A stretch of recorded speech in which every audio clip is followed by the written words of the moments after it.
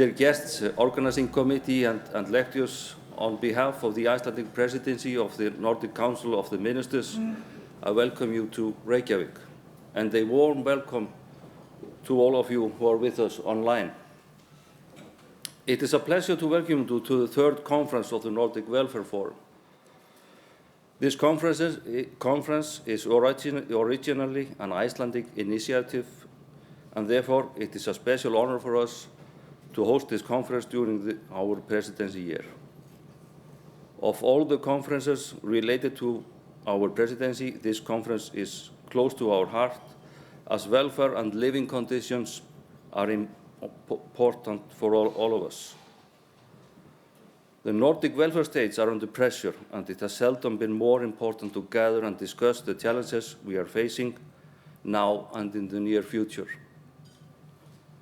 The Nordic countries share knowledge and experience, and not the least support each other. We have a lot to learn from each other, and that's why we are here today.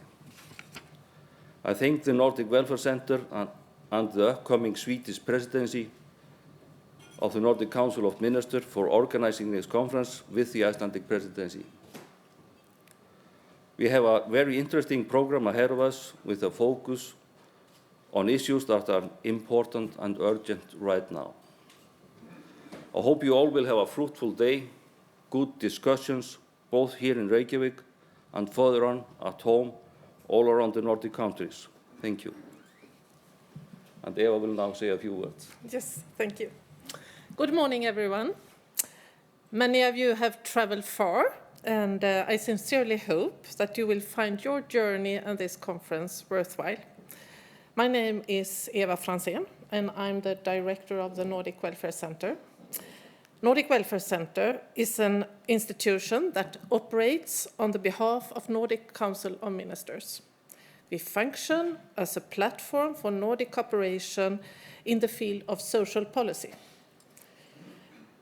Our mission is to offer a Nordic perspective for public officials and decision makers. We facilitate cooperation between public officials in the Nordic region. How should we defend, improve, and develop social welfare in the Nordic countries? Is there a Nordic model to defend and develop? These are the questions for the Nordic Welfare Forum 2023. As you have noticed, we have chosen the conference title, The Vitality of the Nordic Welfare State. This draws the attention to the challenges that the Nordic countries are facing right now. Ukraine was attacked by Russia in 2022. Now there is a war going on in Europe. Globalization, migration, refugees, and demographic changes. All these challenges affect people in general. Governments and decision makers need to analyze this current situation and react. Is it possible to maintain what we used to call a Nordic model? Today, we can listen to researchers and international experts who have studied these threats and problems. They have analyzed how different social groups have been affected and will be affected in the future. We will listen to reports on how different Nordic countries have tried to deal with these challenges. I'm now very curious how our speakers will approach these topics. What will be their angle and perspectives? So, on the behalf of Nordic Welfare Center, I hope you will have a very interesting day focusing on the vitality of the Nordic welfare state. So most welcome, everyone. And now, I will hand over to the moderator, Thora Arnilsdottir, that will guide us through this day. And the floor is yours. Welcome, Thora. Thank you. Thank you, Eva and Bjarni. Hello, everyone. Welcome to the Nordic Welfare Forum 2023 here in Reykjavik.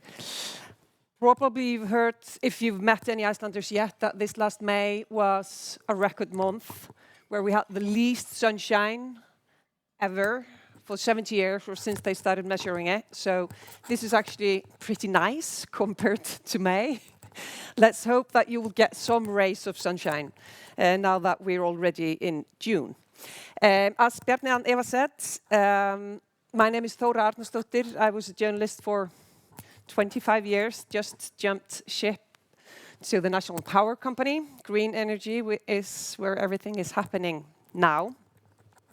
But having followed news and, let's say, society and the debate and discussion going on for the last decades, I think we have a very, very interesting day ahead of us. I will try to make sure that everything runs smoothly and according to plan, and I have had confirmation from all the speakers that they will try to keep to their allotted time. It's a long day, it's till 4:30, so each and every part needs to have its time, but unfortunately not more, otherwise you will not get home before midnight or to your hotel. The program is divided into 7 parts, not equally long. The first and the longest part is on the Nordic welfare model and today's challenges from now until lunch. In the first half of that session, we will hear from Wijkman and Karl Moene. And after a short coffee break, Stefán Ólafsson will give his talk, and then Eva Svedling will give her comments, and then we will have a panel discussion, for which we should have around 20 minutes, plus minus 5.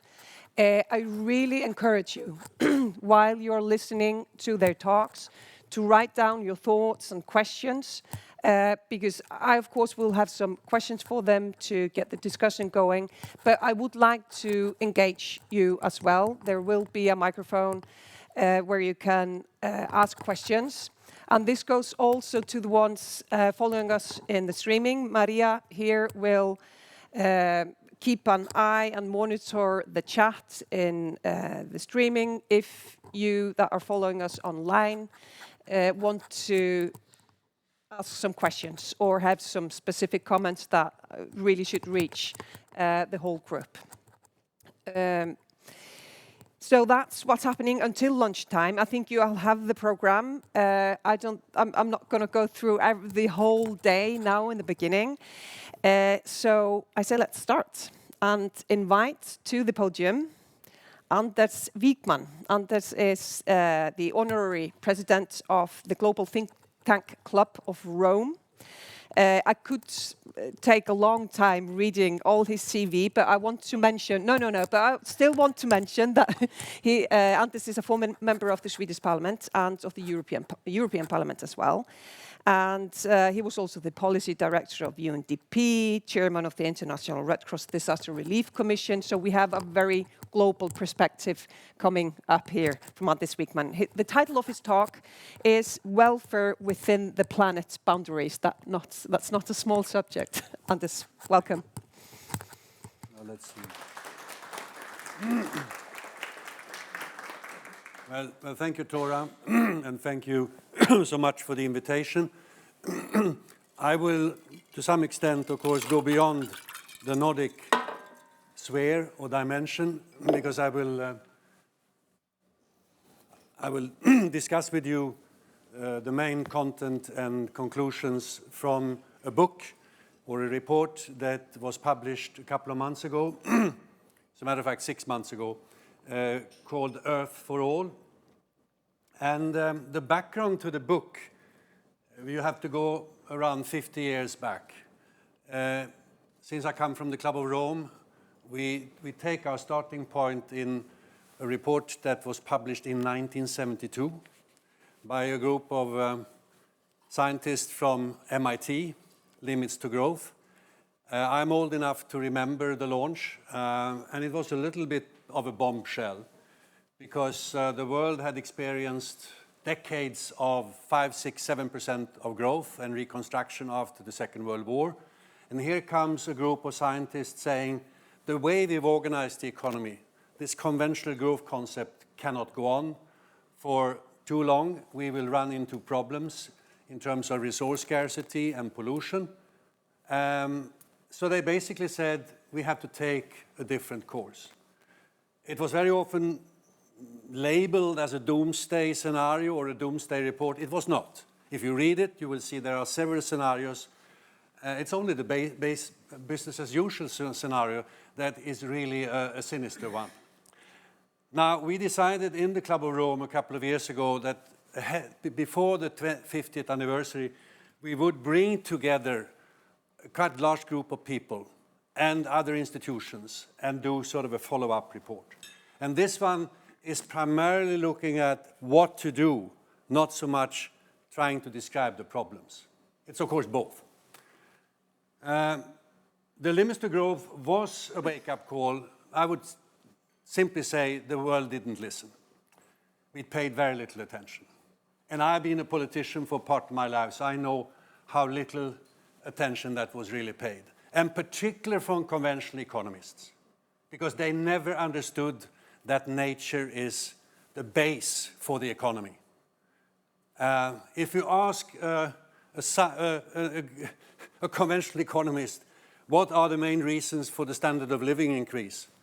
They would tell you, well, a good labor, competent workforce, financial capital, and innovation. Nature is looked upon as a constant. And of course, that cannot go on. So we came up with this idea to do a book. The surroundings of the writing were, of course, quite difficult. We were doing this during the COVID pandemic. We were surrounded by the climate crisis, ecosystem decline, biodiversity loss, and towards the end of the process, of course, also this very tragic war in Ukraine. I would add a few more crisis-like situations. We still have 4 billion people in this world who are dirt poor, who try to survive on less than $4 a day. And we are overutilizing the planet. We are creating climate change, but still 4 billion people are poor and are not contributing to this. So that's really a challenge. We have deepening inequality within most countries. And we are starting to see that democracy has or experiencing lots of problems. We have a number of autocratic regimes, even in Europe, that are sort of surfacing. We could add as a challenge a set of exponential technologies. When we wrote this book, we didn't talk much about AI. That's talked about every day right now. Of course, enormous opportunities, but also quite a lot of risks. So we are surrounded by a lot of very, very big challenges. And that's in the spirit we're working. Here you can see what's happened to the planet over the last 50 years. On the left-hand side, you have demand for different types of resources, growth of GDP, growth of world population, etc. And on the right-hand side, you have the effects on nature, on natural system. And as you can see, hockey clubs all across the board. And of course, this cannot go on indefinitely. When it comes to energy, we continue to increase energy demand. When I was dealing with energy policy in the 1970s, fossil fuels made up 85% of the global energy mix. Right now, it's 79%. So that shows how far we still have to go. And all that we have added in terms of renewable technology has been more or less add-ons, not really replacing. And the problem is that when we look at global greenhouse gas emissions, in particular carbon emissions, 85 to 90% originate in the rich countries. Here you see material demand. And the dotted line there, that's the global economy growing. I remember Mrs. Brundtland in 1987 launched the Brundtland Report. And that was one key message. We have to cut the link. We have to decouple economic growth from resource use. Well, ladies and gentlemen, has that happened? It hasn't. As a matter of fact, material demand is now growing quicker than the growth of the economy, primarily because of infrastructure development in many of the people-rich, in the big countries like China, India, etc. The problem is that the material footprint is so uneven. A person living in Iceland or Sweden, our footprint is around 25 tons per year and capita. In Southern Africa, 2 tons per capita. And it goes without saying that for poor people in low-income countries, they have to increase the material use, of course. But if they end up here, where the high-income countries are, this little planet would be demolished, destroyed. So that cannot happen either. And why do I put such focus on materials? Because 50% of global carbon emissions are directly related to the extraction and preparation of materials. Steel, cement, aluminum, plastics, electronics, textiles, you name it. And 90 or 80 to 90% of biodiversity loss. Modern agriculture is a big problem. Read the article yesterday about the loss of birds, primarily related to the way we organize agriculture. And as I said, decoupling has not happened.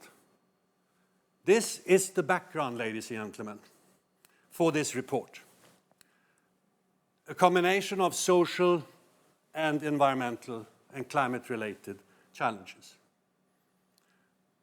We have already many translations. One of the most recent ones is in Swedish, En jord för alla. Those who are responsible for the report, is, apart from the Club of Rome, is Potsdam Institute for Climate Impact Studies, Stockholm Resilience Center, and Norwegian Business School. And you ask yourself, why Norwegian Business School? Well, Jørgen Randers, who was one of the original authors of Limits to Growth, he is still around, very active, and he has been one of the main authors of this report. We have also had a large group of thought leaders from around the world. And I chaired around 12 meetings via Zoom. We never really met because of the pandemic. So this is a group of people who are behind our message. And as you can see, it's quite a distinguished group of people. And the question we asked ourselves, is it possible to reach or meet the Sustainable Development Goals without destroying the planet? That is really the question. And we have developed a very sophisticated model which deals with economy, social, and environmental issues. It's quite unique, this model. And we support systems thinking for policies for system change, I would say. And we end up with proposing 5 what we call turnarounds in the economy that we think are very, very much needed to try to meet the Sustainable Development Goals without destroying the planet. And we believe our recipes or our suggestions are achievable, but it will require that we rethink economic frameworks. Because presently they destabilize economies socially, they destroy the planet, and they give too much attention to the short term. It's such a short-term oriented system we have, both in politics and in economics. And we want to strike a balance between people, planet, and prosperity. And note, I say prosperity, not profit. And most important, I would say, and to some extent ironic coming from the Club of Rome, who has been mainly concerned with the relationship between the economy and the planet, that our first 2 priorities, our first 2 turnarounds deal with social issues. Address poverty and inequality. The main reason being that if you don't deal with these, there's no way we're going to deal with the long-term problems. We have to build the necessary trust level in society for that to happen. If you read the report, you will note that we have divided the world into 10 different regions. We look, of course, at the nine planetary boundaries, and we look at well-being, public spending, social capital, financial capital, etc. So it's a very rich content. Well, this just describes what I just said. And we have deep dives into a number of issues: inequality, ecology, public sector, where we are quite inspired by the writings of Mariana Mazzucato, recognizing the important role of the public sector, both for welfare but also for innovation. Then we also deal, of course, with a few other issues, like population, where we make the assumption that if we move ahead with these transformative changes, we will be able to level out or level off the population in the world much earlier than what the UN normally thinks. So our vision is an economic system that prioritizes health and the well-being of people and planet. And we have been quite inspired by the Wellbeing Alliance, where Iceland is one of them, which is a group of countries: Iceland, Finland, New Zealand, Scotland, Wales, I think Canada has joined also, who is making an effort to really make sure that we move from measuring progress in GDP growth terms, which is a quantitative measure which says nothing about quality, into a set of indicators which deal with well-being. And ladies and gentlemen, this is going to be crucial. We cannot continue to believe that any type of production growth is positive in a situation where we are destroying the planet and accelerating the climate change. It's such a stupid notion, and still we are stuck in this behavior. So the well-being economy is our goal. We have also tried to quantify a well-being index, which deals with workers' disposable income, which deals with climate and biodiversity, which deals with the level of public spending, fairness in society, owners versus workers when it comes to benefiting from the result of the production. And we believe that this well-being index is going to be very, very important when we try to move societies in the right direction. We have looked at two base scenarios, one that we call too little, too late, and that is more or less policy as usual. Countries do sometimes quite a lot to reduce greenhouse gas emissions, but not enough. Some parts of the world do very little or nothing. Look at Russia. And there are also attempts to deal with poverty and etc. But too little, too late. And then we have the other scenario, which is giant leap, which really makes an effort, and where we end up in a very positive situation. And the 5 turnarounds, as I said, they are related to addressing poverty, addressing inequality, empower women, radically change the food production system, radically change the energy system, which is music to your ears, Tora, because it's, of course, a question of green energy. I had much longer version of slides, but I realized I wouldn't have the time to really dwell into it. So let me just try to summarize a bit what is behind the different transformations. When it comes to poverty, we conclude that the set of multilateral institutions we have today, whether we talk about finance, trade, or intellectual property rights, benefit us in the rich countries primarily, not the poor countries. So we suggest a lot of reforms in those areas, which of course will change the situation quite dramatically for poor countries. We also suggest debt relief. Many low-income countries are very heavily indebted, and that's become much worse after the pandemic, where we, the rich countries, did very little to help them, to be honest. And we also suggest we should mobilize international finance to invest in green technology. I can tell you only 1.5% of all the investments in solar and wind over the last 20 years have gone to low-income countries. 1.5%. And that's where the demand will be tomorrow.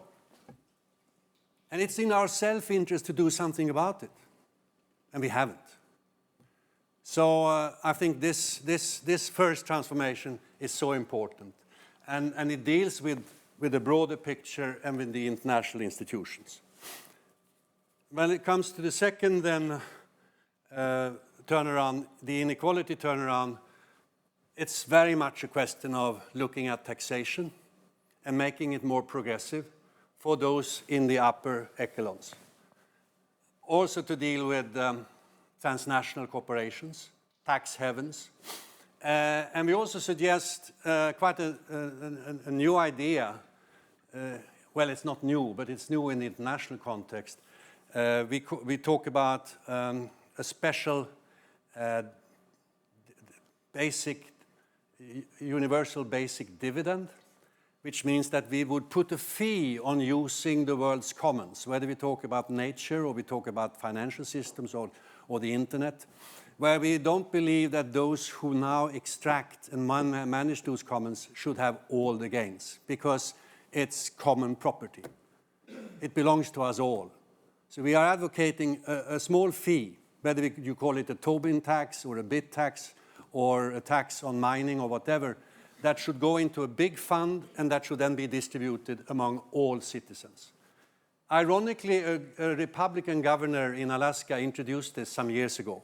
And last year, to give you an example, and in this case, most of the revenues come from oil and gas, but in last year, every citizen of Alaska, also the babies or the small children, they benefited from $3,000 in their bank accounts. And you can imagine what it would mean for poor people. So it's not a question of taxing the rich. It's more a question of benefiting everybody from the endowment, from nature, and from financial infrastructure, etc., that society has built. When it comes to empowering women, we basically focus a lot on education, reproductive health, and a lot of other things to try to help women take their right place in society.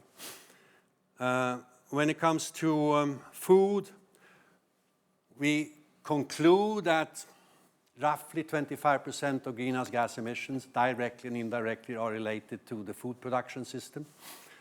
We also conclude that 1/3 of the food that is being produced in the world is being thrown away.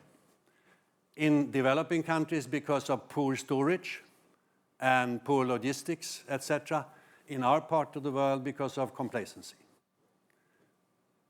And we also conclude that diets could be changed in favor of a more plant-based diet.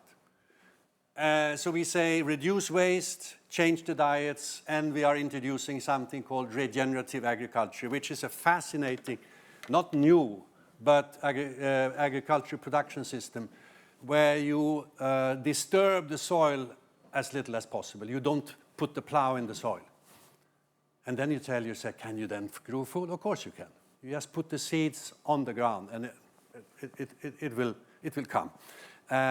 And you start, instead of the soil being a carbon source, it becomes a carbon sink. And the examples we have from the US, from Australia, also the southern Sweden now, is that it's a win-win-win for the farmers. They use less time on the field. They have less pesticides and fertilizers.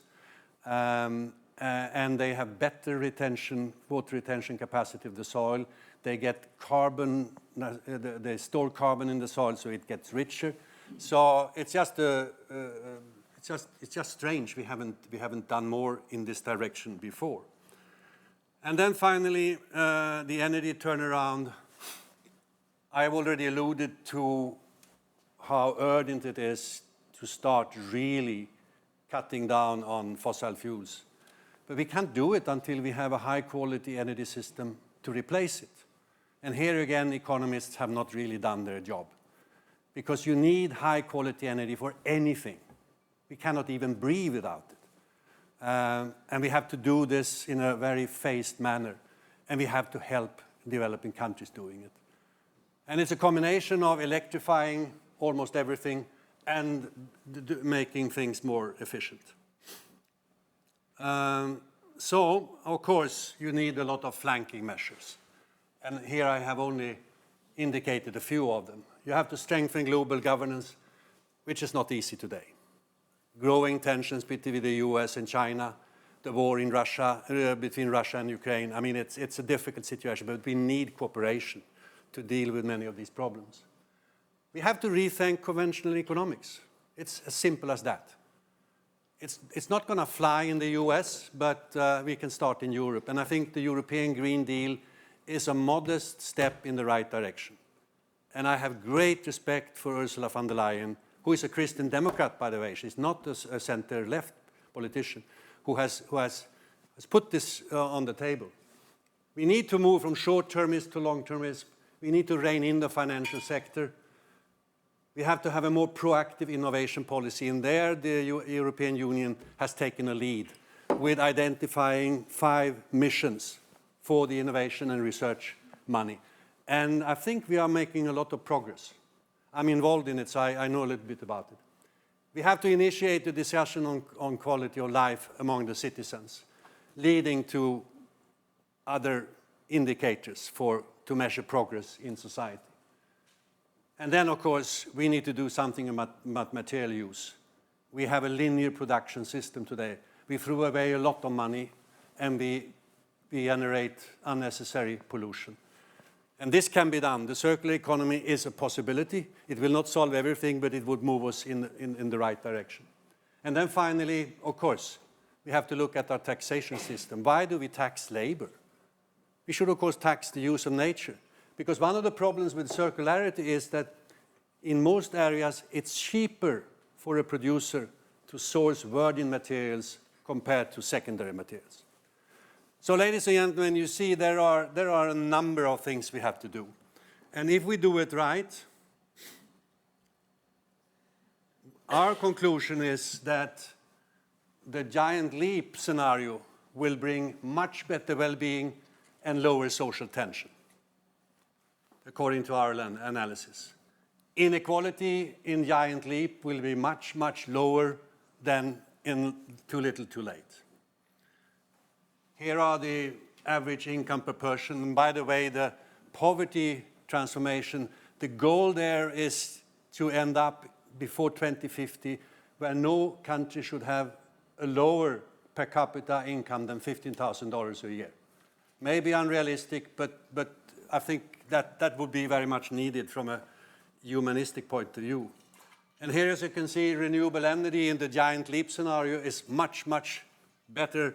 The investments are much, much higher. And here you can see that carbon emissions in the 2 scenarios are radically different. So in our opinion, what we present is a realistic survival guide for the planet. And I want to stress again, we believe that the 2 transformative changes which deal with poverty and inequality are the ones to give first-hand priority to. Because if we don't build trust in society, we will not be able to deal with the long-term issues. And we see it already today. I can tell you we see it in Sweden. I've been involved in climate policy making for the last 30 years. And prospects were much better 5 years ago. So we have to have a policy that is more inclusive. Otherwise, this will not work. So you can see the green agenda and the social agenda, they come together. And I encourage you to order a copy of the book and organize policy seminars with your staff. Thank you.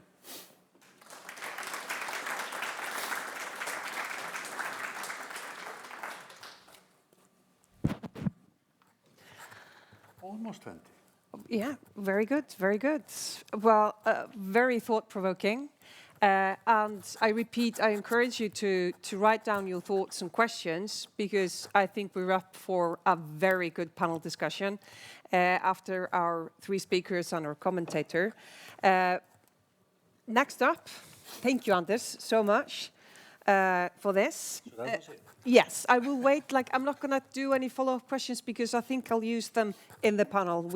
I want to maximize the time that we have there. So I'm going to introduce our next speaker, Karl Moene. I think, well, you know, Scandinavian pronunciation. He's a professor at the University of Oslo in Norway and is here to challenge us a little bit, like Anders did, from the perspective of an economist, which might be interesting. You know, the economists did not get a good grade from Anders Wijkman. Conventional economists, exactly. I don't think we can maybe put Kalle in that category. The talk is called The Nordic Welfare State Challenged. So, floor is yours. So where do I find my presentation? Where? Like this. Let's see. Oh. Thank you. So I very much agree with the first presentation here, except for 2 points. The first point is that I think they draw the cleavage within the economic profession wrong. And that is, so they put the cleavage within the discipline in such a way that you exclude people that would like to be allies that are now considered to be enemies. I think it's a wrong description of the discipline, and I can give a much more nuanced description of that, but I will take the role of a conventional economist when we start the debate later today. Because I think this has gone on for a very long time, and I think it's wrong, and it's bad for the important cause that was argued for, that I very much agree to. I can mention many, many names that are considered themselves conventional economists that are on the right side and have done very serious work on that. And I think it's something we just call, if they are on the side of the environment and take these things seriously, then you are just called non-conventional. So then, of course, by definition, economics must always get it wrong. Because once you change attitude or perspectives of things, then you are non-conventional. So then you are always. So I think it's a building alliances. I think it's a wrong approach. I deeply think so. There are many, many, many good people that are excluded. By the way, limits are drawn. So that was my first disagreement, and the second one is more to the topic that I'm going to talk about. And that is implementation. I say everything is about implementation. It's very easy to set up goals. The UN has done it, the Brundtland Commission, limits to growth when it first came in the 60s. So, but implementation of these things are very seriously. And that is, the emphasis on implementation is very serious. And I think there, the Nordic model, as it had been called, the Swedes call it the Swedish model, and that's been called the Scandinavian model. That model had been good in implementation. If you recall how the rise of the Swedish model or the Nordic model, then it was in competition with communists. That was the basic thing. And why did the Social Democrats that were strong in initiating some of these initiatives in the 1930s, why did they win? They win because they could give something immediately, some gains immediately to people. If we can do it, we don't have to wait for a generation. We don't have to wait. We can give it now. You can get the toilet. You can get something improvements, immediate improvements. And that is, I think, is a perspective that the environmental movement, I think, have much to learn from that. I think it is a combination of short-term gains and long-run perspectives. And the Nordic model for a long time had that perspectives, and therefore also they outcompeted the communists. There are many other reasons. I think the communists had wrong policies in many things, but this perspective on immediate gains that you can get people involved in that sense, I think was important. And it happened in many countries. And when we talk about the Nordic model, we are too sort of geographically limited, because the Nordic model has become a European model in many contexts. And so these degrees of things that are changing. I think the Nordic model is up for problems, and that's what I'm going to talk about for the rest of the talk. So I think there are three basic challenges as I see it, and I picked them so I can illustrate, hopefully in a convincing manner, but if you want to have more, I can give you more stuff on this. So I think it's something inherent in the model that small changes can have dramatic changes. And that is always problematic because then there's no warning signal from the small changes that will lead you to do something. And I also think the Nordic model has been very bad for all things that we just presented here. It hasn't been much better for equality, social issues, employment, and economy, widely defined, than for environmental things, resources, all these things. But that we will take more in the debate. I knew that he was talking, so I should keep to my.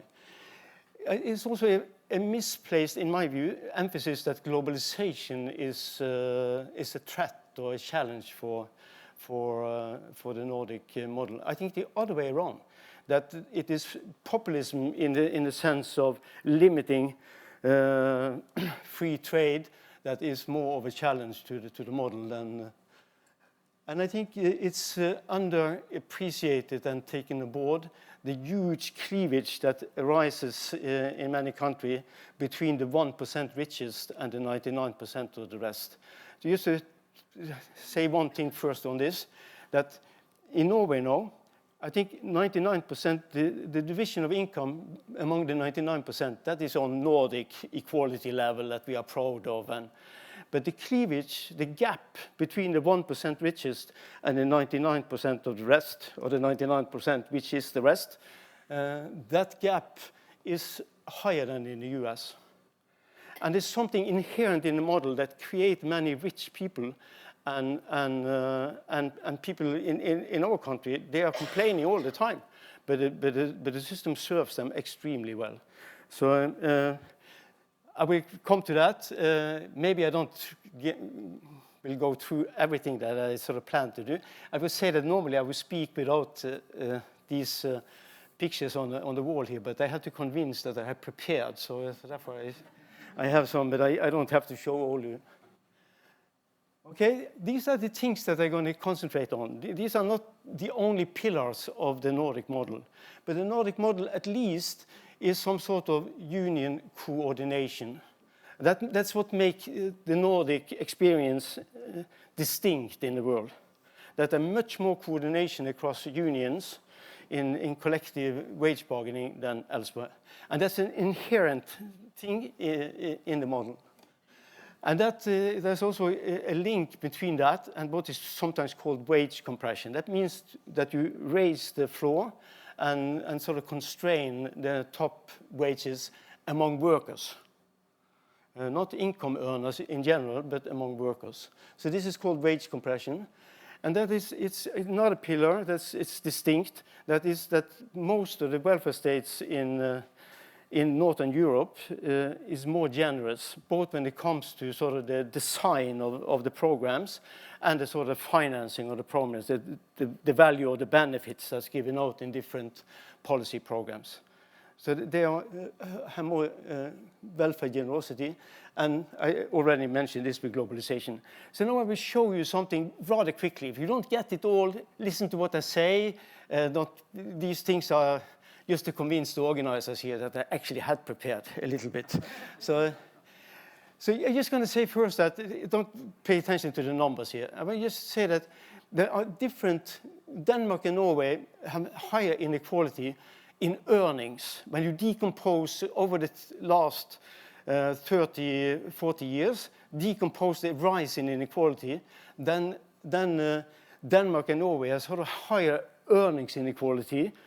That means before taxes and transfers. But Finland and Sweden has more contraction of the welfare state, both in the funding and of the benefits and in the sort of the rules that give you, the institutional arrangement that give you benefits. So this is, so if anybody's interested in this, I can give you more sources. But this is things we have worked London. So now we take the 4 pillars, and I just go through it quickly, and the essence here is to combine them. Therefore, I make them oversimplified. So you should understand that this is a system, an arrangement that is very sensitive to small changes in one of the relationships. And I exaggerate the clarity of the relationships so that there can be more things involved here than exactly what I pointed at, but these are essential things. And we have done a lot of empirical work on each of these pillars. Again, if you are interested, I can give you many references. So this is something that I think is obvious from the historical origin of what made the Swedish Nordic model.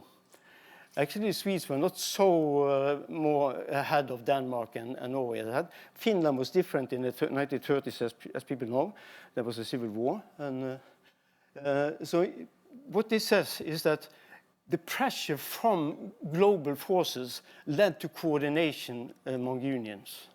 And the pressure from global competition in the 1930s was basically the world crisis. So the world crisis forced unions to cooperate. And the basic thing was for the metal workers to get the cooperation with the construction workers. I'm not going to go through all this history, but that is the essence of it. It was very parallel in Sweden and Norway, and the employers went in on the side of the exporting workers in the metal industry. They were the strongest unions, and they were exposed to a lot of international competition.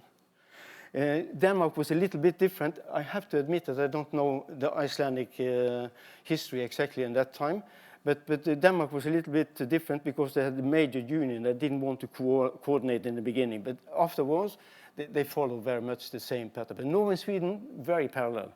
As I said, Finland, different at that time. So let me just say that what has happened with unionization in OECD countries? Well, you see that over a long period of 40 years, that hasn't happened much with unionization in Northern Europe. There's a decline in United Kingdom that's visible.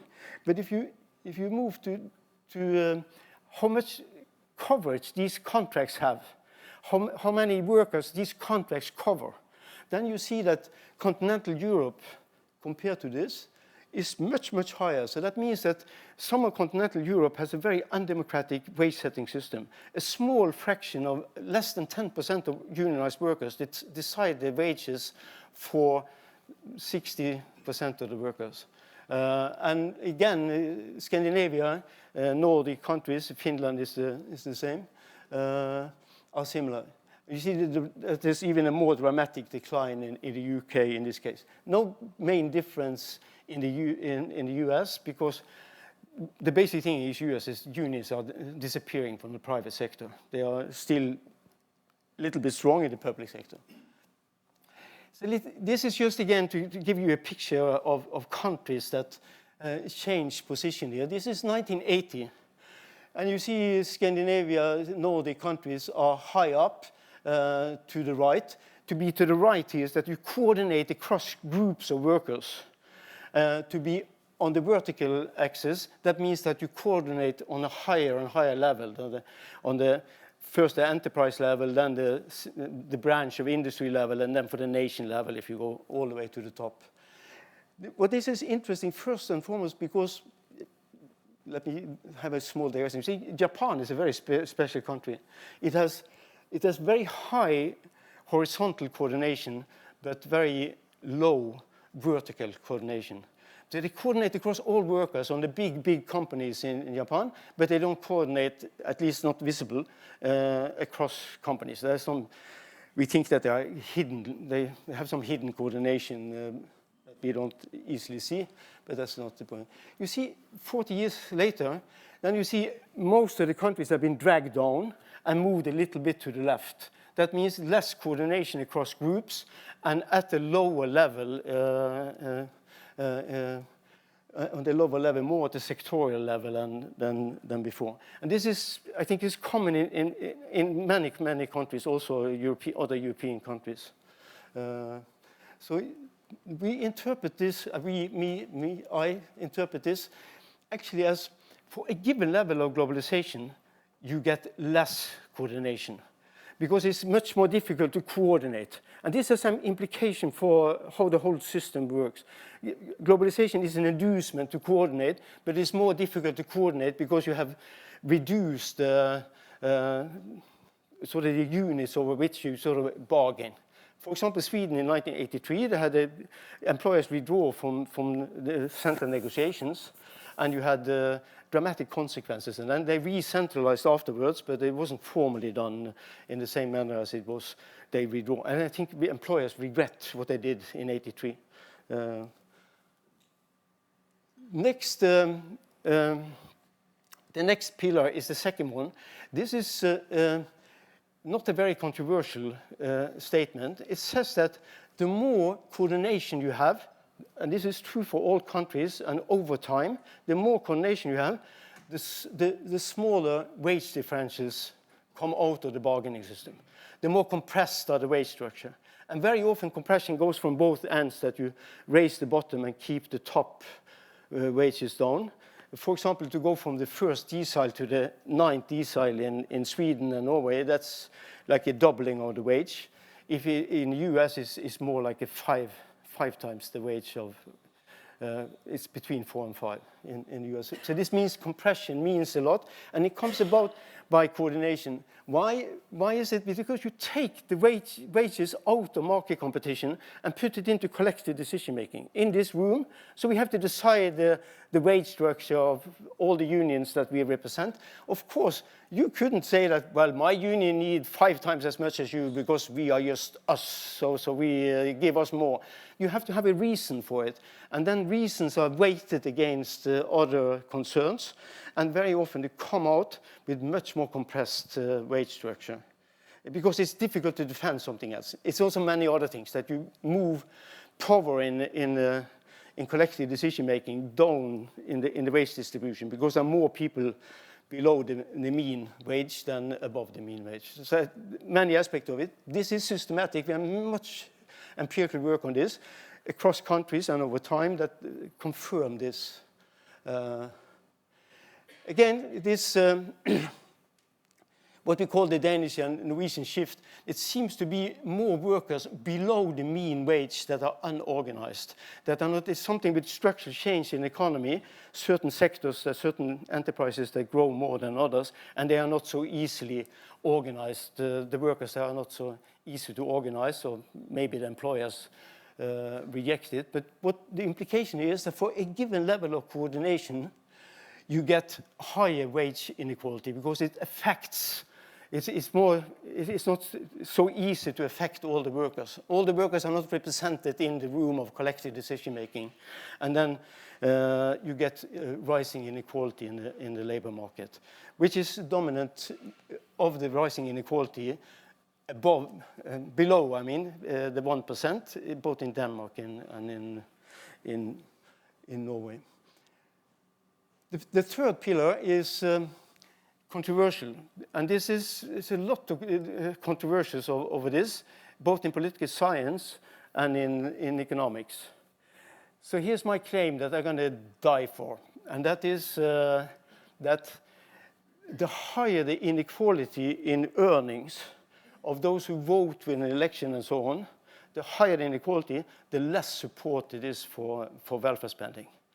And we see this over time, and we see it across countries. If you just take a description here, you will have the US, Canada, and so on down to the right on this table, and you have the Scandinavian countries up to the left. But also over time, when they change inequality of wages, you see this, that inequality of wages support a generous welfare state, while inequality seems to go against these kinds of expansions. When Sweden got a higher inequality in wages after 1983, there was also pressure to reduce the generosity of the welfare state, just in accordance with the simple. This is controversial because it goes against the mainstream conventional economics.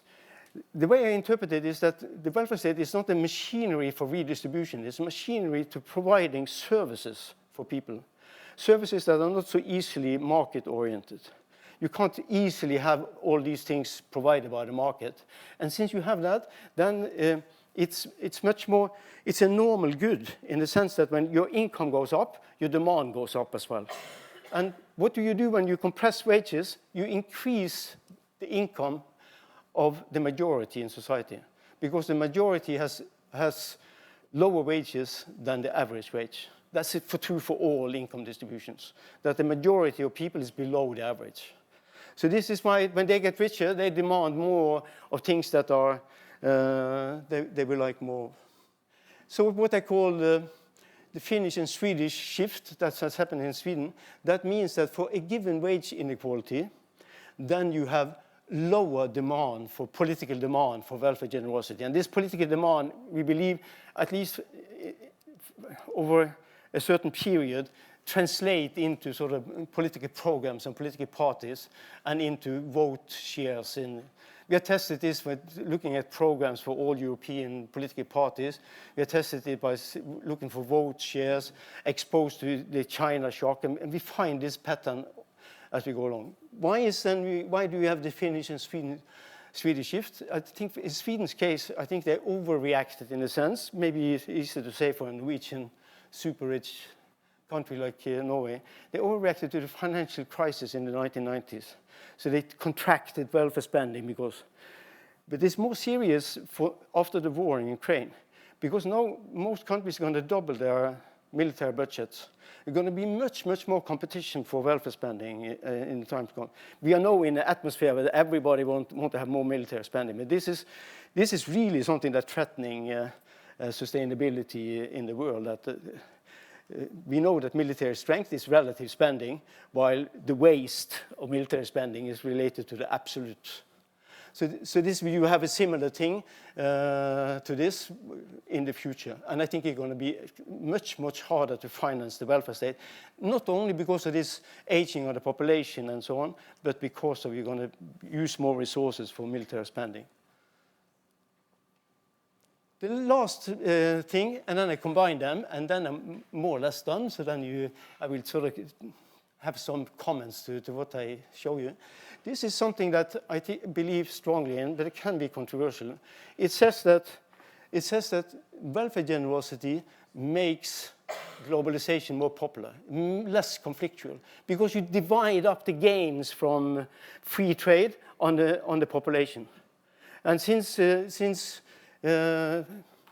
people get more the gains of globalization, well, then they don't fear it so much. So the gains that you would have from free trade is more distributed on everybody. There are fewer losers in a system with welfare spending. I think the basic reason, you see how many support free trade is a very low percentage in the US, a large closed economy. Compared to Sweden and Norway and Denmark and Finland, actually, that much, it's a doubling in surveys. It's a doubling of the support for free trade. I think simply because the gains from free trade is more or less given more equally to everybody. Populism means that for given welfare generosity, then globalization is less popular, and this is a threat to the system, in my view. So here's a combination of all the forces, and now we will understand why I did it so simple, because now it comes out more complicated. When I combine all the pillars, the first pillar is just repeating what I just said, that globalization creates coordination. The second pillar says that higher coordination makes wage inequality lower. That's what it says. The third pillar says that higher wage inequality reduces welfare generosity. And the fourth pillar says that welfare generosity makes globalization popular, so there's less conflict associated with that, so you can obtain the gains from access to the world market. And as I said, this is good for social economic development, but maybe bad for the environment. But I leave that out for now and leave it to the discussion. So this is the connection between A, B, C, D is the Nordic model as it now is. That means high globalization gives support to high coordination. High coordination generates low wage inequality. Low wage inequality leads to the political forces to be generous in the welfare spending. You can't win an election in the Nordic countries without a very positive attitude towards the welfare state. And this is for that reason people have an interest in it. A generous welfare state then make globalization acceptable or less conflictual, and that can be sustained. But you will see easily a small change. One of those I had, there are shifts in these curves. When you shift one curve, the whole thing will change. That means that it unravels. So a minor change in one of the pillars can sort of transform over to the others. And that's why implementation is so important. That we can't listen. Very often people think like this, oh, we change this and let the other be as before. But these things are endogenously explained by the forces in society. They are implemented in certain things in accordance with interests and conflicts in society, political competition, and so on. So I thought I should go through some examples of this. I also have a sort of inner circle. That's just an example of the Anglo-Saxon model, where you have a low globalization is not so very popular. Coordination is almost absent in the countries. In the US, it's really absent. In the UK, it's a low level, and therefore you have much larger wage inequality, and with large wage inequality, political competition leads to less generous welfare state and so on. Let me stop a little bit by saying this because I think my time is out. So let me say what I think is the main challenge to this. And the main challenge is that the Nordic countries always have had very low earnings inequality, but high wealth inequality. Actually, the wealth inequality in the Nordic countries is higher than in most other countries, while the earnings inequality is lower. So we have two things that become problematic for it. The share of super rich people in these countries is rising. Because it's easy to get rich under the circumstances of the Nordic model. Everybody gets free education, there's a good credit markets and so on. It's very easy to get rich. So if you measure the share of billionaires per million inhabitants, it's much higher. No matter how you define billionaire, it's much higher in the Nordic countries than in the US, for example. Much higher than in most other European countries. And of course, this is a problem when you have a system that says to people, in order for us to implement these good social solutions, you have to moderate your claims. You can't demand so much. It's wage moderation that comes. When those who moderate their wages, they see that the basic gains here goes to people they don't have so much sympathy with. In Norway, they even go to Switzerland to avoid taxes. And they are complaining all the time, even though statistics shows it so easily that it is most easy to get rich here compared to other countries. And let me connect finally to one point he said. So why Norway and Scandinavia in general, but Norway in particular, is resource-based economy. So, and some of these gains, for example, now from fish farming, they go to super rich people. And they are complaining all the time. They are the best lobby organization in the world. And they sort of prevent no taxes from going up on these things. And that means this is the way they reap the gains from. So we have a good system that that enables the countries to be competitive in the world market, but you limit the competition inside the country. So the basic gains go to people you don't have much sympathy with. And this is, I think, the basic challenge, I think, both for sustainability of the model and I think also for in the environment. And when people see that good policies favor people you don't like, then it's very difficult to implement them.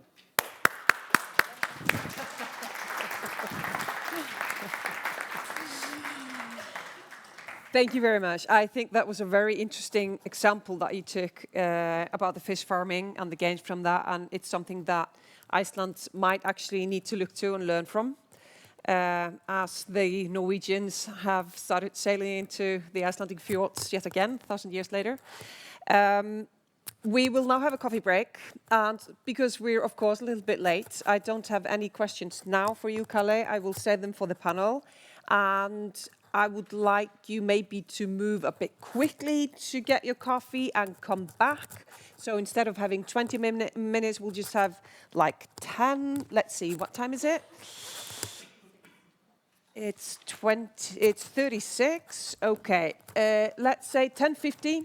10:50, we are back here to Stefán Ólafsson's talk. We have 14 minutes. Go, go, go.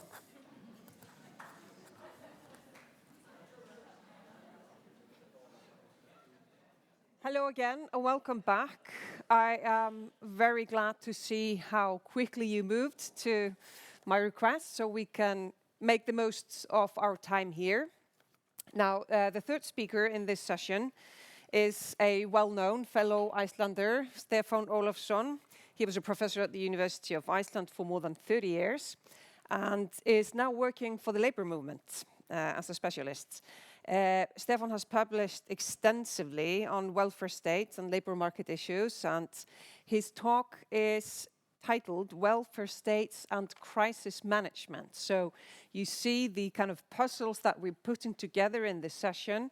And did I mention that I encourage you to write down your questions, to pound on them during the panel discussion? Not that, no obligation, it's just that if you think that there's really something that you need to get an answer to. Stefán, floor is yours.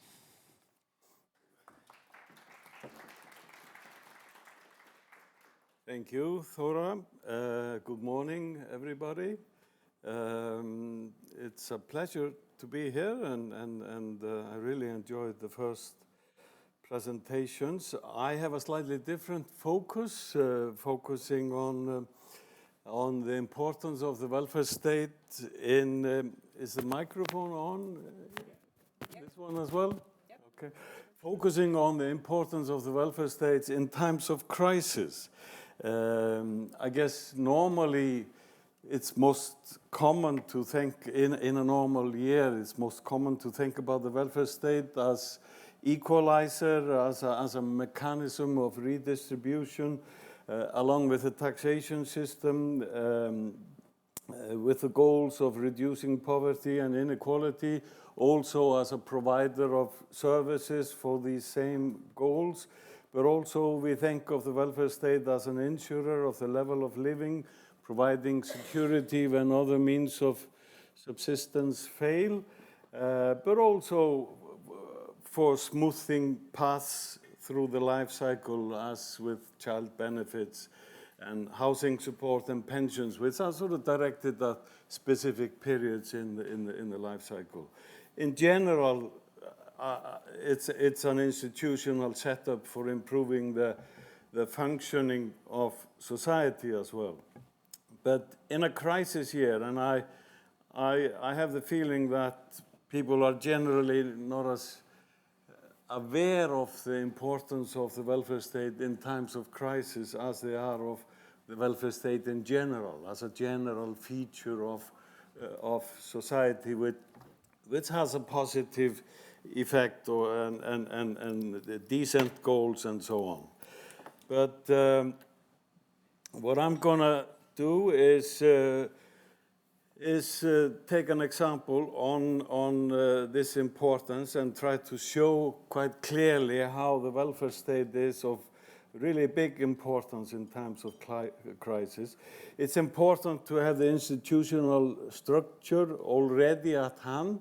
As Karl mentioned, the Nordic welfare states are good at implementing, so it's a question of that, having the institutional structure tailored around specific problem areas, which can react quickly, also automatically to crisis. And replacing income loss and facilitating healthcare, increasing social protection, and perhaps the clearest case is the provision of unemployment benefits and services in crisis, which is obviously one of the most common consequences of crisis, and protecting the more vulnerable in the crisis situation, since in crisis, whether they are economic crisis, financial crisis, health crisis or housing crisis, they tend to impact most strongly on the more vulnerable in society. And I'm going to base this talk on an example from the financial crisis of 2008, but also draw some implications for the COVID crisis, and focus on to what extent the crisis affected different income groups or classes differently, comparing how different welfare state institutions and different government policies softened or even increased financial hardship. There are also cases of that, but it's more the governments to blame.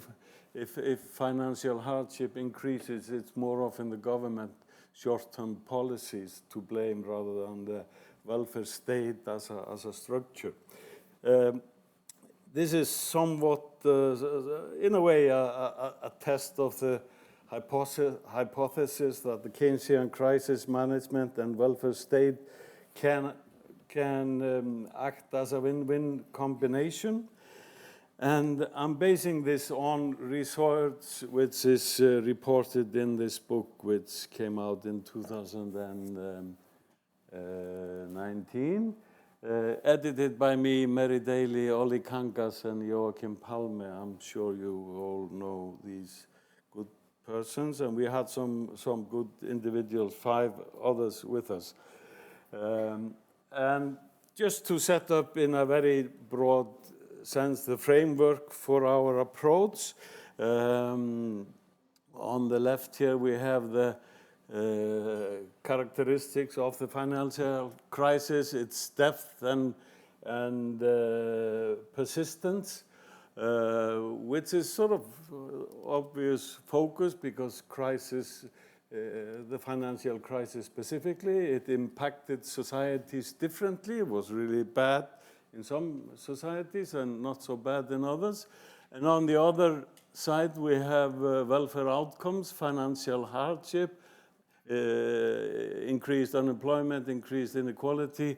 And for the purpose of this research, we designed a special index of financial hardship based on 3 variables, difficulties in making ends meet, material deprivation, and low income incidence. And this was processed with latent class analysis. I hope you won't ask me about how we did that, because we had somebody else do it for us.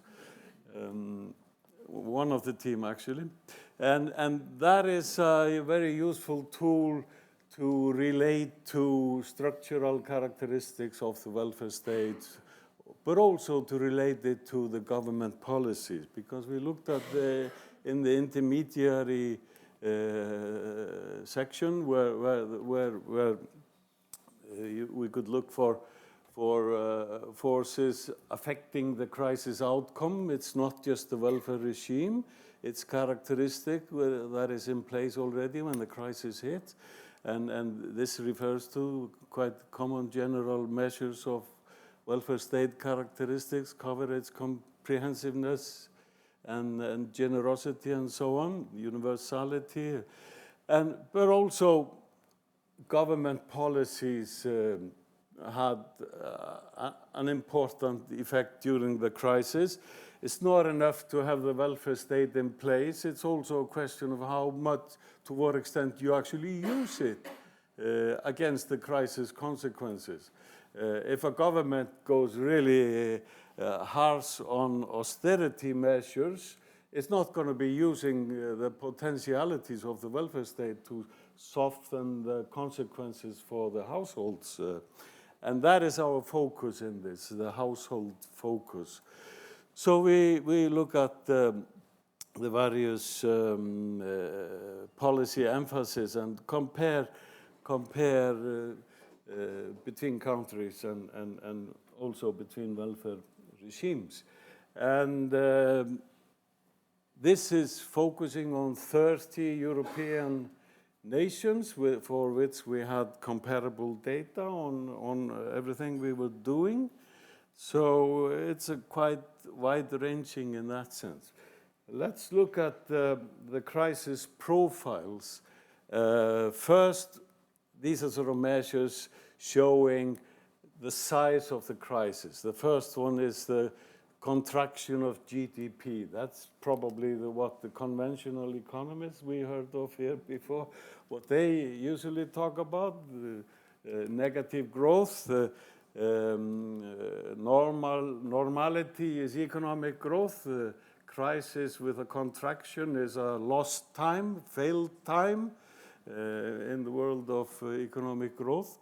So this is one measure, obviously, contraction from before the crisis to the peak, when the contraction had reached top, with Greece on top, as everyone knows, and Latvia, Estonia, Lithuania, and Ireland, Italy, Iceland. We went really deep with a tremendous spectacular financial collapse. But we didn't set any record in contracting economic production.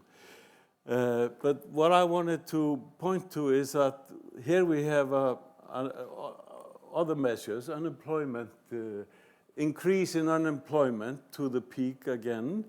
And what's interesting already is that this is a significantly different distribution. And similarly, we use the financial hardship indicator, indicating where financial hardship of households increased the most and least, and even decreased slightly in some countries. So if we look at some more closely at some comparisons, like take Ireland, Italy, and Iceland, the overall contraction of GDP is not that much different, but there's a big difference in the unemployment consequences, and an even bigger difference in increase of financial hardship, which was biggest in Ireland, but least in Iceland. And if we look at Spain and Portugal, quite similar economic contraction, but really much bigger increase of unemployment in Spain, and also a much bigger increase in financial hardship. Then lastly, 4 countries here with Finland, Cyprus, Slovenia, and Sweden. Not that much difference here, even though it's slightly different, but Cyprus stands out with unemployment consequences, also with increased financial hardship, and so does Slovenia. But Sweden and Finland actually experienced in that same framework no increase of financial hardship. So there's something to explain. Why did some countries come out with less financial hardship for populations than others? And this is sort of, again, the financial hardship indicator. We group the countries by welfare regimes. Here are the 5 Nordic countries. Iceland, which had by far the biggest crisis, stands out. We have 4 years. The first column is always 2007, then 2010, 2013, and the last one, the black one, 2015. So what characterized the Icelandic pattern was a big increase of financial hardship in the short term, but a quick recovery as well. And this was different between countries. Here we have the main continental countries, all with advanced welfare states, slightly differently structured from the Nordic ones, but very modest increases of financial hardship in those. On the other hand, the Mediterranean countries, big increases in financial hardship, like Greece here already by 2013. No improvement by 2015. So Greece was in a special situation with that. Cyprus almost as much. That the recovery came really late and and the crisis was really deep and pronounced. Yeah, and the Baltic states had a pattern similar to Iceland. They had a quick increase, deep crisis, quick increase in hardship and unemployment, and a quick recovery as well. And I'll leave the Eastern European ones. You can look at the slides afterwards. Something I want to point out here is how the income changed between different income groups. For each country, we have 3 columns, like here for Greece. The black column is the bottom 10% of the income distribution. The median income is in the middle, and the gray, darker gray, is the top 10%. We see how reduction in disposable income from 2007 to 2014 was biggest for the lowest income group in Greece, and that was the pattern for most of these countries here who show the biggest income loss: Greece, Spain, Italy, Ireland, Portugal. Similar pattern, the biggest cut in the incomes of the lowest income. Nice to point to Iceland, which had a different pattern. The income loss was, the least loss was in the lowest income group, but the highest income group lost most. And we also have Latvia with a similar pattern, and UK approaches that. So there are different ways of doing this, responding to this. We also looked at, with the use of the indicator of financial hardship, we looked at separate socioeconomic groups. Here is a picture of Europe as a whole. And we did this also separately for each country. So to show the profile of the hardship experience through the crisis. And this is an average for the total population. You see the financial hardship level, just below 20% were suffering financial hardship or experiencing financial hardship before the crisis hit. And in general, particularly in Eastern Europe, they were on a lowering course, improving at a higher level though. And here you see how the financial hardship increased, and by 2015, it hadn't fully, on average for the whole European population, it hadn't fully recovered the levels before the crisis hit. And the highest hardship level, as to be expected in the lowest income quintile, the lowest 20%. There was a hardship there before, but also a steep increase, and by 2015, not fully recovered. Single parents actually had made a good recovery, probably due to the welfare state in some countries, significantly. The unemployed, good recovery on that by 2015 in general. And so you see other groups there, and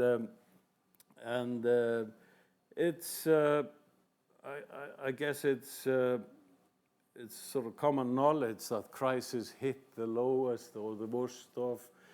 Generally, that's usually the story that unemployment statistics tells us, that the lowest income groups have the most risk of experiencing unemployment in crisis, economic crisis specifically, and financial. And here we did something, we used the indicator of financial hardship to see how that impacted on different income groups by deciles. And so it's, we had 2 periods, 2008 to 13, measuring, the measure is showing increasing financial hardship for households. The lowest 30% had the greatest increase, whether we look at the period from 2008 up to 2013 or 2008 to 2015. And the highest income groups felt the least effect. And that is a sort of, I guess, the tragedy of financial crisis. They tend to be caused by the economic and financial elite, and the consequences fall on the lowest income groups. And therefore, if the welfare state can mitigate that, reduce that effect, there's much to be gained from that, of course. How am I doing for time?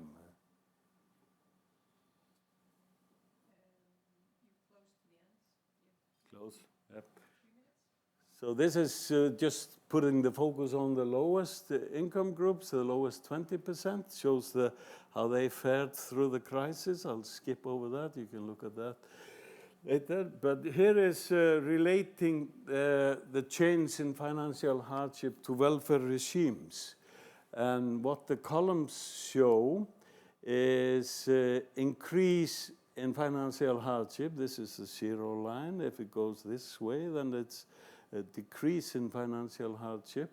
And two periods, 2007 to the peak, when the crisis was at the top, and the consequences, and alternatively from 2007 to 2015.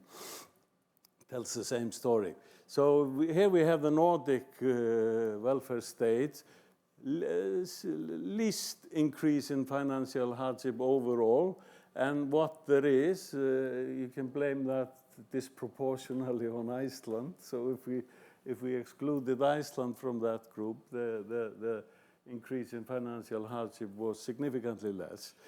The Mediterranean countries and the liberal countries, which in this case are only England and Ireland, with the biggest increase in financial hardship. Eastern Europe, big increase at the beginning, quick recoveries, as I mentioned before, and the advanced welfare states on the continent, modest increase in financial hardship. Here is correlating it to welfare state generosity, more generous, less generous welfare states. There, the population generally felt more increase in hardship. And here is looking at government policies during the crisis. In those countries where you had governments implementing harsh austerity measures, that's where the increase in financial hardship was biggest, and significantly less in those who had more balanced policies or mild austerity. And we can draw similar conclusions about or draw up similar pictures about the importance of the welfare state for averting consequences of a health crisis like the pandemic now, or showing how the welfare state impacts on a lot of the conditions which increase the likelihood that people are going to be affected by the pandemic, not just catching it, but also not dying from it. And so increasing access, universal access to affordable health care and hospitalization and medication and so on, obviously is highly important. And we could outline the housing situation as well. So these are the conclusions. The financial crisis impacted countries differently. It also impacted socioeconomic groups very differently, and in particular affected lower income groups by far the most. And where you had welfare states, strong, advanced, generous welfare states in place, you had a good chance of mitigating that effect. And if government played along with that, actually used that welfare state structures, stimulated, increased redistributions, or otherwise strengthened the services of the welfare state, you would come out better. Thank you.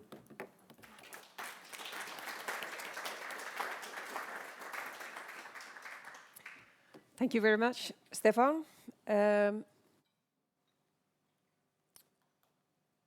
No, we're not to lunch break. No. Do not even think about it.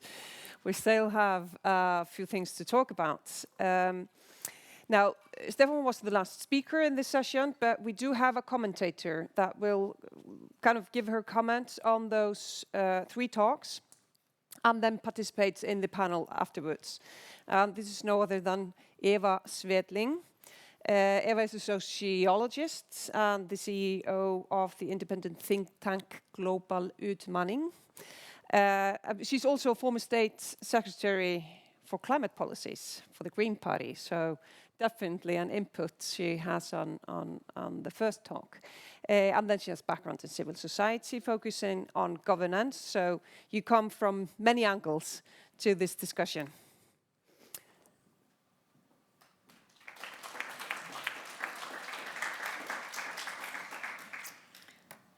Thank you. Thank you for the introduction. Thank you for the invitation to make comments on all the insights and perspectives that we have heard this morning.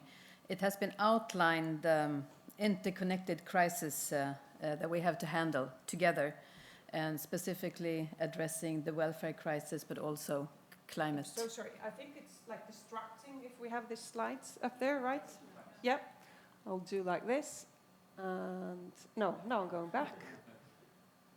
There you go. Sorry for okay, thank you. interruption. I'd like to start by quoting the UN Secretary General Antonio Guterres saying, "Without nature, we have nothing. Without nature, we are nothing." And that is also a comment to what Anders said before, that nature is the base and needs to be the base of the economy. Because what we're facing is clearly about the whole planetary system. We have the Agenda 2030, that is our roadmap, that as Antonio Guterres also said a couple of times, that we have a roadmap, we don't have to invent it again. But we live with the decades of overshoot, and we should be really, really worried, because we don't really know what consequences this will have. We're talking about the consequences, we're studying the consequences, but we don't have the whole picture, and it's our responsibility to handle them.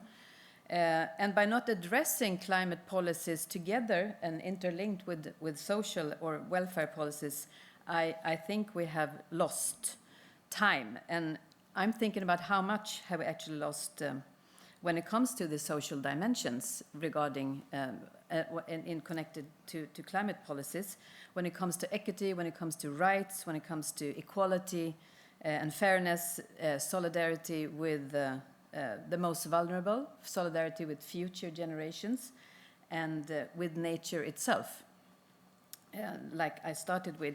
And the IPCC, they speak louder and louder about the importance of focusing on social dimensions, and not only when it comes to climate change, but also when it comes to the climate transition, the planning, the building of the society.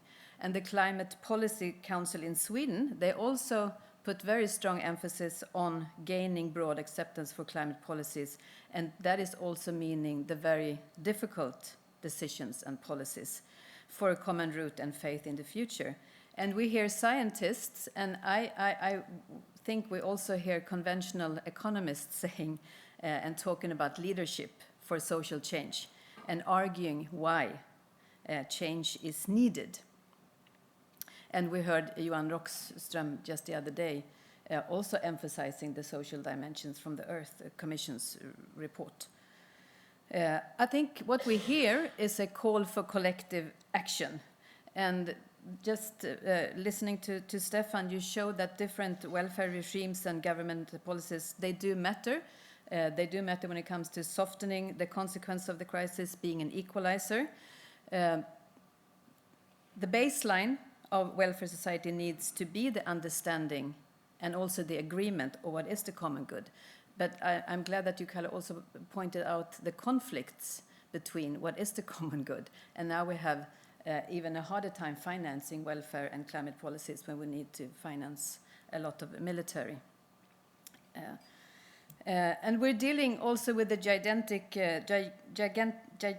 coordination problem, and due to the very large scale of the situation that we're in, it's not, I mean, we don't have the whole picture, we don't see, as an individual, you cannot see the whole picture, you see something, I see something else, and it's not likely that the contributing actors will change their behavior. They will not do it spontaneously, and they will not do it voluntarily.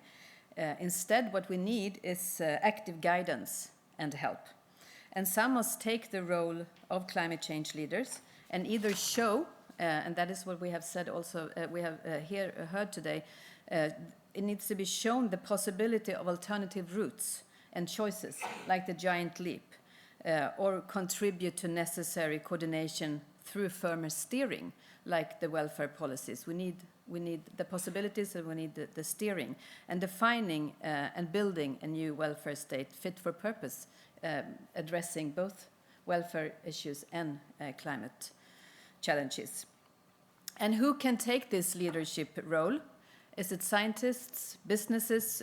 We hear it should be businesses that go in the forefront, religious communities, other members of civil society. We hear the youth and the youth climate movement. I think all of them need to be part of this. But as we have also been talking about this morning, it's very clear that we must also identify, and first and foremost we need to identify the possibilities and obstacles of the political sphere to take an active climate leadership role. And the Nordic countries, as I understand the speakers this morning, need to be forerunners again. And we have this opportunity, we have the capacity, we have also the vision, the Nordic Vision 2030, and Anders, you were addressing the Agenda 2030 as a way to a well-being economy. What's needed is a new societal contract that is scientifically credible and socially legitimate, and we need also to see the gains. They need to be in the long term and in the short term. That's also being socially legitimate. And I think civil society organizations must co-create this knowledge that we need, together with researchers, and work together with politicians in trying to find new solutions and new ways forward. And therefore we need forums like this, we need scientists to be closer to politicians and to help bridge the gap between science and policy. That is creating input legitimacy, doing things together from the beginning, not afterwards. And output legitimacy is created through effective and cost-efficient and fair transformative strategies and policies with long-term lasting impacts. I also think, and I thought when I was listening to the speakers, especially Stefán, that we're also lacking information, I mean, a common information that we can handle, that we can understand, that we can react upon. We have very thin knowledge that we share and have in common. And during COVID, the politicians and agencies in our different countries, they tried very hard to give us the same information, the same instructions to make us move in the same direction. And my understanding for what you said, Stefán, is that it does matter how this is done from the welfare state. We need a new understanding, like Anders, you were talking about, and a new definition of economic development. And of course, it's absolutely necessary that we reduce waste and overconsumption. And countries or societies, like you were talking about, Karl, where citizens are more economically equal, they function better and they are better prepared for change. To end this, I would just like to put 5 areas on the table, and they're all touched upon in various ways in the Nordic Vision for 2030. And the first one is ecocide, going back to what I said in the beginning, the need to protect nature itself. And to be able to strengthen democracy, human rights, and rule of law, we need to put the right to a clean, healthy and sustainable environment on the agenda. And in the Nordic vision, it says, help preserve biodiversity and the sustainable use of the Nordic region's nature and seas. The second one is stop the use of fossil fuels. You were talking about phasing out, Anders. I have the courage to say we need to stop the use of fossil fuels. That could be done in form of an international treaty. And it says in the Nordic vision, strengthen the research, development, and promotion of solutions that support carbon neutrality and climate adaptation, including in the areas of transport, construction, food, and energy. Solidarity. We don't speak so much about solidarity nowadays. I think we need to look at the national systems, but also at the global level. Reforms for more transformative focus also in international cooperation and aid. And Anders addressed global governance, and it's absolutely clear that the global economic system is failing in addressing those multi-dimensional crises that we are standing in front of, debt write-offs and so on. That's also very clear in the Nordic Vision for 2030, saying maintain social trust, the cohesion of the Nordic region, is shared values and the Nordic sense of affinity with a focus on culture, democracy, equality, inclusion, non-discrimination, and freedom of expression. And it should contribute to the positive development of international climate and environmental cooperation, including by promoting Nordic green solutions internationally. And Nordic green solutions internationally could also be social policies or welfare policies that also interlinked with the green solution. It has to be. Equality, the role of the civil society, I think that will be more important in the future. The importance of the fair transition and the social dimensions with climate dimensions being interlinked, and the important role of the trade unions. When I read the book Earth for All, and also listening to you this morning, we need to have that clear in mind, that the power and influence of workers lost strength and that of business gained. And that was from the 1980s, and that's still the trend. And you showed very clearly that that's the opposite of what we need in this situation, being fit for purpose to handle it. In the Nordic vision, it says, work to involve all Nordic citizens in the green transition and digital development to utilize their potential and to prevent the emergence of social divisions as a result of the transition. And last but not least, the youth. We need to invite youth and include youth and their perspectives in defining our future.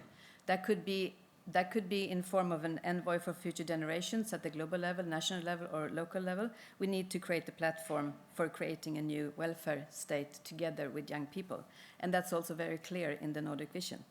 Give Nordic civil society, especially children and young people, a stronger voice and greater involvement in Nordic cooperation, and increase their knowledge of the neighboring countries, languages, and culture. And to conclude this, I think all of what this is about is building trust. So that was my comment to today. Thank you. Thank you very much, Eva. Now I'd like to invite the speakers to, you can pick a podium. You can, yep. And Stefán and Anders. Maria, I'll keep an eye out for you if you have any questions from the chat, if the people watching streaming want to participate. We have Victor here that will run around with a microphone if you raise your hand and you have any questions. I, however, have the privilege of maybe starting the discussion. A lot of angles that I'd like to touch upon. The first one is a term that all of you mentioned in one way or the other, which is globalization. And Anders and maybe Stefán, I could start with you with a very simple, still very complicated question. Do you think that globalization is somehow undermining the Nordic welfare state? And I bet you want to comment on that as well, Karl, afterwards. Anders, would you start, maybe? with that question? Yes, gladly. Well, you know, I think there is a tension between this concept about free trade and a level playing field for competition on the one hand, and social inclusion and equality. Because it's quite apparent that even if we have benefited from the workshops being placed more and more in China and cheaper goods and services, all of us have not been winners. Some of us have been winners. And those who have lost their jobs, often in rural areas or in areas where there is not so much activity, I can understand that they feel left behind. And I think when we look at the US, Trump won the election on that one, and I guess he will continue to put emphasis on that. So I think globalization, yes, but under different terms. And I think technology and technology innovation is a particularly complicated issue right now, because the tension between the US and China right now is primarily around, at least if you listen to the Americans, it's primarily around being ahead in terms of technology, because otherwise we will lose our dominance. So this is going to be very, very tricky, but there is a tension, and I think if we really want to, and again, address climate change, where we have to take some rather tough measures, we have to include those who have been or seen themselves as losers. And I don't think we have done that. And I think what you said about the 1% versus the 99% was extremely interesting. The 1% richest people in this world make up 16% of carbon emissions. 16%. The 10% richest or highest income takers make up 50%. That one is maybe not so that one is easy to explain, but that 1% is 60%, I think is so I think we have to do something here. Stefán, your numbers, I know that you've looked into this in a kind of global way. Is globalization, and I know you mentioned this directly, Karl, so maybe you have a bit a different view on this, but I first want to hear from you, Stefán, what your numbers say about this, if the globalization is actually undermining the Nordic welfare system in a way. Yes, I think the Nordic welfare states and the welfare state as a principle in general is a victim of the fact that the globalization has been disproportionately a globalization of neoliberal ideas. And quite central to neoliberalism is, of course, that you don't go to government for solutions. As Ronald Reagan famously said, government isn't the solution, government is the problem. How can the welfare state then be a solution, which I was preaching? So this is quite central to the opinion which has been prevailing in the political economy of the Western world, at least, and probably elsewhere as well. So this has sort of constrained the space for the welfare state.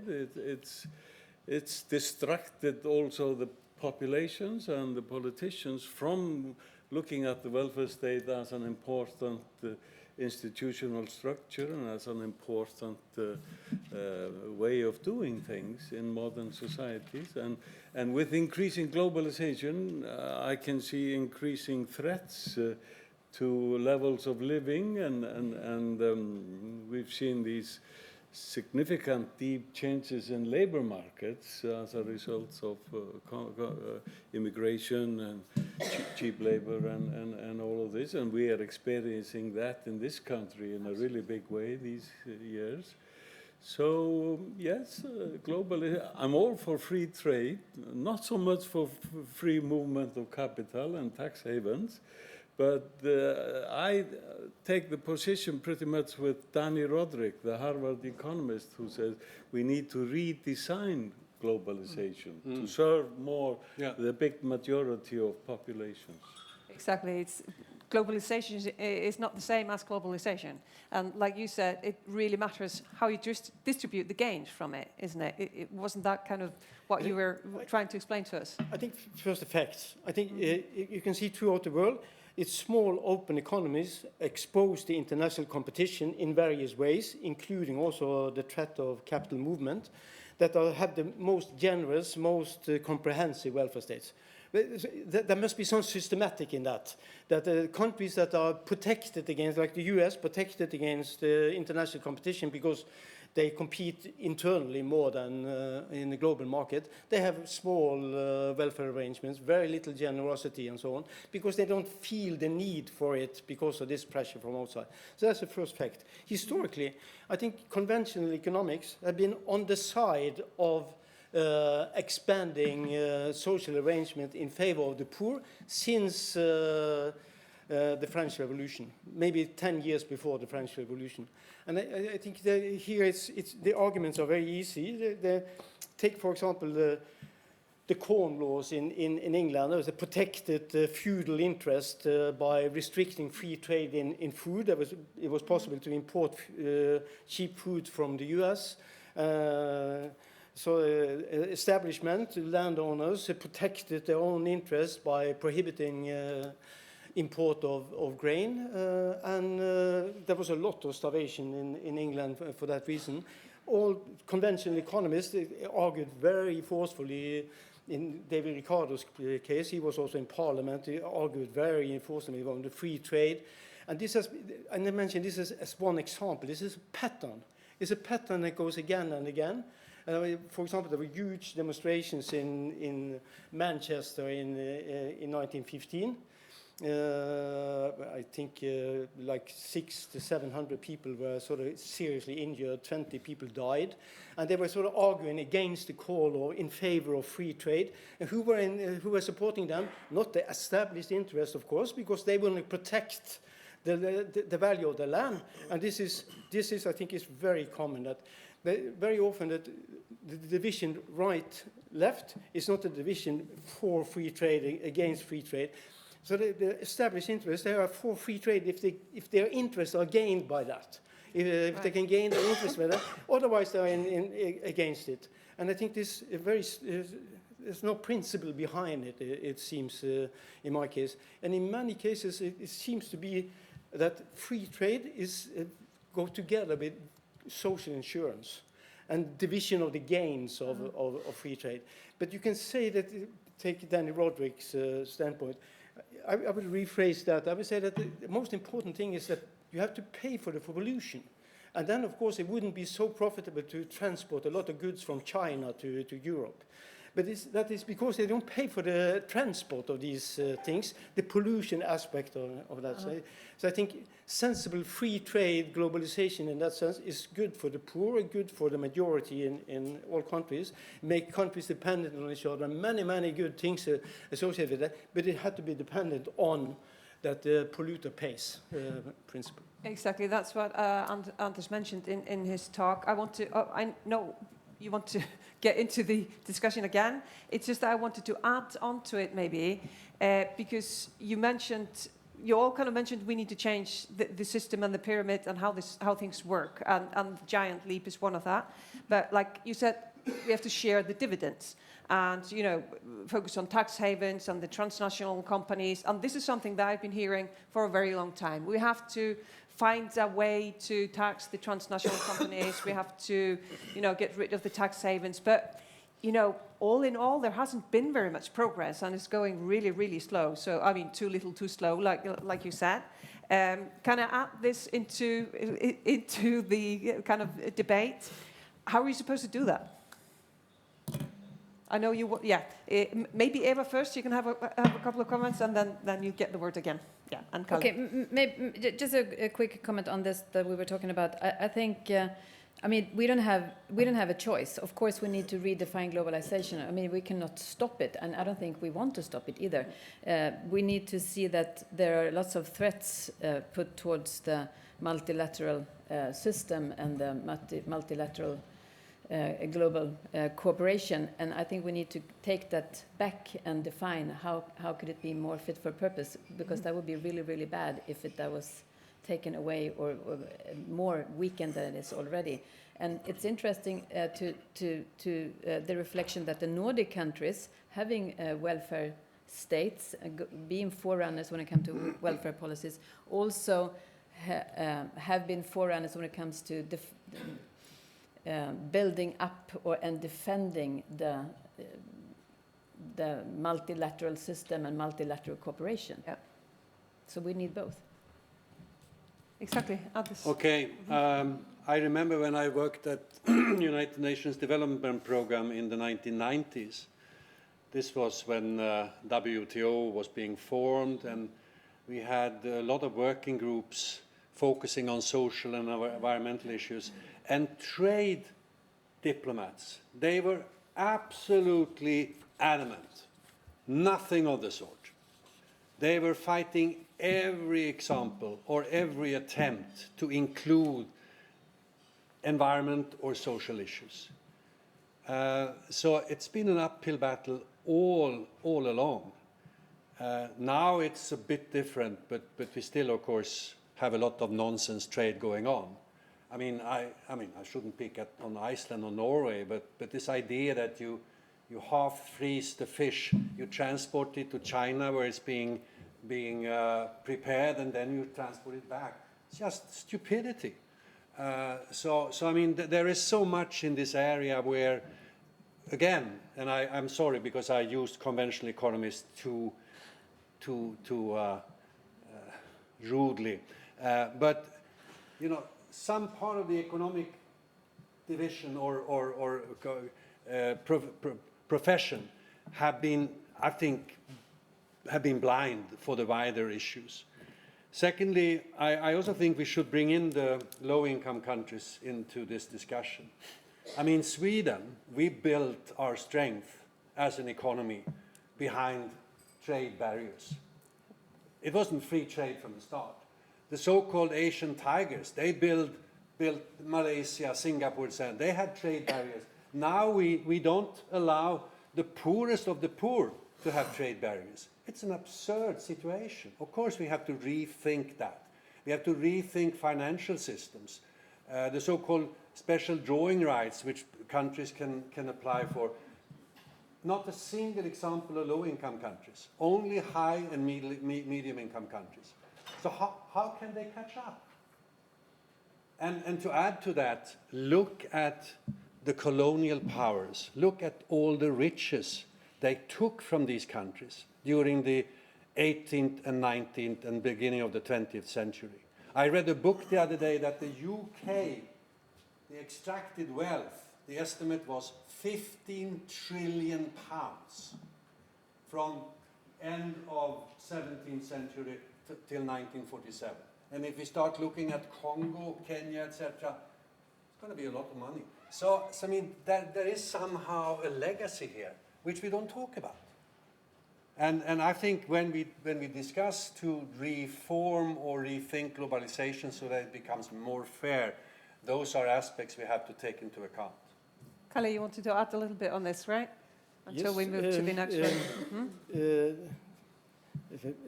For example, those you called conventional economists, they're going to be their spokesperson today.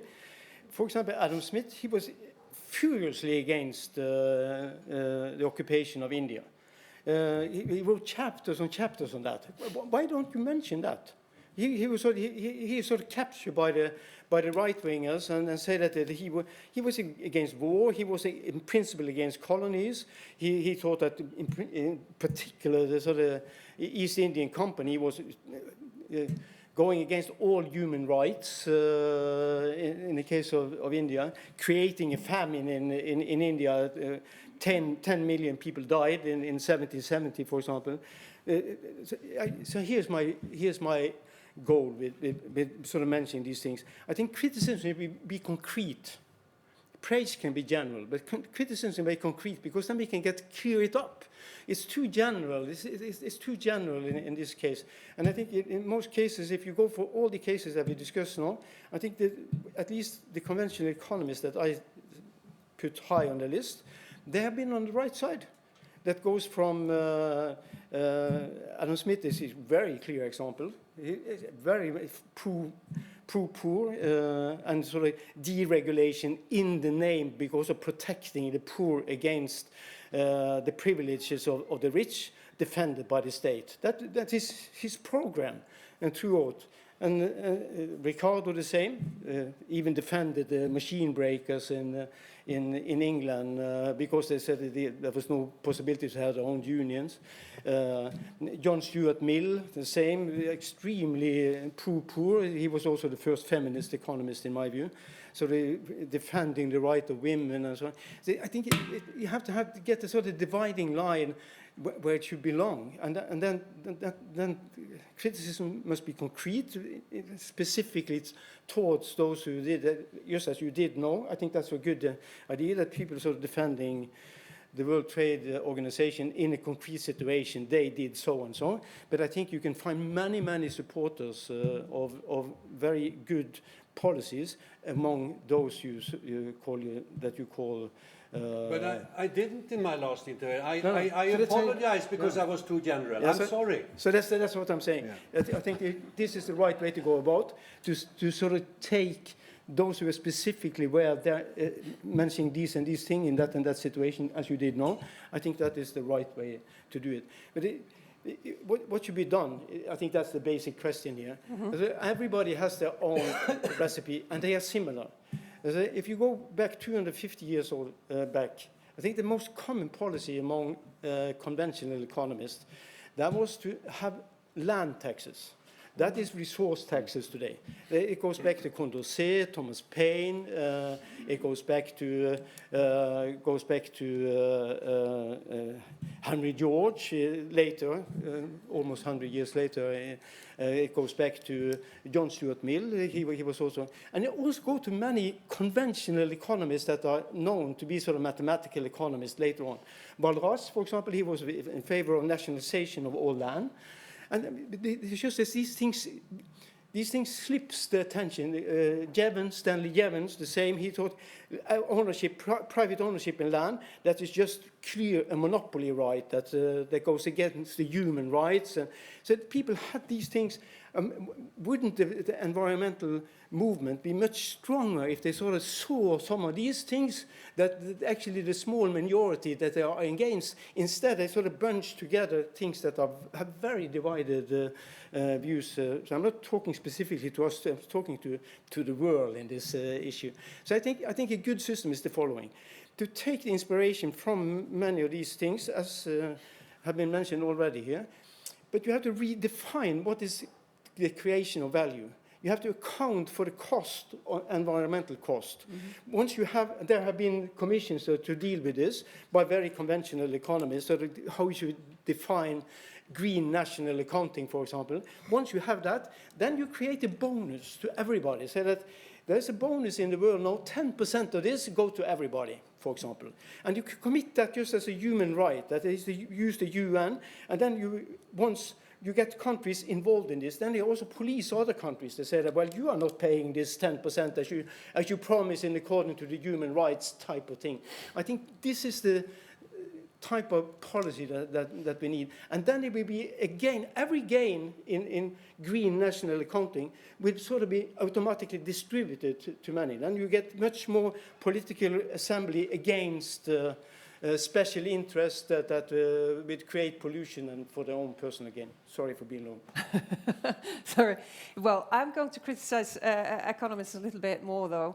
I mean, I think for the last 15, 20 years, when I interviewed an economist, and I interviewed a lot of them, I would always have this question, okay, you always talk about GDP. GDP growth, GDP per capita, and that's just the measurement of everything and anything. how about taking something else into account, some kind of well-being index? And they'd be like, well, yeah, sure, I mean, that's nice, and, you know, you Nordics, and blah, blah, blah.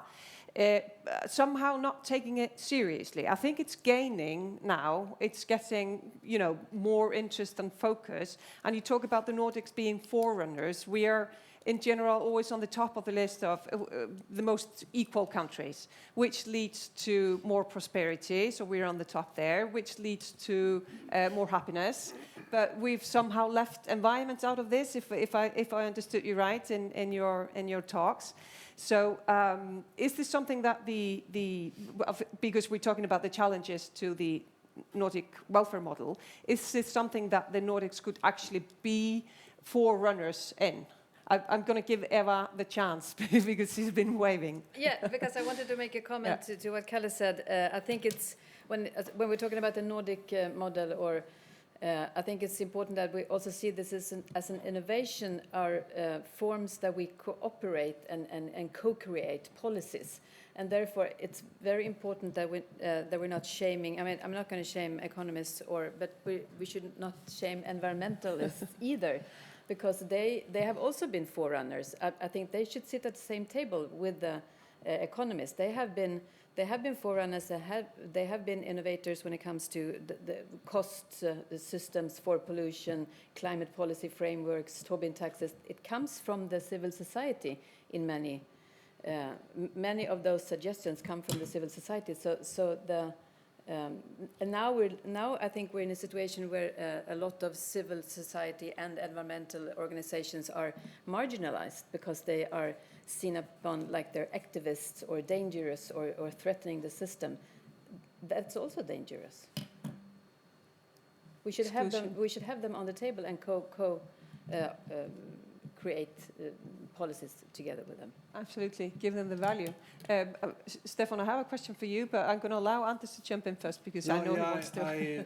Of course, I agree with Karl that there are many economists historically who pursued very, very good policies and suggestions. I could give a talk about Jevons for hours because I think he was the one who identified the many aspects of the economy that we have a tendency to forget. For instance, the rebound effect. When you make a system more efficient, resource use is more efficient, you free up money and you demand resources somewhere else.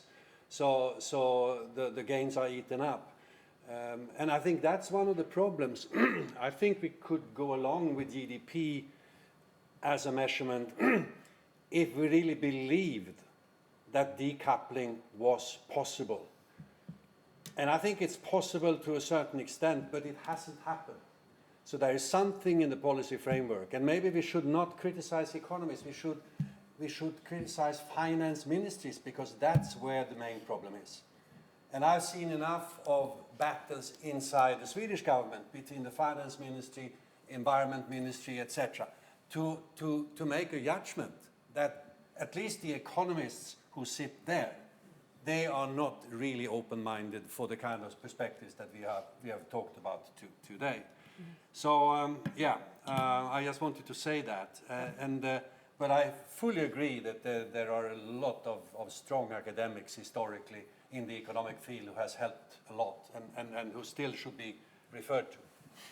I haven't given you a chance, but we're kind of running out of time, so raise your hand if you have a really good question. I wanted to ask you, Stefán, because you know the crisis management and the role of the welfare system. I think it's a question whether the politicians are sufficiently aware of the importance of the welfare state as a mechanism, like for the crisis management. And this is directly related to what you all mentioned in one way or the other. It's the short term. Like politicians do not endure, they don't survive. There is less and less patience for mistakes or long-term thinking that, yes, we will gain in 10 years' time. It is because the environment is getting faster and faster, whereas we're saying you need to have long-term planning. And I think it's linked to this role of government in crisis management. What are your thoughts on this? Yes, I think that I could repeat myself. The politicians are not as aware of what they can do with the welfare state and measures related to that or built on that because of the ideological currents again.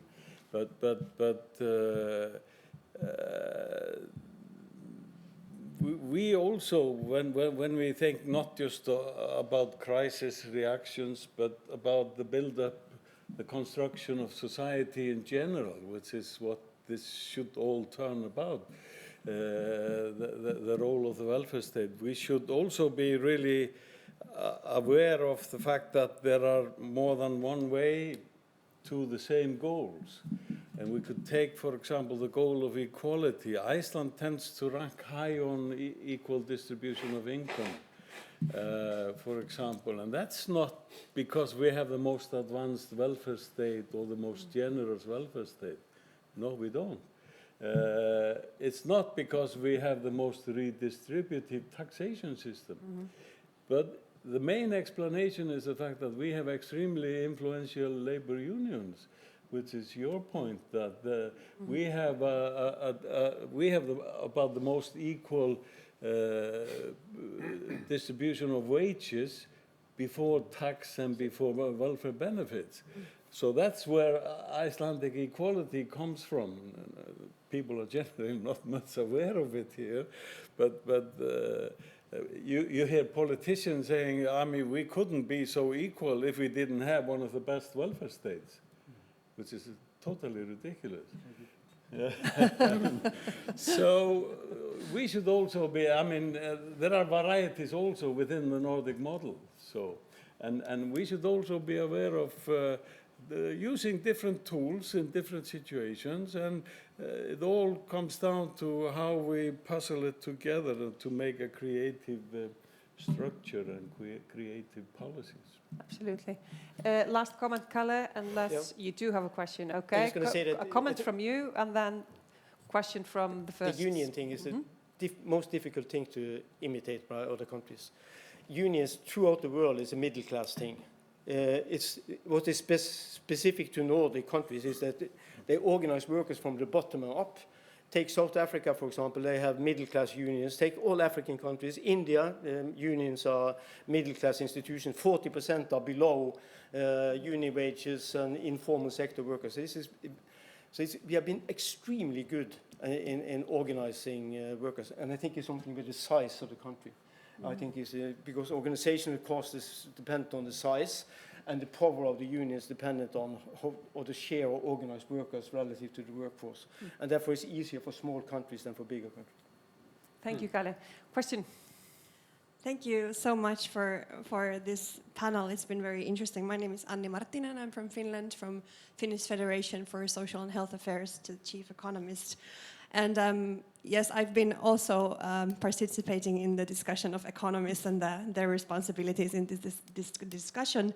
But I just visited Brussels in the Beyond Growth conference that gathered almost 5,000 experts and economists, and I think we are moving towards, and I hope we're moving towards, in a way that the conventional economists and the narrative of economics is not the neoliberal anymore, but it's moving towards, at least in some future, in more of the ecological and social economics.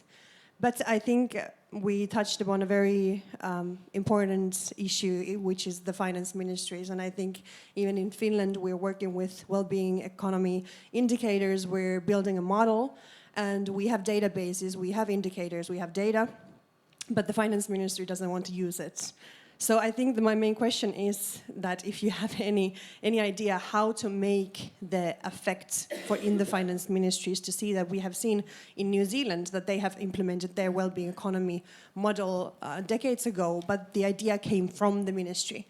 So when you have a culture in the finance ministry that doesn't support the social and ecological transition, how to actually make the difference? That's my question. Thank you very much. Annie, who wants to go ahead? $10,000 question. I think that on many of these issues which have to do with transforming economic thinking and economic models, etc. I think it's very difficult for one single country to do it alone. That's why I think this group of Wellbeing Alliance is a step in the right direction. I also hope that the European Union could be a front runner, because then you would have a level playing field for 28 and tomorrow maybe 30 or 32 countries. Then it would be much easier. But then again, it depends on the European elections next June. And the funny thing is that the populistic movements, both in my country and in other European countries, they close their eyes to this discussion. Although I think for many of them, this could be good opportunities. But they simply look upon it as green ideas and then it's out. So I don't know. I think we need a very nuanced discussion where we have to have as a goal to do it together and not depend on one or two countries. Eva. I think this is also a matter of steering and good steering and clear steering.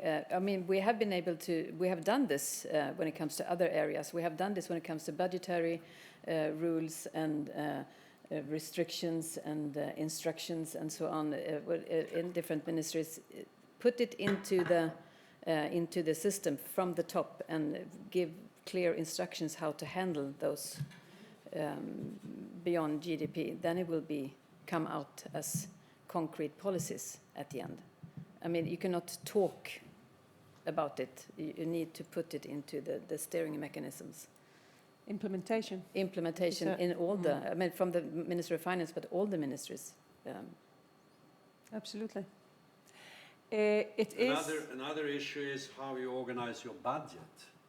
I don't know how it is in the other European, Nordic countries, but at least in my country, you don't distinguish between costs and investments, which is stupid in my way in a situation where we have to transform part of the economy to get out of fossil fuels.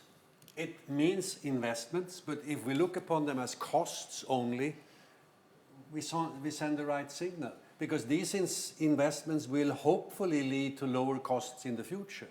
So there is so much linked to this. Thank you very much. It is 12 o'clock and we're a little bit behind. However, obviously the planners had thought about this. Lunch is being served downstairs and it's basically 4 floors down beneath us. It's called Setrið. You just go down to level 0 and maybe someone will lead the way that knows where you're going and take you down to lunch. We will start at 1 p.m. sharp. The Icelandic Minister of Health will be here then to address us. So please be back at 1 p.m. sharp, and thank you very much, Karl, Stefán, Eva, and Anders, for a very interesting morning. Really, really good. No. I was going to go to lunch. There you go. So, welcome back, Nordic Welfare Specialists. As promised, we are starting at 1 o'clock sharp. I hope everyone managed to have a good lunch, even though it was a little bit shorter than we had foreseen. Then maybe everyone just ate a little bit less, which Anders was talking about. We need to think about our diet. That's part of everything that we need to take into consideration. Good news is that online people following the streaming are, close to 200, which is pretty good. You know, we can't see you, you can see us. And please feel free to put some comments in the chat if there's anything you want to put forward to the conference. Now, we started out a bit strategic, maybe with a bird's eye, with the first half of the day. In the latter half, We will have a discussion on the rising cost of living and distributional effects. We will talk about living conditions for the most vulnerable and well-being returns on social investments in turbulent times. But first to the podium in this latter half is the Icelandic Minister of Health, Willum Thorsson. But as you know, Iceland holds the presidency of the Nordic Council of Ministers. Welcome, Willum Thor.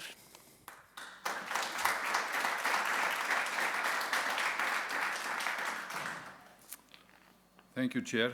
Dear guests, jeg tror, eller jeg synes, det ikke en god idé at oversætte den engelske tekst, jeg har her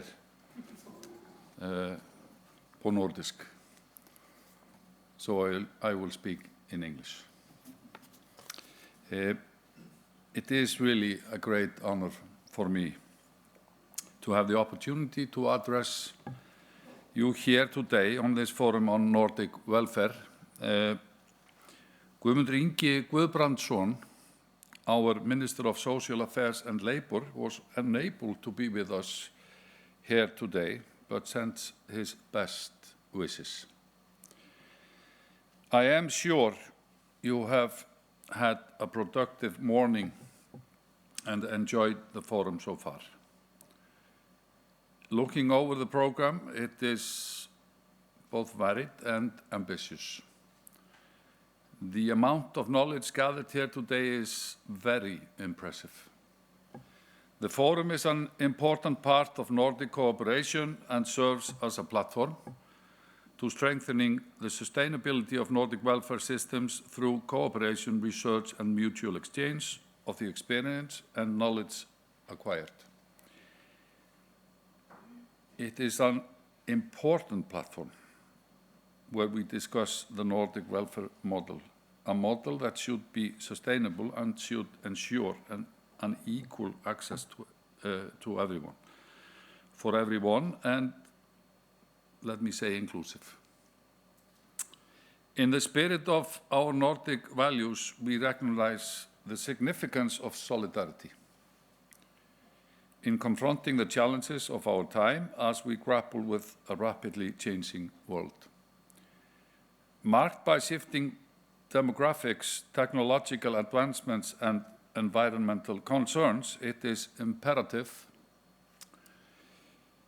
that we join forces exchanging ideas and best practices to strengthen our welfare systems. Through this platform, we aim to ensure that our citizens have access to quality healthcare, education, social security, and a life of dignity and opportunity.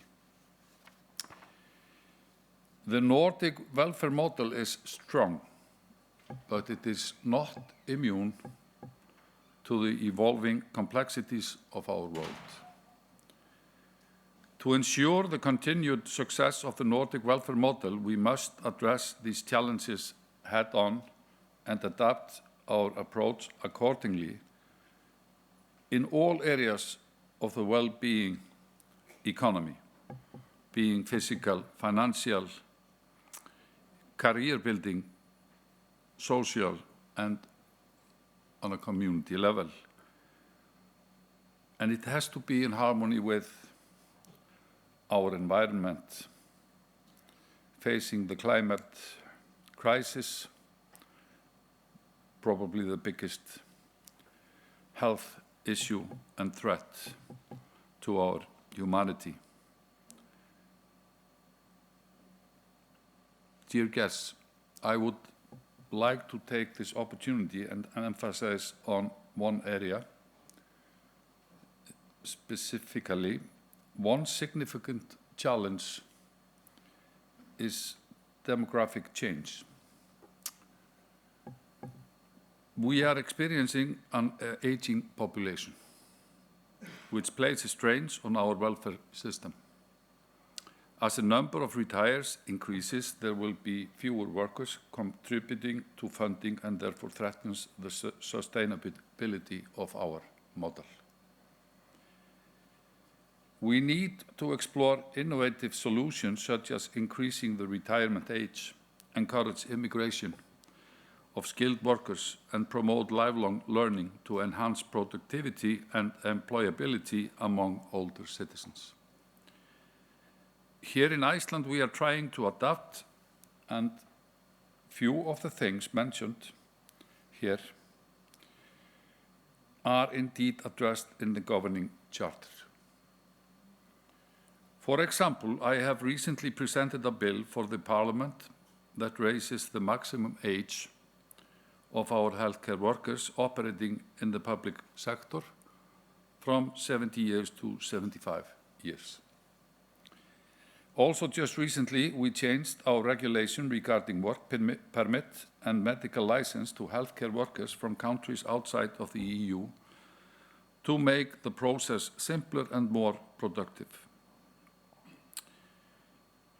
We must adapt and evolve our approach. That is why we are all here today, really, and in many areas, obviously.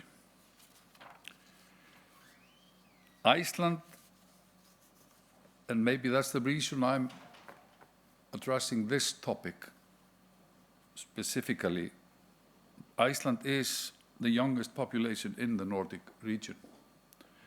Our predictions indicate that by 2050, the ratio of the elderly, 67 and older,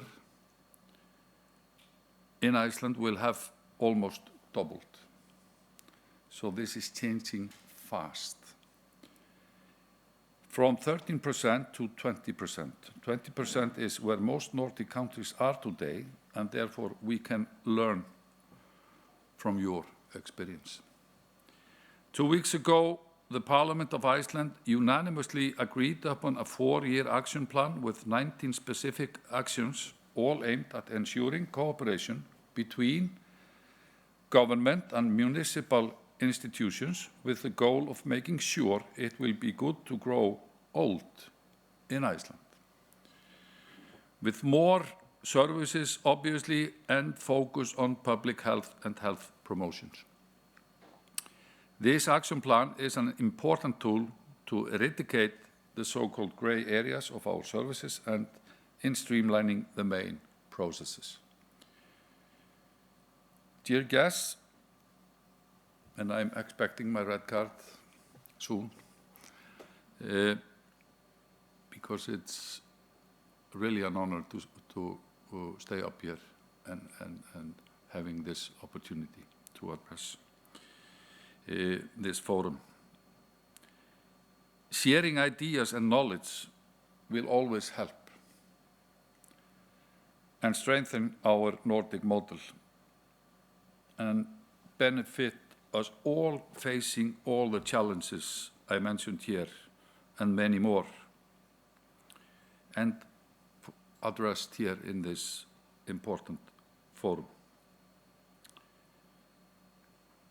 Finally, let me say, let's all strengthen our Nordic welfare system. It's strong today, but we have to face the challenges ahead and meet both the societal and environmental challenges. Thank you all for sharing and enjoy your time in Iceland. Thank you.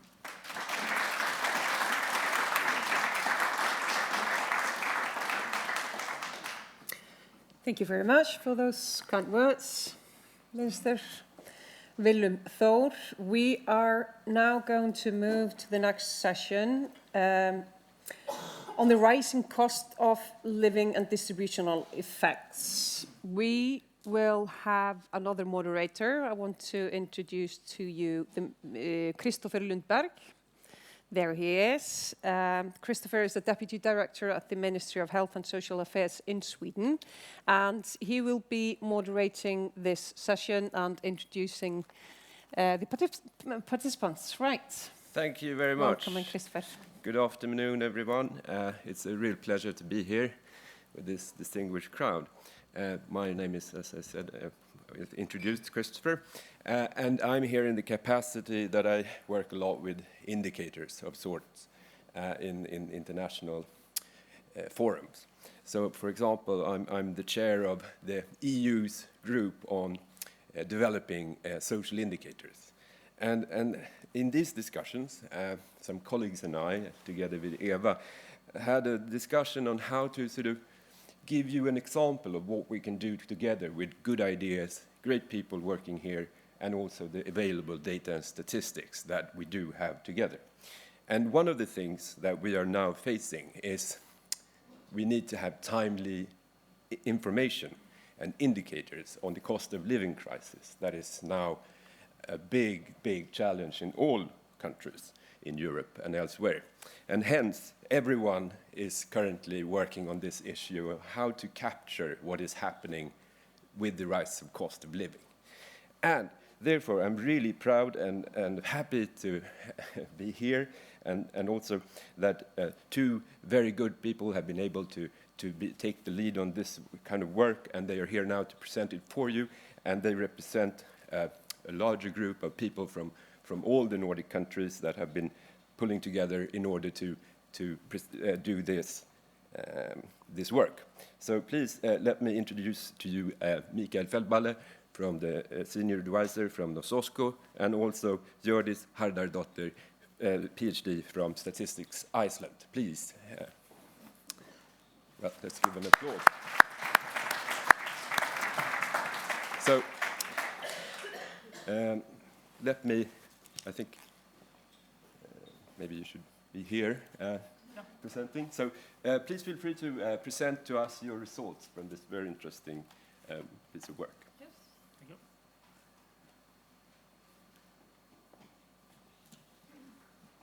Yes, so here's the mic. We are going to talk about the cost of living in a crisis and present some results from a study on hypothetical households. Before digging any deeper into our results, I wanted to look at this picture. We see a person under a big umbrella, and there is a storm looming at the horizon. So this picture can be interpreted as a metaphor of the current situation in the Nordic countries. We have the people living in the Nordic countries covered and protected by this big umbrella. The umbrella being the social policies in place in the countries to protect the people. And the storm looming at the horizon is the current crisis.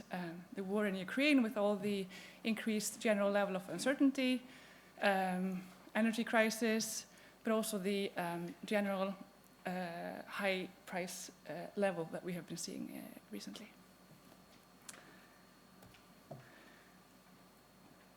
So, as other people have mentioned, and as you all know, inflation is something everybody is talking about, and for a good reason. It is probably the aspect of the current situation that has the largest impact on households. Nobody can escape it, so to speak. What we want to do is to measure how inflation has been affecting living standards in the Nordic countries. And to do this, we are going to focus only on the year 2022. So, how much has the cost been, or the effect been on living standards in 2022? And we are going to use disposable income as a measure of living standards. So what we do is that we visualize a counterfactual world where there is no crisis, and hence where the increase in prices and hence the cost of living has not been as steep as what we have seen in the actual world. And by comparing disposable income in this counterfactual world with actual disposable income, we measure the extra burden, so to speak, of inflation on households. In addition to this, we also summarize or take together the policy responses that have been taken in the Nordic countries to counteract the adverse effects of inflation we are going to look at the period from the summer of 2022 until this spring. And what do we get out of this? Well, we think that the outcomes that we get from our little study demonstrate that there's a close relationship between policy changes and needs, and it allows for a meaningful comparison of how the crisis has been tackled in the different Nordic countries. So, as Christopher mentioned, this work is done by not only me and Michael, but Michael has played a big role, of course, but there's a group also in this with us, the Working Group for Social Benefits within the Nordic Social Statistic Committee, or NOSOSCO. And the NOSOSCO has, since 1946, been calculating social statistics and comparing social policies in the Nordic countries. And the tasks of this specific work group is to study or quantify the effect of the effect of going from full employment to some kind of social benefits for an individual living in the country. So, for example, when individuals go to unemployment benefits, parental leave, some kind of pension, elderly disabled pension, and so on and so forth. So, in these type of life situations, obviously the economic situation of an individual or a family changes, and what we do is that we calculate in the working group what we call a compensation rate that measures the income available to the person or the family when on benefits. Yes, and this task here, what we are presenting today, is an extra, like an oddity to our work. So we are basing it on our comparative model, but we are taking a step away from what we are usually doing. Yes. Yes. So I will continue and describe for you briefly the basic models that we are working on when we are preparing the data in this working group. And so it is one of 3 different slides that move from what the working group is working with on a general basis and onto what is specific for this analysis. So first of all, the working group have devised a way to measure and compare the income and disposable income for across the Nordic countries.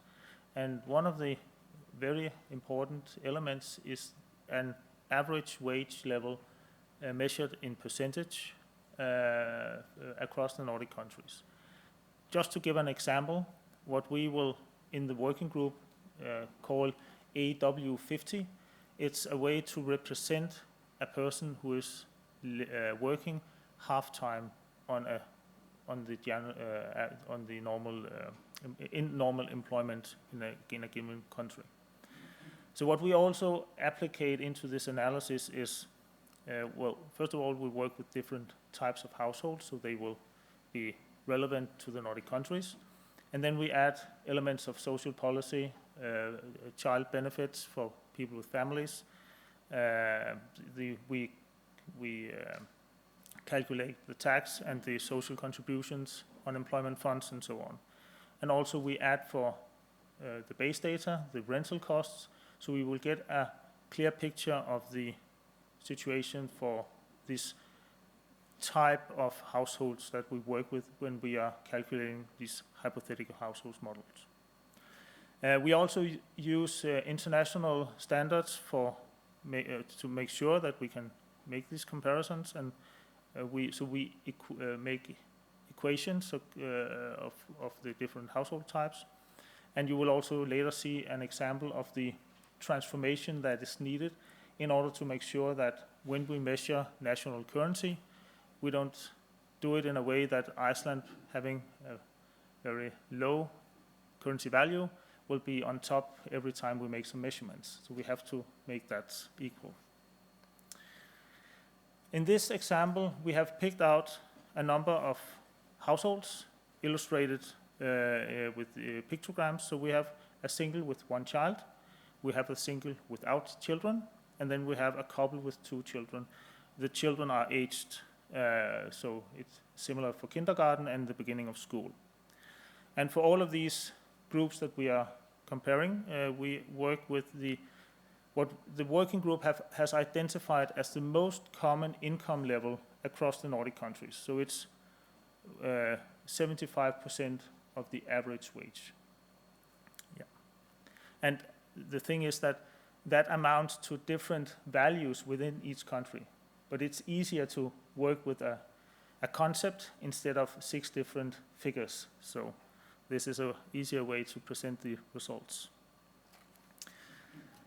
So the things that we have added to the analysis is the consumer price index. We use it in order to identify the way that you would maintain the standard of living. And of course, this is monitored monthly in all of the Nordic countries, and we can calculate or get the yearly average, and that is what we have been using for the analysis. Taking the difference in consumer rates or consumer price index across consecutive years will express the inflation rate, so that is the way that we are addressing this issue. So what we have done is to make this counterfactual consumer price index in order to predict the continued or would have been continuing consumer price index in 2022 did we not have a crisis. And we have done this by linear regression, and the next slide will show you the difference between the actual consumer price index, that is the blue line, in all of the Nordic countries that we have in this analysis. And the dotted orange line will demonstrate the measured or predicted consumer price index. So what is interesting here is the difference between these 2 figures, and that is used in the further analysis. So. Yeah, so as Mikael said, it's the difference between the counterfactual consumer price index and the actual consumer price index that is at the core of what we are doing, so to speak.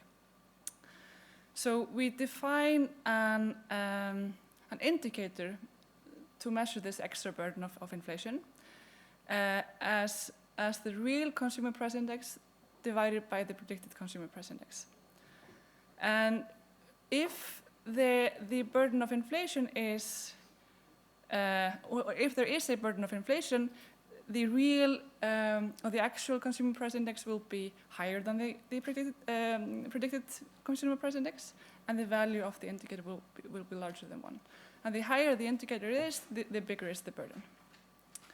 In the graph to the right of the picture, you see the orange columns are the predicted consumer price index, and the blue ones are the real or the actual index. So it's the relationship between these 2 that define our indicator. Visual inspection of the figure shows that for most of the Nordic countries, the proportion of the orange column to the blue column is very similar, meaning that the indicators are in the same range. An exception is perhaps Norway, where the orange column is proportionally higher, meaning that the extra burden of inflation in Norway is lower than in the other countries. So this was like the total extra burden based on the total CPI. But we also look at specific subgroups of the consumer price index, looking at commodities that are essential to households. So we look at consumption, electricity, food, and rental costs. And we construct in an identical way an indicator of extra burden here. And for the three groups, for all the countries in the figure here to the right, we see that what sticks most out is the yellow column for Denmark. It is the extra burden of electricity in Denmark. It is by far the highest. Looking at the green columns, the extra burden of food consumption, they are more or less equal across the countries. Regarding rent, it is almost 1 in all countries except the Faroe Islands. Again, reminding you, when the value is 1, there is no extra burden. So rental, the burden of house rent has been negligible in 2022, except for the Faroe Islands. Then, in the following slides, we dig a bit deeper into each and one of the Nordic countries. Here we are going to transform this extra burden into monetary values. So we present it in national currencies. To the left, we have disposable income for the 3 family types that Michael talked about earlier. So single with 1 child, single with no child, and a couple with 2 children. And the gray column is the counterfactual disposable income, and the green one is the actual disposable income in 2022. Both expressed in the same currency, so to speak. That is to say, in the case of Denmark here, 2022 Danish kronas. To the right, we have calculated the extra burden in terms of kronas again, and we see that the value of the lost consumption for the 3 families varies between just below 1,000 Danish kronas to around 1,600 Danish kronas per month. This is the red column. Looking at food and electricity and rent, we see lower numbers. We see that food and electricity are at the same level, while rent is lower. Same for the Faroe Islands. Here, as reflected in the figure before, the rent plays a big role in the lost consumption in the Faroe Islands. And the total lost consumption varies between 800 and roughly 1,400 Danish kronas. In Finland, as you might notice, there is no blue column in the figure to the right. That is because there was no extra burden of rent in Finland in 2022. But the total loss of value of consumption varies between roughly 100 euros to around 200 euros. Iceland, here the loss of consumption is around 20,000 Icelandic kronas for the single families, and 35,000 Icelandic kronas for the couple per month. We can see that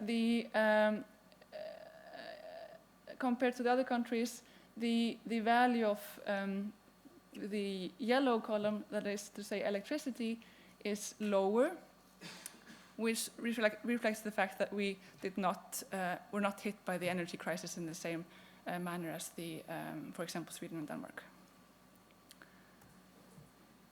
Norway, as I noted earlier, the extra burden for Norway was relatively small, but still we have a loss of value of consumption in total, ranging from just over 600 Norwegian kronas to around 1,100 Norwegian kronas. And again, here, the loss of value due to electricity is slightly lower than that of food.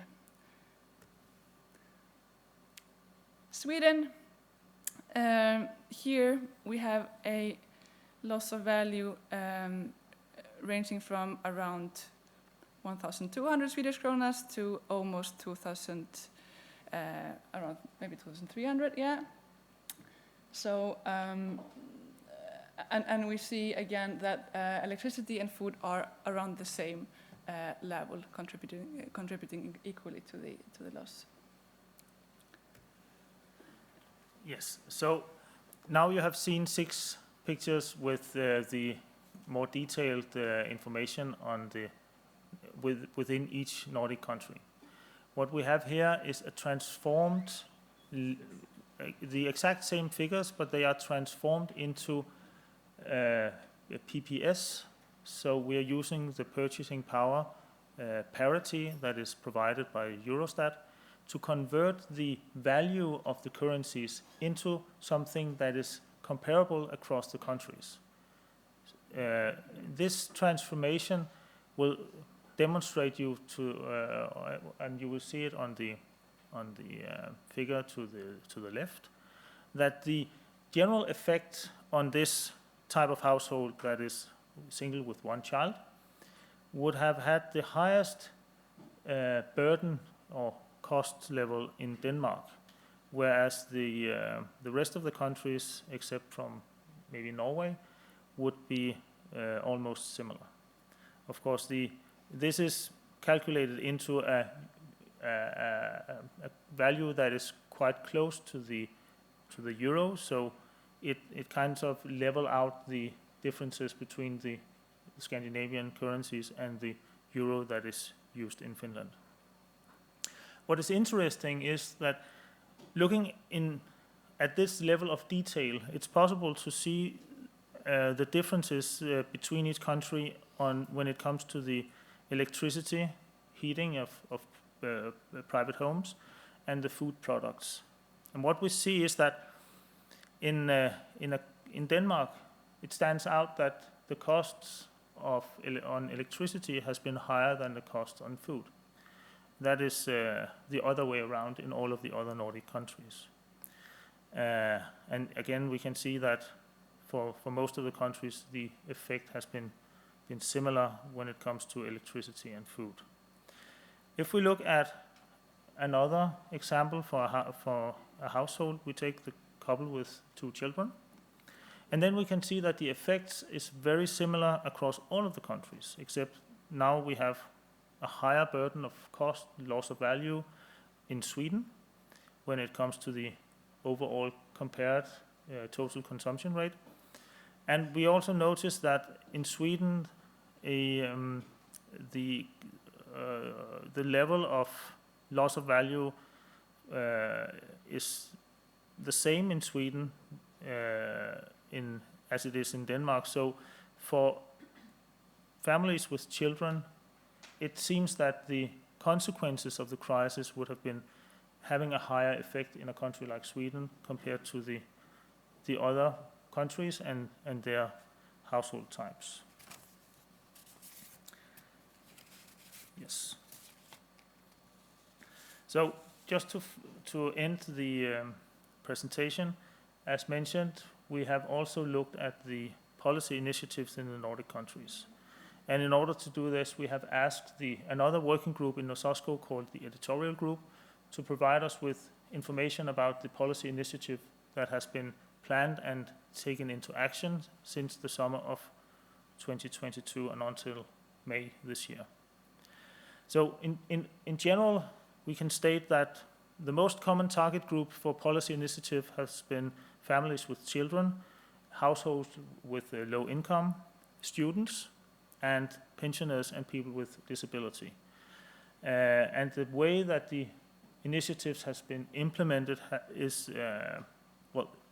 you can specify them as almost 3 individual effects: one-off payments, permanent or periodic change in social benefits, and then something that is beyond social policies, and that is reduction of taxation and tariffs on goods for heating, electricity, and so on.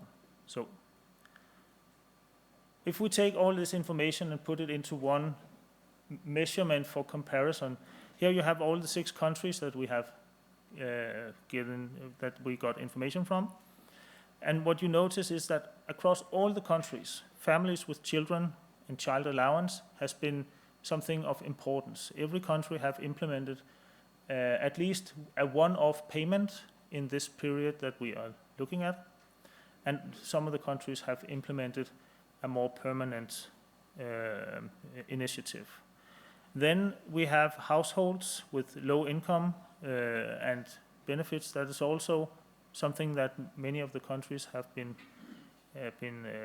targeting when they have been implementing policy initiatives due to the crisis.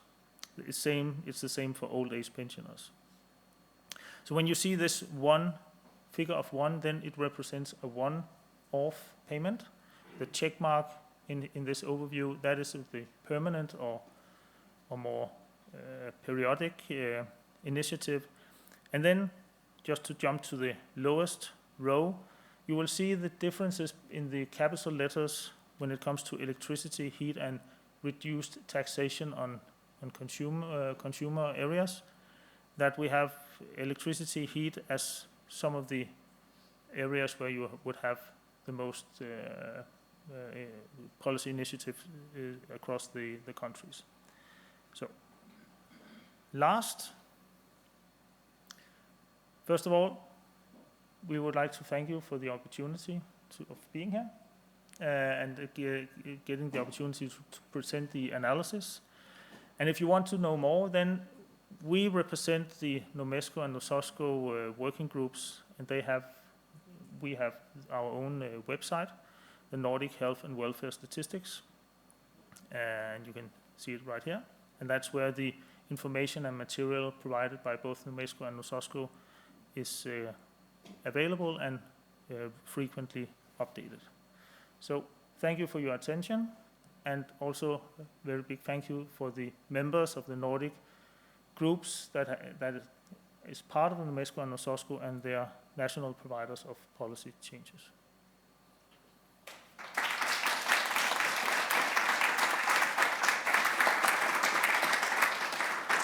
Thank you very much, both of you.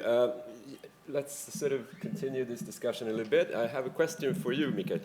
Do you, after looking into all the countries in the north, are there some that did better than others, or could we sort of say something about what the total effect was in various countries? I think where it's most significant is in the way that different types of households has been affected by the crisis. That is the basic measure of our analysis, and I mean in general, families with children is some of the consumers and the groups of people that would have been hit the most. And that's also reflected in the way that policies have been implemented. Because one of the consequences of having an analysis like this, where you want to make sure that you can compare across countries, it means that it is in a way a retrospect element, because when the crisis hits, in each of the countries you have to take action. So the analysis is more frequent within each country. But looking at it afterwards and making these comparisons, you can see that the way that the crisis hits is very similar when you're looking at specific groups of society, and that might be down to the way that the welfare state is designed in all of these countries. So you take special care and special focus on families that are providers for kids, both with couples and single parents. Thank you very much. I have a question to you, Hjörtur. Do you think this kind of work, the way you've been doing this, can this be extended to other forums, such as within the EU or the OECD or elsewhere? Is it possible to do this for a greater number of countries? So the short answer is yes. The thing that we presented here is based on standard figures. I mean, consumer price indices, average wages, and so on and so forth. Disposable income. So these are figures that are available for most countries. So a simple analysis like this one can easily be implemented. However, like the work that the working group is doing is very focused on these hypothetical households. We do a lot of work on how the different social security systems work in the Nordic countries, and given that they are quite similar, we're able to do this comparison. So from a standpoint of the hypothetical households, expanding to other countries that are very different from the Nordic countries would perhaps be less fruitful. But the standard basic approach is very, very applicable elsewhere as well. Excellent, thank you very much. I do think that it's very great to sort of have this group doing this kind of extra work, which is sort of outside their work program, in order to present it for us here. And this really shows the potential when you have, you know, good people working with the data, you have the comparability across countries, and you also have our group of countries that are agile to do these things quickly. I mean, certainly this can be done by everyone, but it takes much, much longer time. So here we actually can sort of lead by example, do this quickly, and then show it as an example of exactly what we can do within this group if we sort of operationalize what we already have, more or less. So with this, I would like to thank both of you and the group for doing this for us. I thought this was absolutely fantastic. So thank you very much.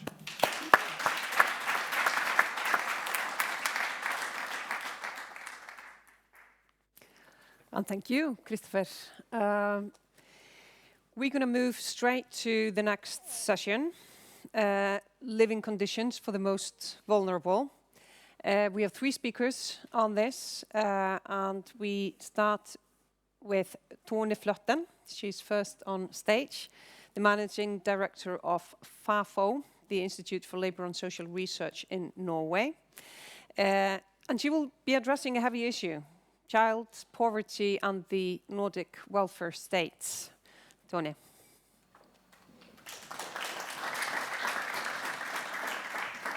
Thank you, and thank you for the invitation to come here and talk about child poverty, which is my specific topic. And I'm going to talk about the successes and the challenges of the Nordic welfare states. And the core ambition of any welfare state is to prevent poverty. That is what all welfare states should do, and at least for the most vulnerable groups as children. And many countries, as the Nordic countries, they have a bit higher ambitions. They also want to have a fair distribution of income, and they want to assure decent living conditions in the populations. And compared to most other countries, the Nordic welfare states, they have succeeded. When it comes to child poverty rates, they are lower in the Nordic countries than in almost every other country, and all countries except Sweden has poverty rates below the EU average, far below. And most children, they enjoy good material living conditions. They have most of the items that the UN or the EU Silk define as necessary items for kids. They will have them, like eating 3 meals a day, or having equipment for outdoor activities, having the possibility to have the money to buy for school activities. They have good housing quality, and they also score high on what is called health and safety indicators in the UN system. That means that it is fairly few teenage pregnancies. They have good eating habits. They don't smoke too much. They don't drink too much. So compared to other kids, they also do well in these respects. And furthermore, the educational well-being is also above average. So most Nordic small kids, they go into kindergartens. And the proportional needs, that means young people without outside of education, training and employment, this is also low in the Nordic countries. So all in all, the kids and young people in the Nordic countries, they do fairly well. So if you see it in the bird-eyes perspective, I could stop the presentation here and say, well, this is good, we succeed, thank you, this was all. But we need to know why do we have these favorable results? Because that is what we want to preserve. We want to keep on having these good results. And if we look closer to the countries, would we see anything that's not that good? And the reason why we have these good results is not to be found in one specific policy area or one specific measure. On the contrary, it's a combination of political goals, strong institutions, and effective measures. And low inequality, that is a central political goal in all the Nordic countries. And this is reflected in very many different policy areas. If we start with the social investment policies, they start already before the child is born. The mother-to-be, she's invited to the health station, and she will be taken care of before her kid is born to make sure that when the kid is born, it will have the best possible conditions. And she is offered also free healthcare services. The kid will be offered free healthcare services and health checks to clarify also that they will have the best possible conditions given the family they're born into. And also the mother, before she gives birth, if there is something specific with the mother, the health system will actually try to see that and give her special measures when she's pregnant. And then if we move on to educational policies, this is from kindergarten and onwards. The ambition is also here to ensure that the family situation shouldn't affect too much how the kid is doing in school. And the principle of early intervention is increasingly emphasized in all the countries. And the combination of early intervention, unitary school, and free education from kindergarten up to college level. The kindergartens cost a bit, but it's very heavily subsidized. This contributes to the even distribution of human resources. And this, when we then have been, when kids have finished the secondary education, then it's a transition to working life. And of course, all these distributional measures, they make the transition to working life more easy for all kids. But still, they will enter working life with different prerequisites. So we have to have labor market policies that help to compensate for the fact that kids or young people enter the labor market with different prerequisites. And then we have the active labor market policies and the lifelong learning as examples of these measures. And Karl mentioned this in his speech, that the coordinated wage formation is a very important reason why we have low inequality in the Nordic countries. And I won't elaborate because he did that very good, but we also have very few working poor because of this system.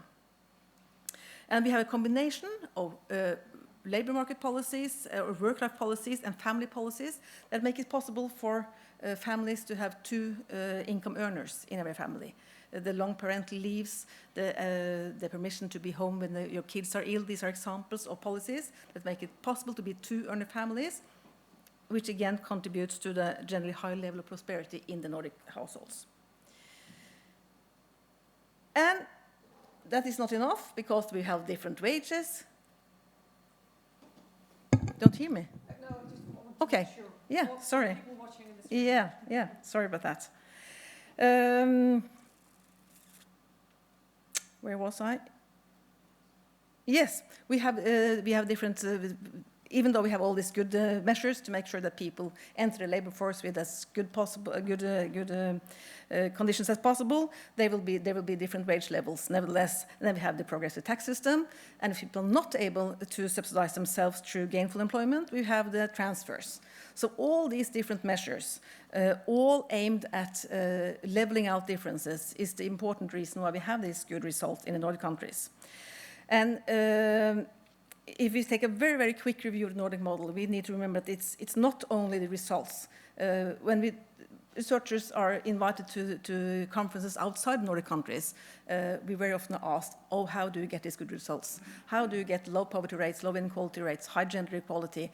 What do you do? And then we have to explain that it's not just to have these results. You have to have very clear political goal, and the goal of high equality is extremely important. And of course, the political party don't agree on how much inequality and when is inequality too large, but at least a certain level of equality is wanted by all political parties. And we need to have these strong parties and these strong institutions that are able to coordinate policy areas. And strong unions is one thing, but also strong employer organizations is needed to balance in the Nordic countries. And we have to have these effective measures, and we have to adjust the measures. And the former Minister of Finance in Norway, Per Kleppe, he's now no longer among us, he said once that we need to be true to the goals but unfaithful to the measures, because we have to adjust the measures along the way as we go. But this was the good story, this was the good policy, but if we look closer at what is happening, not everything is just a pink sky.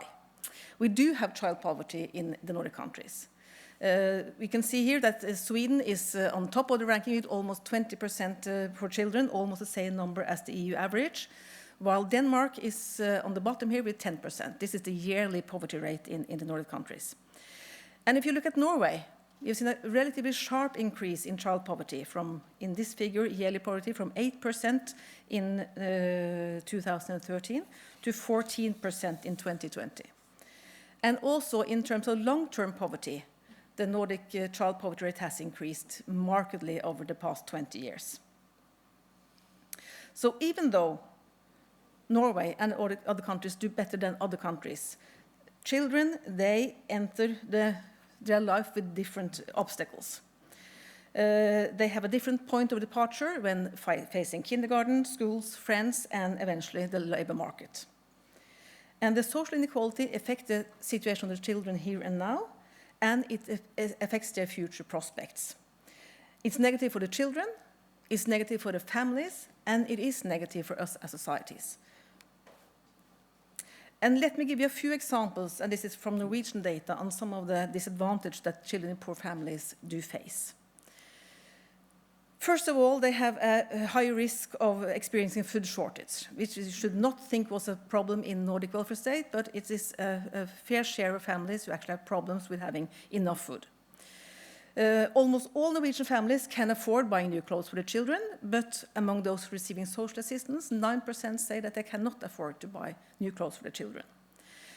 Children in poor households, they more often live in cramped dwellings, they more often live in rented houses, and they are likely to move frequently, more often than others. And frequently moves is not a good situation for a kid to be in.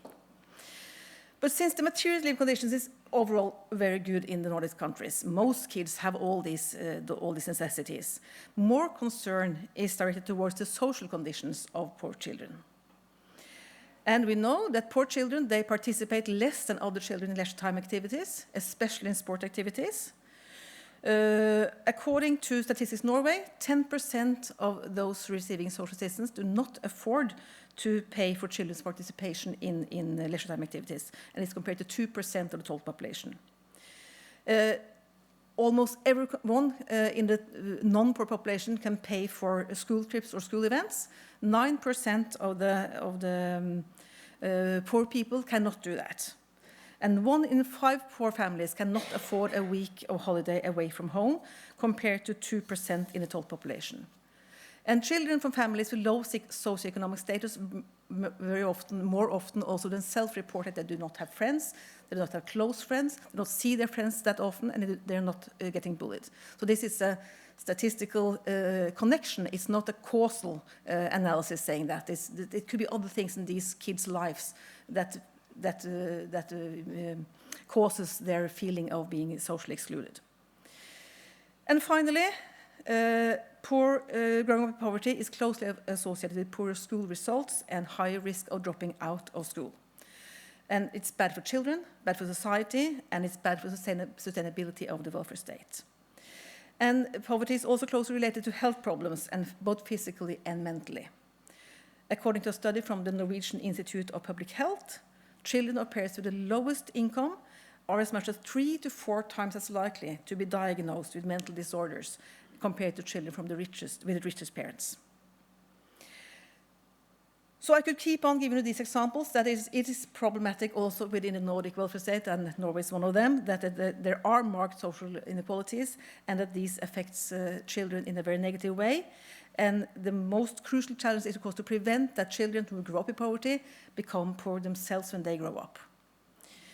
And there are substantial efforts to prevent both the existence of poverty and the transfer of disadvantage from one generation to another in the countries. But still, poverty, to a certain degree, is inherited. And there is also substantial efforts to alleviate the here and now consequences of growing up in a poor family. For instance, through subsidizing leisure time activities and very many measures to stimulate kids from poor families to take part in activities. And the situation would probably have been worse if it hadn't been for the fact that many parents probably go a very long way to prioritize their children.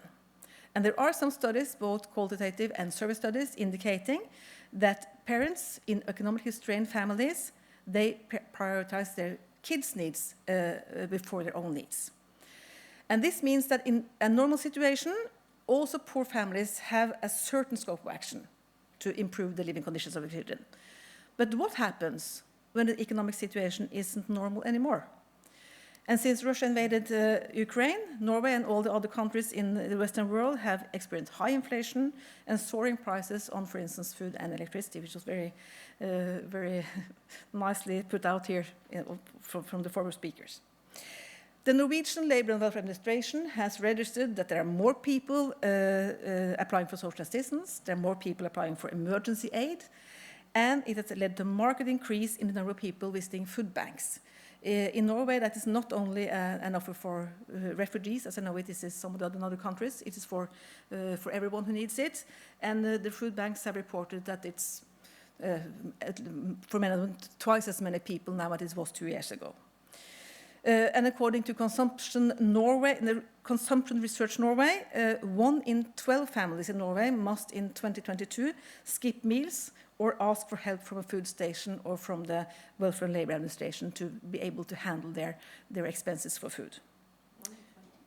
1 in 12. 1 in 12. And it is increased from June to August.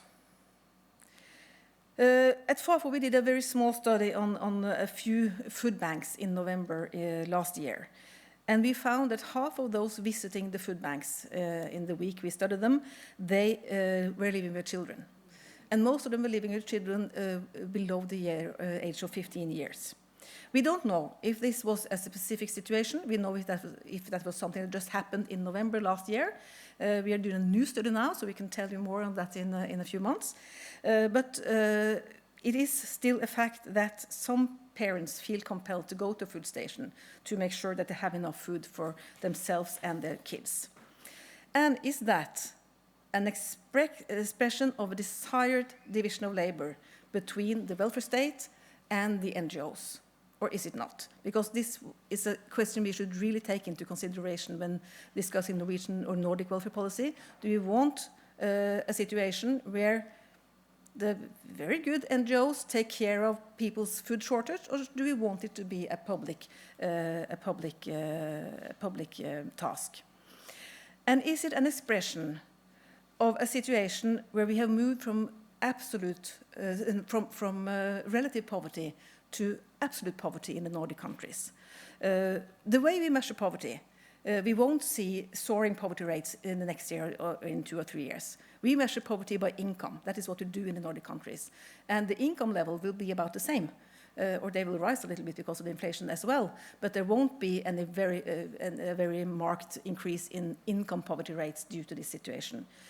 But if we had instead seen poverty as an absolute phenomenon and measured it by absolute indicators, for instance, the possibility to consume, we would probably have seen a steeper increase in poverty. And that tells us at least that we need to combine measures to get the full situation of the full picture of fluctuation in social inequality when we have such situations as we do now. And we also need to ask if this current situation, does it affect children especially hard?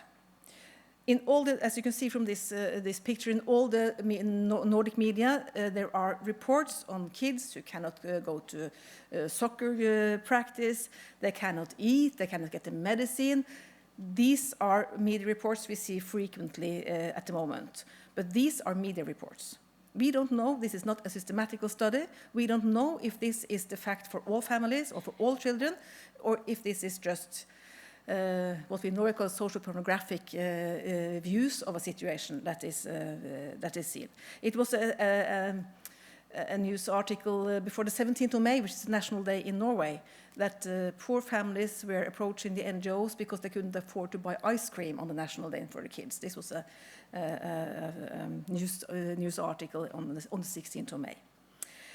But we don't know if this is the case if we study this more systematically.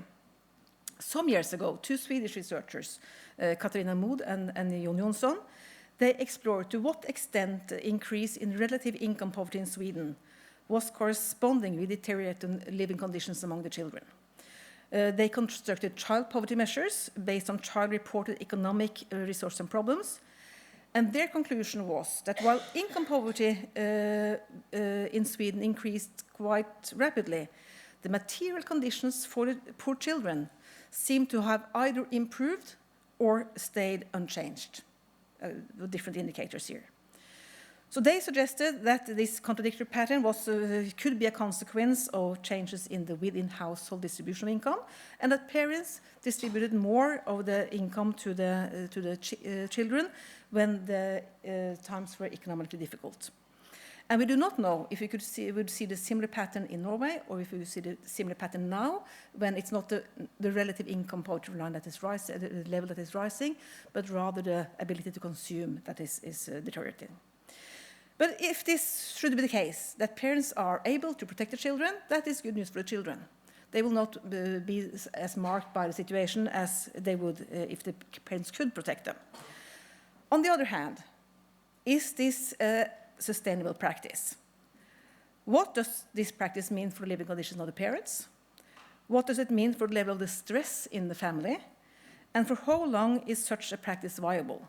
For how long can the parents compensate for reduced consumption, and can all parents compensate for reduced consumption? And this leads to a more fundamental question to the Nordic welfare policy. Can we accept a situation where the well-being of poor children is dependent on the sacrifice of their poor parents? Can we expect that all parents can make the sacrifices? And do we not expect that child poverty is to be handled by political measures, not by the ability of parents to stretch themselves even a bit longer?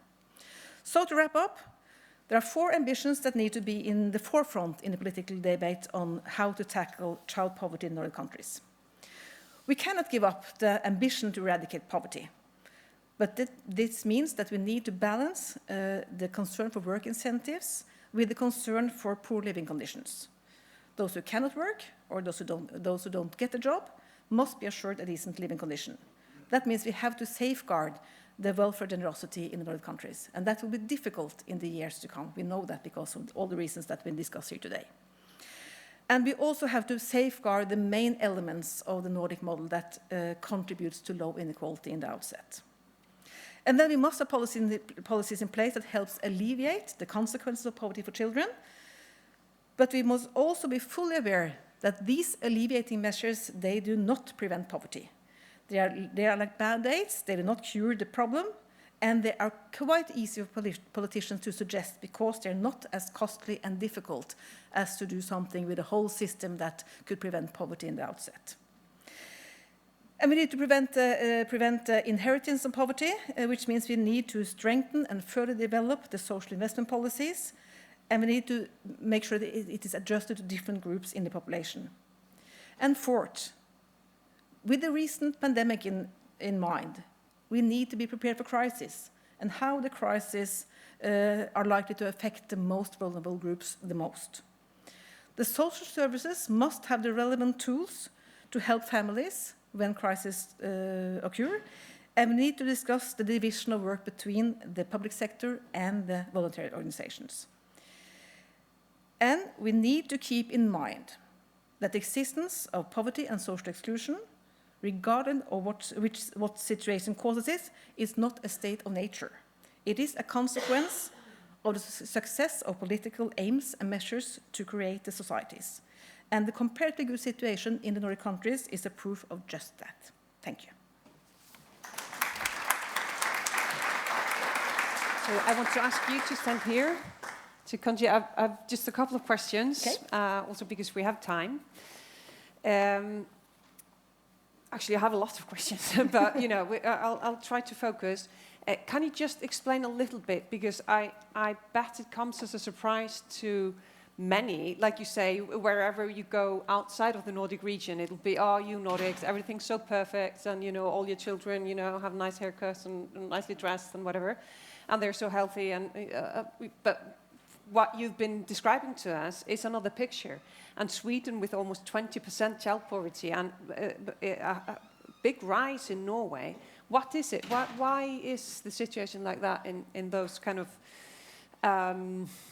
countries that the whole world looks to? Yeah, it's several explanations why we have poverty, but I also need to say that to be poor in the Nordic countries is not the same for all kids. So it's not that all kids lack all these necessities. Some kids do, some kids don't. And even if you look at, I said that 10% of the poor families cannot afford to send their kids to leisure activities. That means that 90% can afford it. So it's a big difference in living conditions within the poor populations. And there are many reasons why we have poverty. And one is, of course, that the parents of the poor kids, many of them are not in the labor market, and many of them will not be able to enter the labor market in a short run time. So this is the main reason why families are poor. And some of the poor families, it's increased among immigrant families. The increase of immigrant families is one of the reasons why it has increased the poverty rate. The poverty rate among immigrant families has not increased. The poverty rate among single parents has increased quite substantially in Norway. One reason was also that the child allowance was not regulated for many years. It's now regulated again. So now you can, if you saw that first graph, the graph I showed in Norway, there's a small trend towards a bit lower rate again, and that is probably due to the increase in child allowance. Right. There is, just to clarify maybe, there is a question from one of our reviewers online, because you mentioned, when you're talking about leisure activities, you mentioned sports, that children from low-income families have a low likeliness to take part in sports. I'm presuming this is the same with arts and music, or do you know? It's difference between, I haven't studied this myself, this is from other research. It's a difference between different kind of activities. The sport is the most, is where the differences are largest. Okay. It's also some differences in sport and music and so on, and I don't think it's differences in religious activities. There you don't see the differences related to economy. But it's also, like, even though it's subsidized and paid for, the fee for the leisure activities, there's travel, there is the right gear, the right clothes that you have to, and then that's a new big obstacle, I guess. It's a new big obstacle, but there are very many measures trying to compensate for that. For instance, we have what's called an equipment bank. It's the same in Sweden. I think it's almost 400 equipment bank in Norway at the moment, where all kids can go and borrow the equipment they need for taking part. And in many schools, this is the way. Kids don't bother to take their skates to school, so they just go to the equipment, all go there and get what they need. So there are many ways we're trying to handle this, but there's still much more to do. Just one more question, because one of the important fields is the education system. It's our system to make the field equal for everyone. Is there a tendency, because like we heard this morning, we have a rising part of the population that is really rich, and they tend to group together in the neighborhoods, and they might have private schools, and you know, they can afford all the extra things for their kids, whereas low-income families might tend to end up in the same neighborhood, meaning a lot of trouble for the local schools. Is this a trend as well in all the Nordic countries? Do you know? I think it's a trend in Sweden, not that much in Norway. But even though the schools are not private, there are of course difference between school areas because of the families living there. But there's a public commission in Norway just established that's going to look specifically into how to integrate all kids better into school. So hopefully when they finish their work, we'll have more new good measures to implement. Yes, exactly. Like you mentioned, like it doesn't come from above. No. The political goals need to be clear. Do you think, in general, politicians and governments are aware of the importance of this, that this is not something that comes out of the blue, but something that really needs to be worked on? Yeah, I think they're aware of that, but the problem is that the measures you implement that are, many will probably quite costly. You don't see the effect in 20 years. So the government who's going to establish these instruments have to say that, well, another government 20 years ahead from now will bear the fruit for this. Yes, exactly. The short term and long term that we're always talking about. Yes. Thank you so much, Thank you. Tone, for this. Next up in this session is a research professor at the Rockwool Foundation in Denmark, Jakob Arendt. Where are you, Jakob? There you are. He will be talking about the welfare state's survival and the pressure on the most vulnerable. Let's see. Yeah. Thank you very much. Thank you for the invitation and the opportunity to be here today.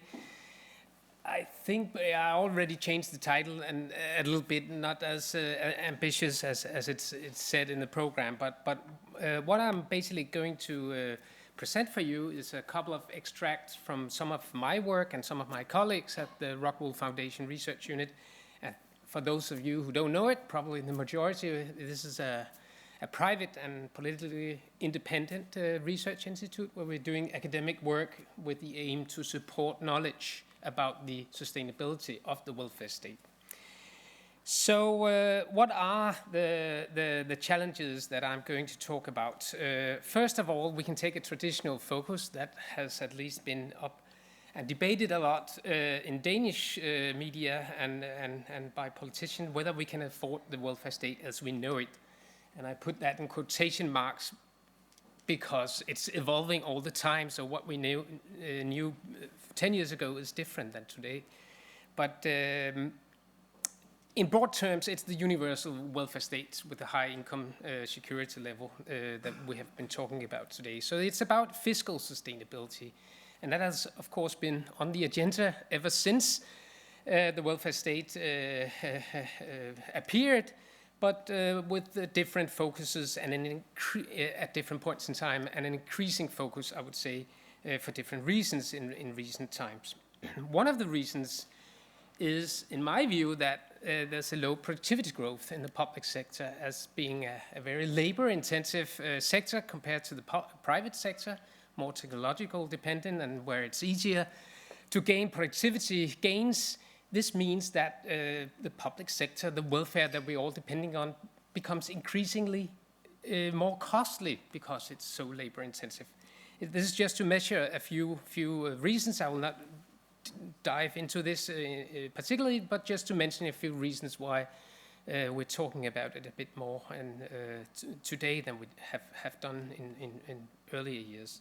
And of course, there's the demographic change that's occurring all over the hemisphere of the world, more or less, of the high-income countries. So these changes puts a pressure either to raise public income or to cut public costs or service levels. And on top of that, we have seen, and probably discussing to a high extent that we did earlier, rising income levels, technological development that increases the demand for high-quality service on the other sides, particularly among high-income groups. So there's a tension here between rising costs and rising demand for high-quality services. And that leads me to my actual topic, namely the social sustainability of the welfare state.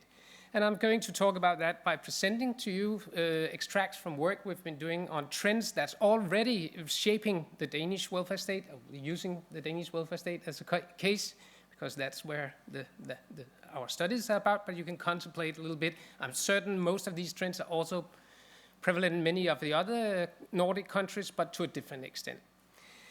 The first is the political response to secure fiscal sustainability. That is, in my view, that has some social consequences. Some groups are hit harder than others.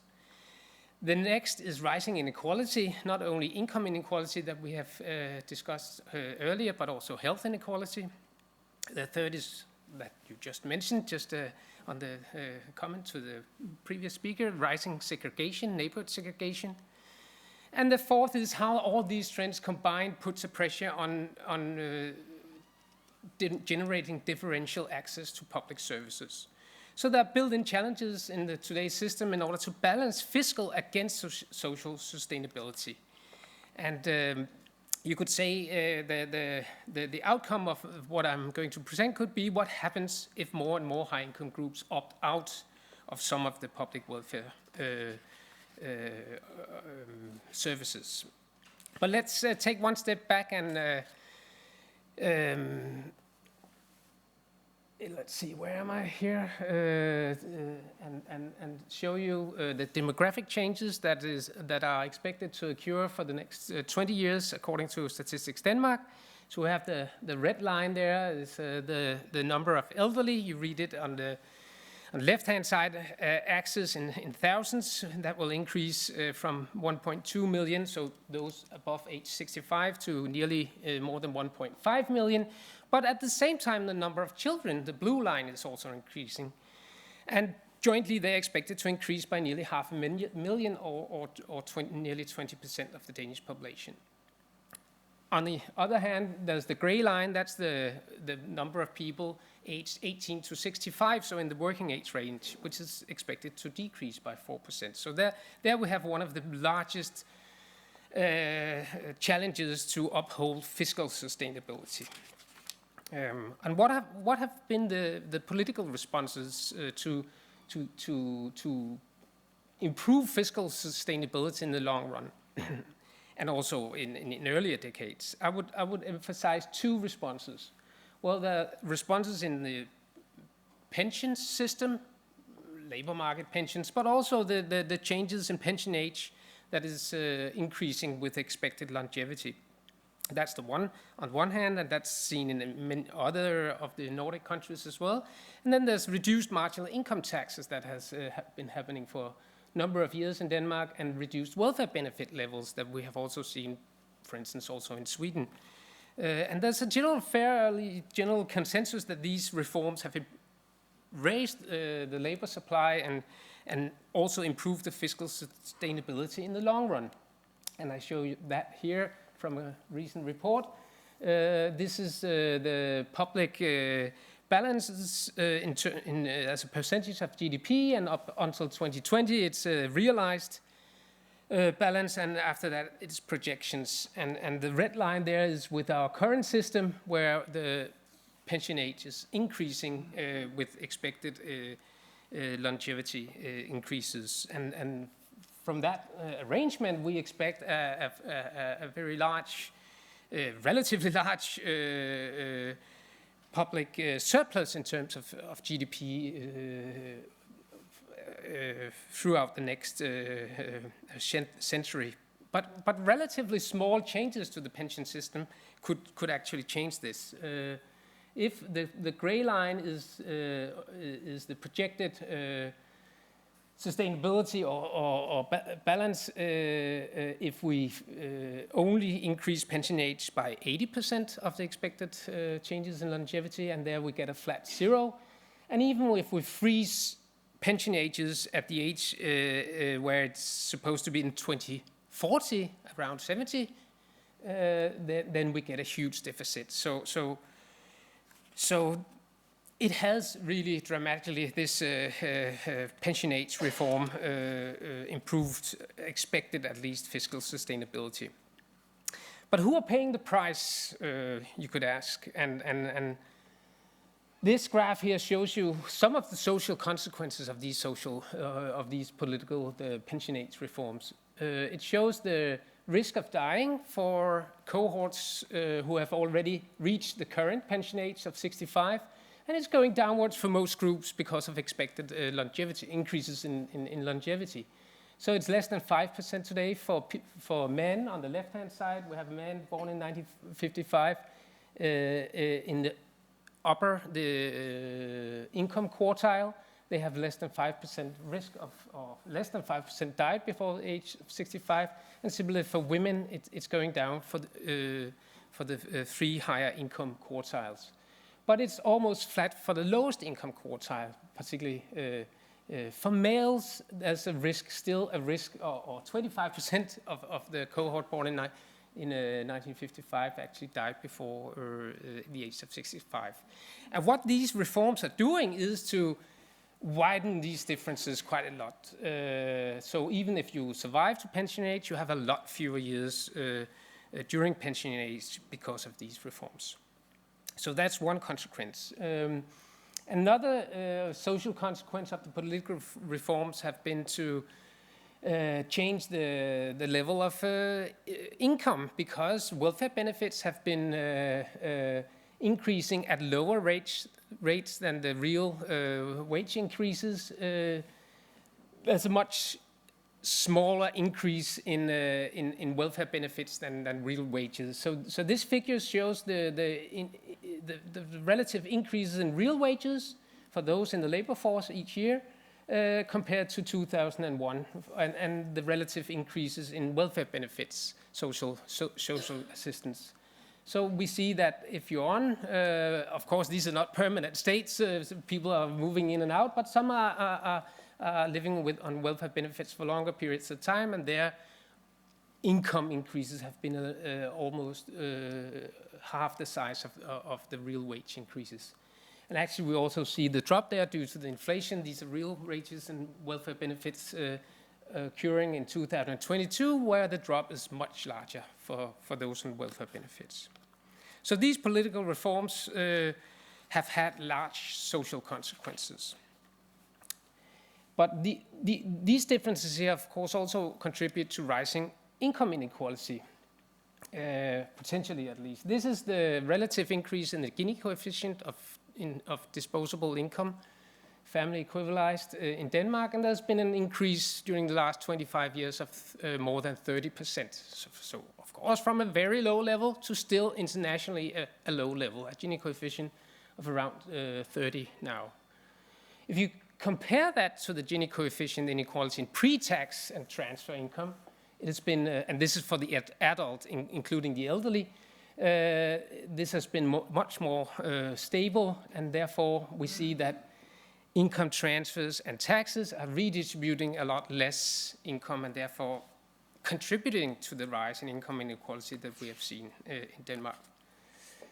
So briefly, we don't have that much, I don't have that much time. These social consequences of political reforms have hit lower income groups a lot harder, of course, with a positive side effect that some actually move into work, but some are still staying on low welfare benefits, so it's particularly unemployed, particularly immigrants, persons under 30, who have been hit by these reforms.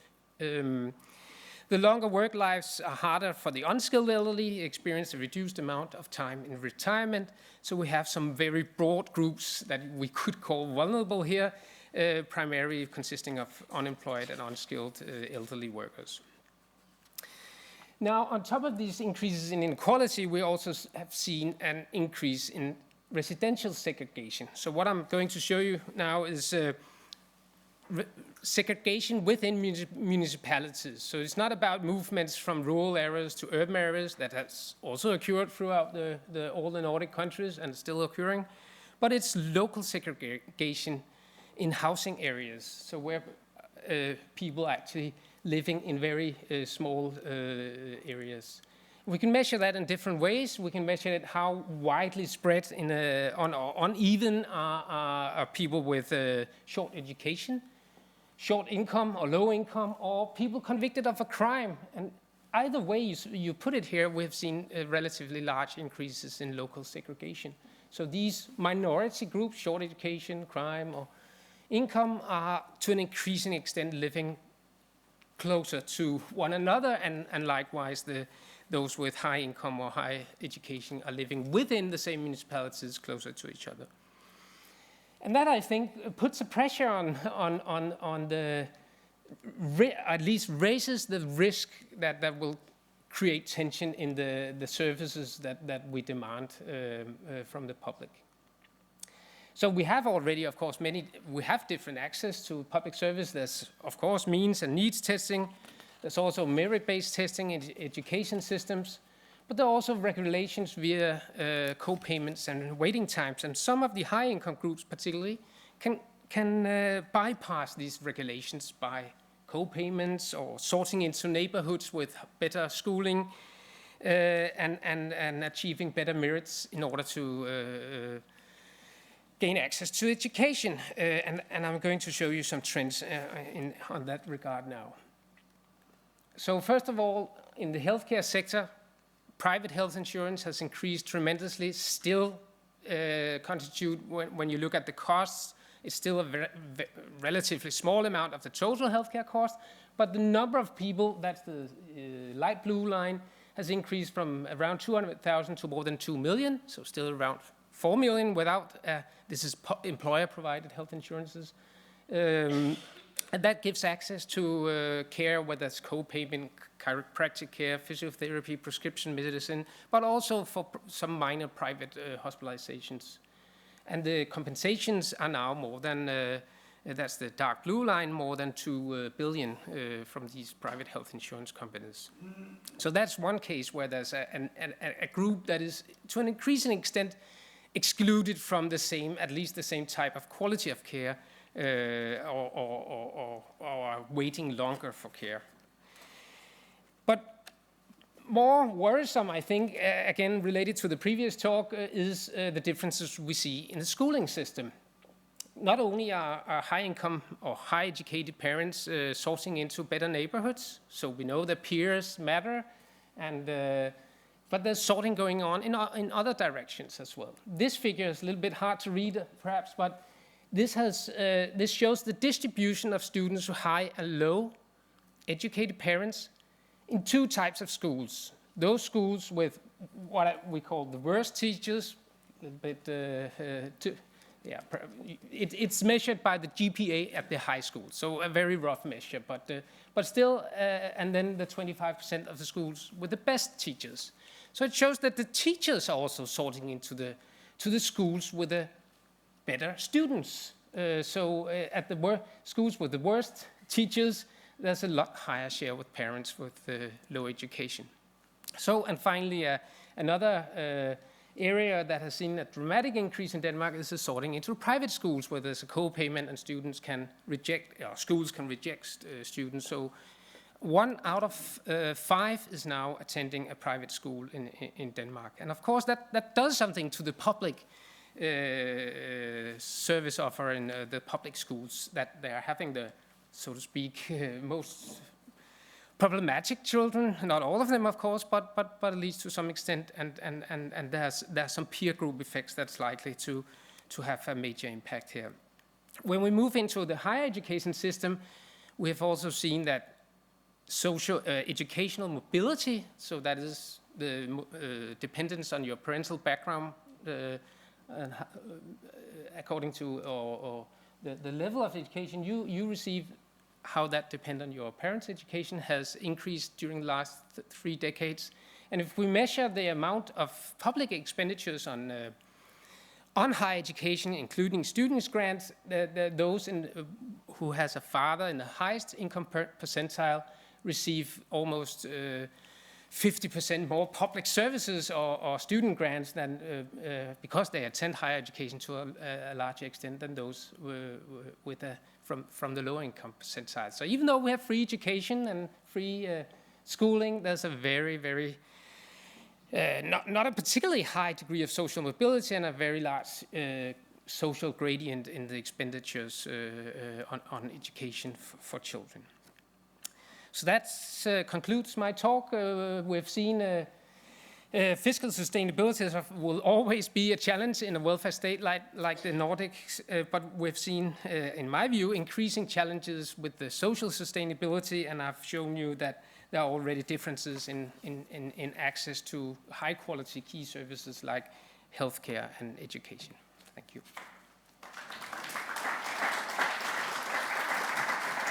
Thank you very much, Jakob.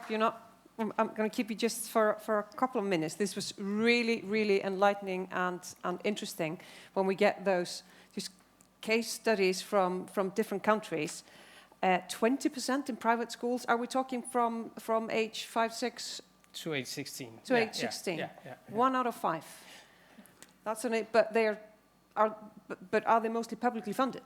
Yeah. They're receiving 76% of the average grant for public schools. So, but there's still a co-payment, and the schools can reject students if they want to. There's a fairly high share of well-educated who attend these, but the private schools are very heterogeneous, so they're also receiving children, of course, to some extent with school problems. But there's a clear social gradient. And do the teachers get a higher salary there? No, not necessarily. I would say perhaps on the contrary. But working with most of the time smaller groups of children, and from better educated homes, probably makes it a better workplace for the teachers as well. So they are also able to attract good teachers often. But what you've been going through are the social consequences of policy reforms, where, I mean, when they were implemented, those policy reforms, did they foresee those consequences?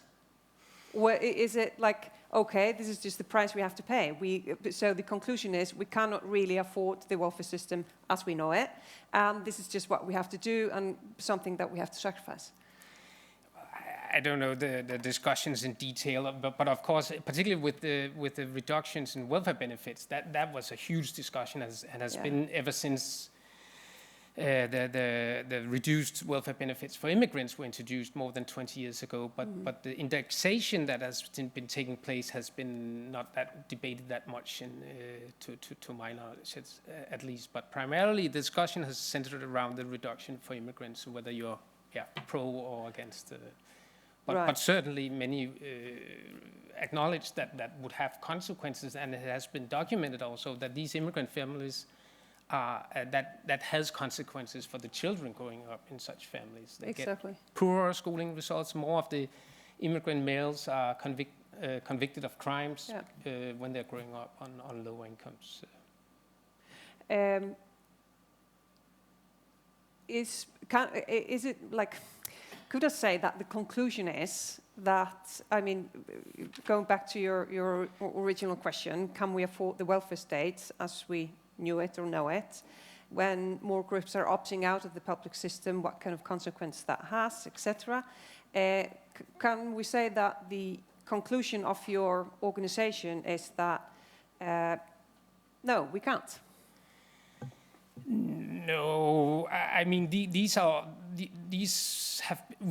I don't interpret these trends that I've shown you as if huge groups are opting out. We see that most dramatically in the primary schooling system, but not that much elsewhere. So still the Danish welfare state is fairly well boosted to deal with demographic change compared to many other countries. But there is a social dimension that I think we are not yet really facing or acknowledging yet, particularly for some of the children and the elderly. Yeah. Right. Thank you very much, Jakob. Yeah. Anything from? Oh, okay. Thank you very much. Now, our last speaker in this session is Anni Martinen. She comes from Finland, and she is Finland's first ecofeminist economist. Can I say that? Who's known for popularizing the discussion on well-being economy. And she's currently working as a chief economist in the umbrella organization for Finnish social and healthcare organizations, SOSTE. And, but I mean, she has previously worked with labor unions and the Finnish Treasury Bank in Finland. So we're stepping a little bit back into the economics, right? But always with a different angle.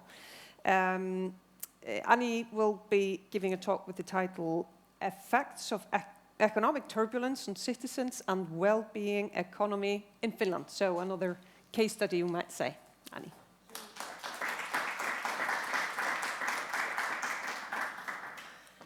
All right. Thank you so much for the invitation and the opportunity to present some of my work and some of our work in SOSTE that we have done to promote the well-being economy in Finland. But first things first, we've been sitting down for an hour and a half. Can anyone stand up? Everyone can stand up, please. We're in a welfare forum, right? Maybe shake a little bit.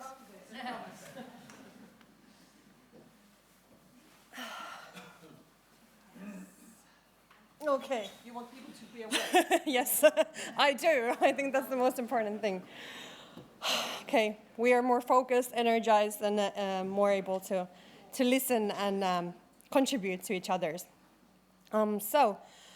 I do work as a chief economist, and a big part of my work has been to build a well-being economy model for Finland, and we have been doing this work for a decade in SOSTE. We did establish the term well-being economy in Finland, and 2019 we had the presidency in EU, and we were able to push the well-being economy concept forward and had well-being economy in the council resolutions.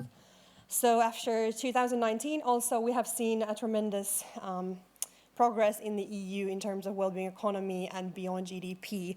Also greetings from the Beyond Growth seminar that was taken part of in Brussels this spring, where well-being economy was a major part in redesigning and talking about the new narrative of economics.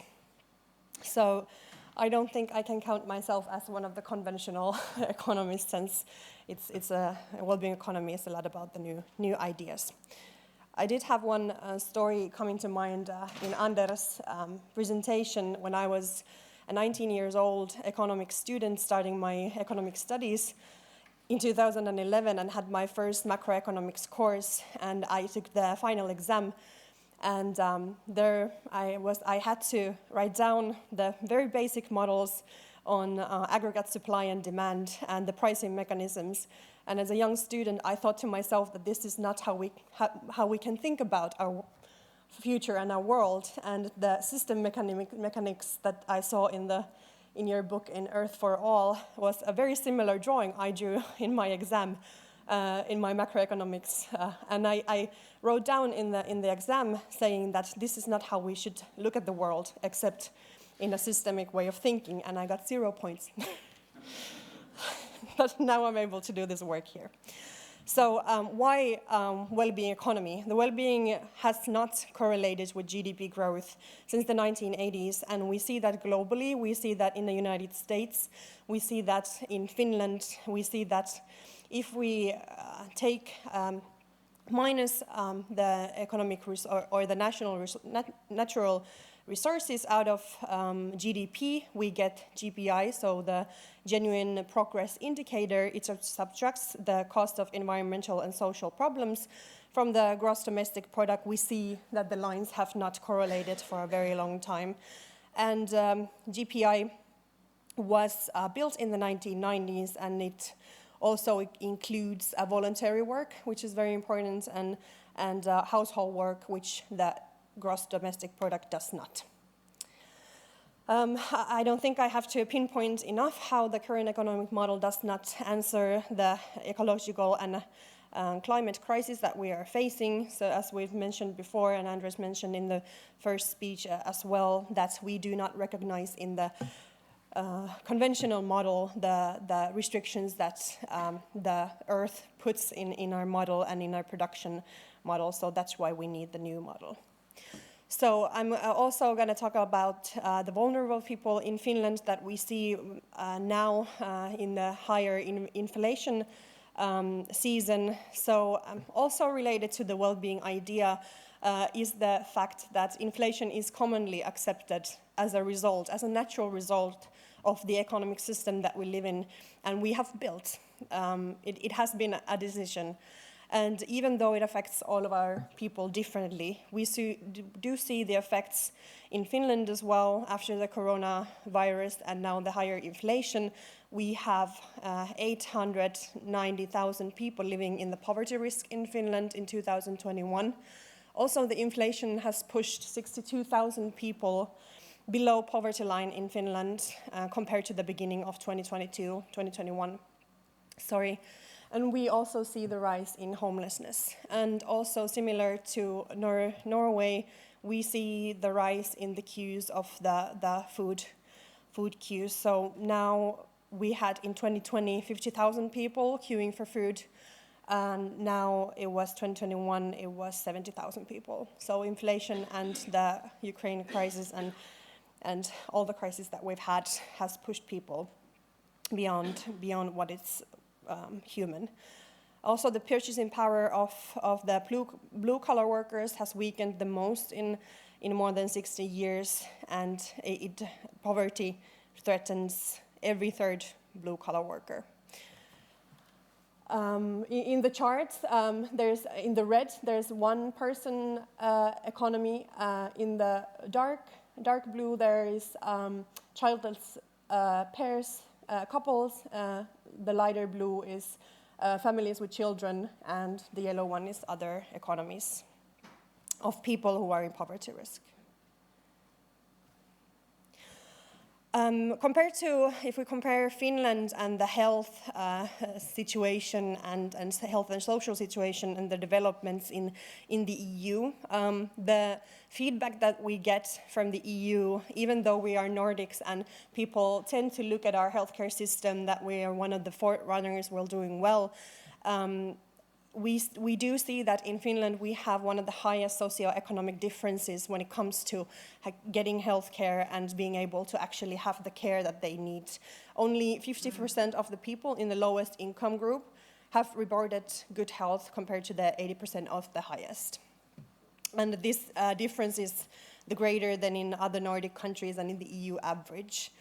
And also, a proportion of people in Finland have reported unmet needs in healthcare and medical needs, and this is due to the long queues and the long waiting lines. In 2019, almost 5% of the Finnish population have reported unmet medical care needs for financial reasons, geographical barriers, and waiting times. And we do see when we take a look at the expenditure that how much we spend in healthcare in Finland between 2013 and 2019, the health expenditure have grew more slowly than in other EU countries. 90.9% of Finland's GDP was devoted to health, compared to 9.9% across the EU as a whole. So there are things, even though people tend to think that we're doing well, there are things that we can definitely do better. So when it comes to well-being economy, we often talk about well-being investments. And this is also related to Andres' speech, saying that it's insane to look at costs and investments in the budgetary separately, thinking that if we have healthcare and social investments, it doesn't invest in our future, even though it actually does. And this is very accurate and topical subject right now, even in Finland, because we are having our governmental negotiations where many budgetary cuts are on the table, especially social and healthcare. We have had calculations from the OECD in Finland saying that if we would actually diminish the socioeconomic differences in Finland, we would have fiscal addition which would lead to annually having 2 billion euros in our budget. So logically saying that the socioeconomic health inequalities are costing us way more than the having to have the cost in our budgets in order to reduce these differences. Many of our unemployment pensions are mental health based. Right now it's 53%. So it's more than half of our unemployed pensions are mental health based. 20 to 25% of young people suffer from some kind of mental disorder. We have had the feedback from the EU and OECD saying that even though our physical health is improving, our mental health is diminishing and decreasing. So we would be roughly calculating, we would be able to save 11 billion euros annually if we would be able to help people in the mental health issues. Well, what is the well-being economy model? I will be very brief because I'm aware that I don't have much time. Okay. So we are following governing principles which are based on sustainable economy theories. So we did an analysis. We benchmark many other countries who have their well-being economy budgets and well-being indicators in place, such as New Zealand, Wales, Scotland, even Sweden, Canada, and other countries. And we did look at these countries, and with the analysis, we came into these 4 governing principles, which is participation, knowledge, measures, and well-being investments, which guide through our whole well-being economy model. So the proposed goals and objectives for our governments, we actually published this model. It's available on our websites in soste.fi. This model in March, and we had a panel. We had people from our finance ministry also commenting on this model. And I think it's fair to say, and at this point, that we've had a tremendous development and progress in well-being economy during Sanna Marin's government. Our social and healthcare ministry had a steering group on well-being economy, and we had a working group where we also worked together trying to come up with a new model. It's obviously taking a bit of more time, and we wanted to push this well-being economy model outside into the public's eye for the upcoming elections this spring. So this is why we did our own model as well. The first objective is having well-being economy as a part of cross-administrative policy coordination, which we also mentioned in previous speeches, that it's very important to have the well-being subjects and the narrative and the idea implemented throughout the whole government, not only in finance ministry, even though it's very important, but the whole government and administration. Measures that we have here is obviously a well-being economy strategy, which is very important in order to steer the whole government. This is benchmarked from New Zealand, if I remember correctly. Also, the second measure is that we would recommend the Ministry of Finance to be the owner of well-being economy rather than the Social and Healthcare Ministry when it comes to Finland, because we see that the budgetary indicators and the public economy reports that steer the public economy are owned in the Ministry of Finance, which would be very important to have it there. Also, we are calling for participation structure between administrative sectors, civil society, and citizens. And here we benchmark the Belgium model, and they have a citizen panel in order to have their ideas and analysis on what should be done. The second objective, which is the most profound one and the most important one, is the objective to have well-being economy as a part of decision-making, preparation, and evaluation. So here we have the indicators, we have the impact assessment, or the call for impact assessment in legislation, in the economic processes, having the well-being economy as a part of the general government fiscal plan and budget. This is also a goal that would be amazing to have in the EU as well, but we'll see. Also here we would call for engaging civil society actors in these evaluations.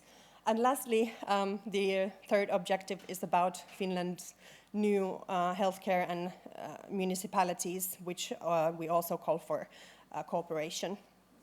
So measuring well-being, we also already mentioned about GDP, how it's not being correlated with well-being. We also see that actually counterintuitively what we saw previously, that the index collection have not been actually, or the well-being index has not been by scientists not been proven as good as an indicator basket. So we are suggesting a 50 indicator basket rather than one index, because according to scientists and research in this well-being area, it suggests that one index will not give you a profound picture of the whole well-being system that we have. And we are calling for, rather than using GDP, we would replace it with GPI or ISEUW. So this is our indicator basket. This is the basket that we would use to steer the economy and steer decision-making and well-being. This is benchmarked in other countries, as I mentioned, but it's also, we have used Finnish researchers who have supported this idea of having, loving, being, doing. So we had these prerequisites in this indicator baskets that we wanted to look into. Also, we didn't see the need to come up with new indicators because we have the data. We have statistics in Finland, so we take the indicators that we already have. What we do see when we discuss with our statistics and our government officials is that the data that we have on well-being indicators lacks a lot of time compared to the economic data. So when we have economic data on GDP, deficit, employment, we can get them annually or pre-annually, quarterly. But when we have well-being indicators on poverty, it lacks 2 years. So it also calls for more resources in the well-being indicators. So our basket calls for category 1 is prerequisites for good life, basic needs, and ecological sustainability, participation in society, social relationships, and quality of life. I'm not going to repeat all the indicators that we have, but this is what we are suggesting. The next steps right now, we have published our model. We would like to publish a visualization on our website, a tool for government to use in economic steering. Obviously, we know that publishing and visualizing data is not the only way to go. We also need the willingness of the government officials and our members of the parliament to actually wanting to use the indicators. And the change is not easy, but it's doable. Thank you.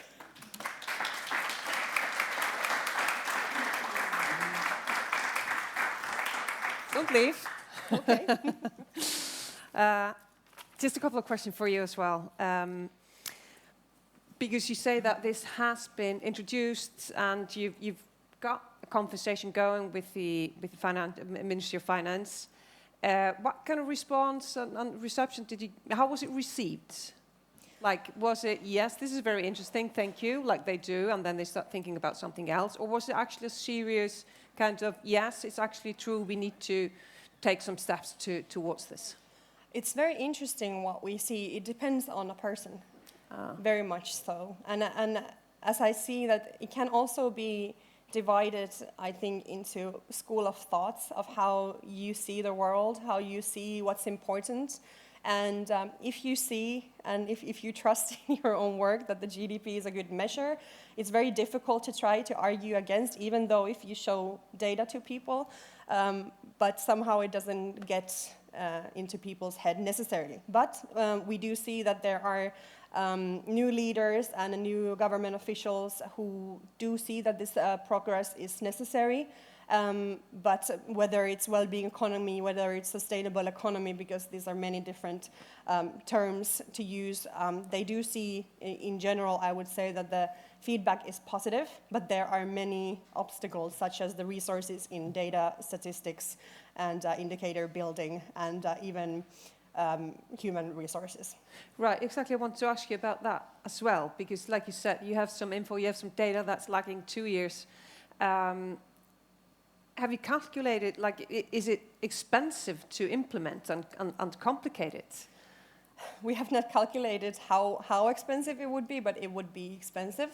And we have said that investing in the well-being indicators and in the data set, it is an investment, well-being investment as itself. Even investing in social and healthcare, but even investing in data is also important. And we benchmark Canada, and Canada did a very major public data reform and invested in well-being economy and well-being indicators. So it's doable, but it requires money. You said that you think it's really important that it's a Ministry of Finance that's the owner, not the social or the health ministry. Is it because, does it gain more importance and value if it's there rather than with the social or the health? Why is it so important to have it with the finance ministry?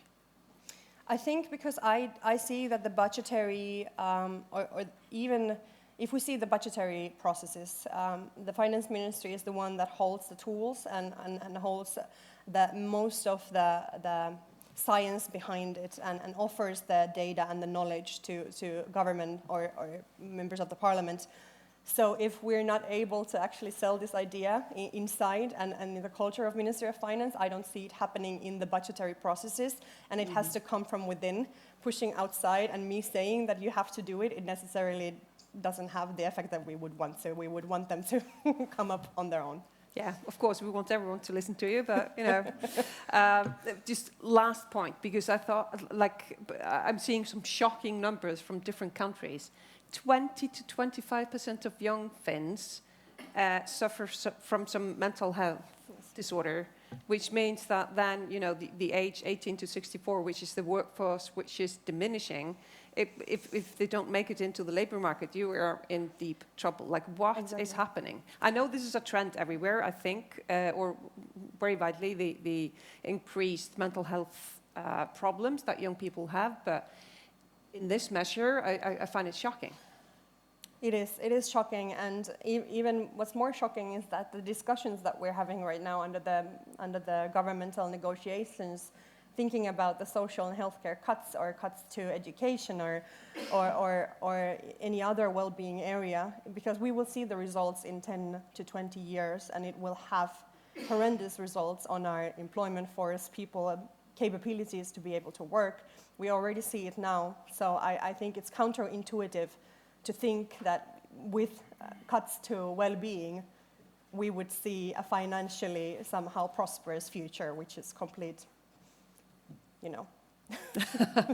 Yes, I think we all know. Thank you very much, Annie. This is very interesting. Very good.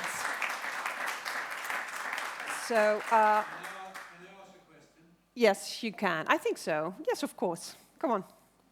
There have been quite long negotiations to form a new government in Finland. What are the prospects if the parties that are now in negotiations, if they succeed? What are the prospects for your agenda to be taken forward? Sorry, because we have so many people watching in streaming, I'm going to ask you to come here, and I'm going to repeat the question. So it was Anders Wijkman that was asking, because you have government negotiations going on now, what are the prospects of your agenda going through if the parties that seem to be forming a government do so? The prospects are not good, just as simply as that. But we do see that the hope is not completely lost, but we do see that we have to work even harder and have to hold the new government accountable, which is why we would want to see in our organizations to develop these visualizations and our own sort of model and comparisons, because we want to hold the government accountable in Wellbeing. Thank you. And now, well, you can actually continue this conversation and ask the speakers in the sessions, because we're going to have a coffee break for half an hour. We will see each other again at 3:30, so it's maybe 25 minutes. Coffee served outside at 3:30. Anton Hemmerich will start his talk on well-being, returns on social investments in turbulent times at 3:30. See you there.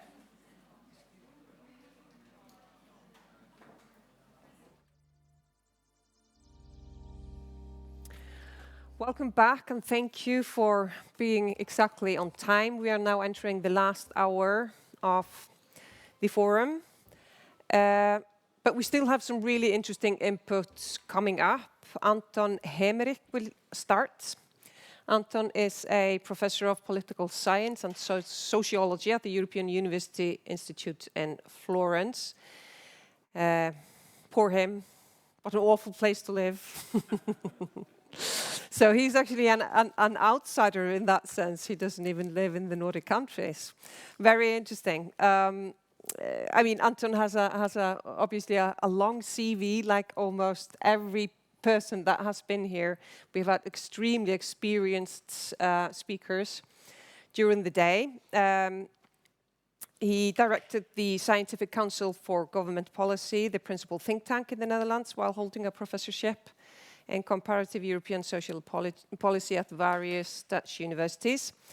But most recently, he was a member of the European Commission high-level group on the future of social protection and the welfare states in the EU. Very relevant to our discussion here today. And Anton will be talking about well-being returns on social investments in turbulent times. Welcome, Anton.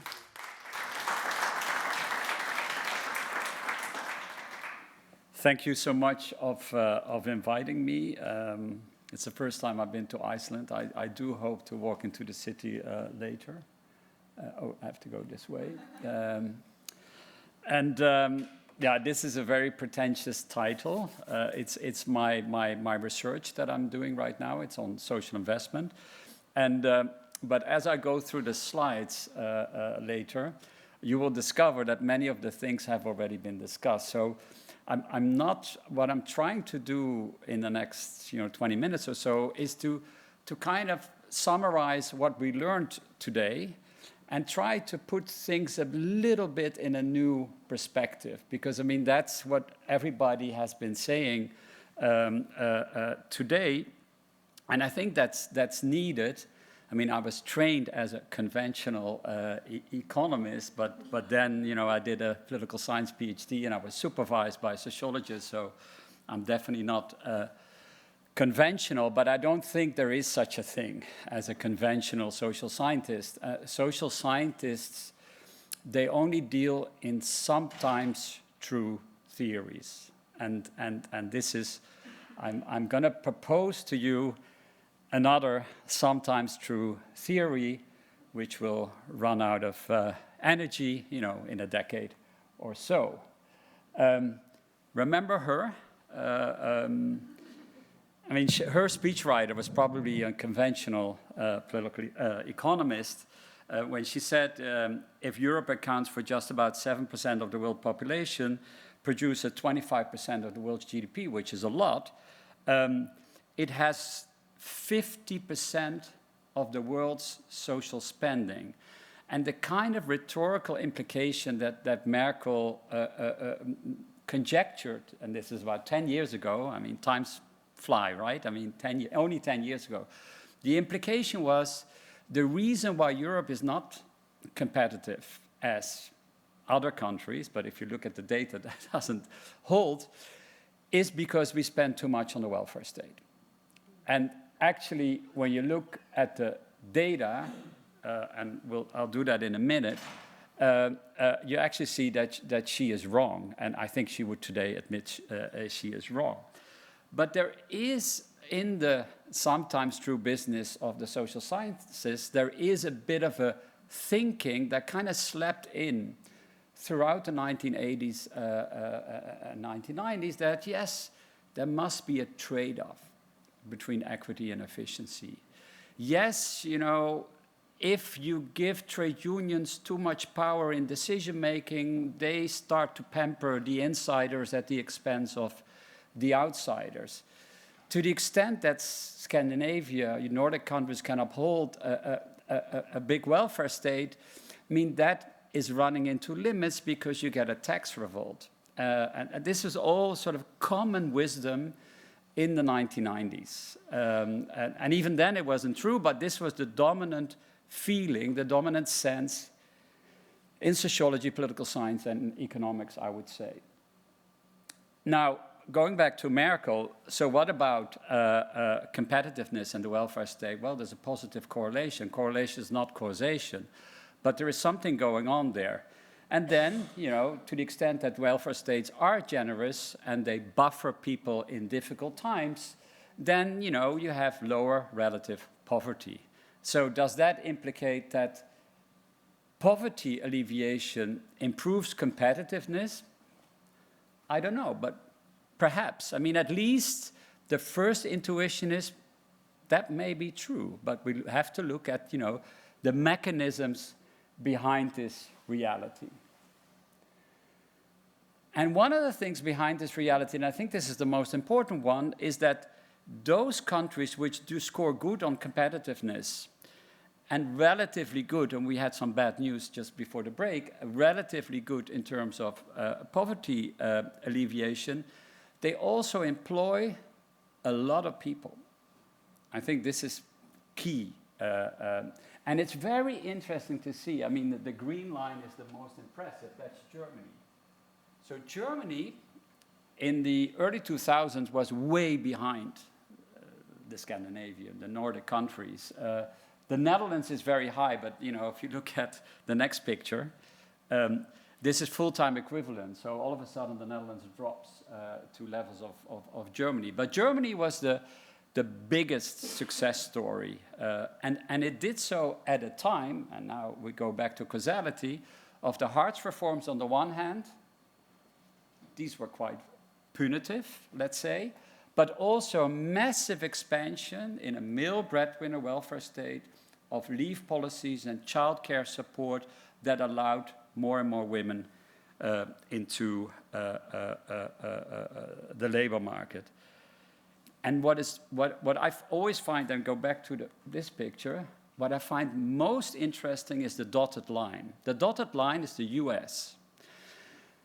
Now, in the 1990s, the US, together with Sweden, had the highest level of employment. So you could say there are two ways to have high levels of employment. You have a state-led Scandinavian route, Nordic route, or you have a liberal route. Now, when you look into the recession years of 2007, you see employment rates in the US drop tremendously.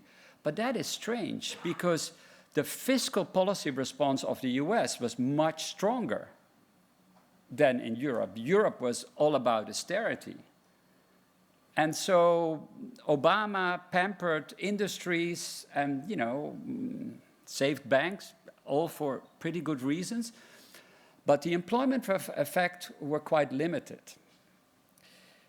If you then look at female employment, this explains the US story. In a way, in a highly deregulated labor market, it's oftentimes that guys have 3 jobs, and then women take care of the children because leaves are not available, and childcare is hugely expensive. So this is a new type of equilibrium.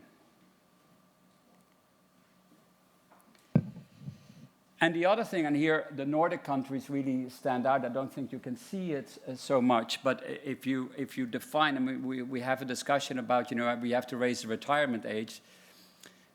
Think of the Macron reform. If you frame it that way, it's already a losing battle. But if you can somehow help people to have longer careers and good careers, it's doable. And this is something that the Nordic countries show the best. And this again correlates with higher levels of training participation, again, particularly for older workers. So usually traditionally in continental welfare states, places like Germany, people are no longer trained beyond the age of 40. And this is something that the Nordics changed already a long time ago. And then the other thing is that in terms of fiscal sustainability, I have some figures later, you also see that, you know, the Nordic countries, and I mean Germany and the Netherlands and maybe Austria, they do relatively well. They do relatively well because they spend a lot on public services.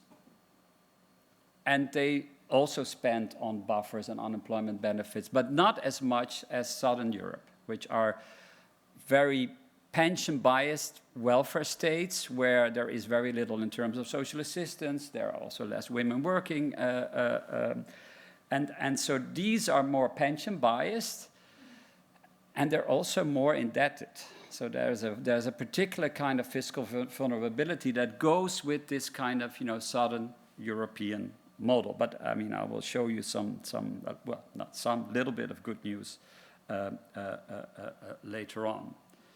I think Stefán showed this picture also, but this is more widely comparative, that if you look at the buffering of the Great Recessions, those countries which had inclusive buffers, so good combinations of social assistance and unemployment insurance, they buffered the crisis relatively well. Again, pension bias, welfare state didn't buffer the crisis well. Also because the macroeconomic impact of, if you only have a pension-only system, the macroeconomic shock-absorbing capability of pensions is, of course, not as large as you would if you include social assistance and unemployment insurance. So this is basically a Keynesian Beveridgean confirmation.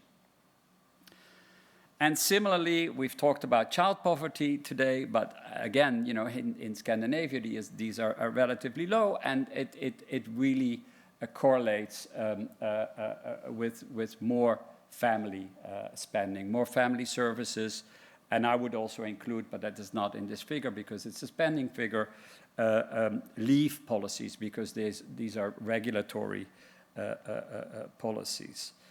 So what are the sort of intermediate takeaways from what all of you showed this today and what I show here, but basically summarize, the welfare state is no drag on the market economy and competitiveness. There is really no employment equality trade-off the way it was thought about it in the 1970s. I mean, if you go to the extremes, maybe. But there are very clustered vulnerabilities across Europe in terms of employment, equity, and fiscal sustainability. And this is something that should matter to all of us. And this requires, and this is why I want to put things in a little bit of a different light, this requires a better understanding of you know, what are the positive synergies, the systematic qualities behind countries that do relatively well, such as the Nordics, maybe Germany today, the Netherlands a little bit, and what is it that inhibits other models to move in this direction, or maybe they are moving in this direction? Because if you looked at the previous slides on employment, the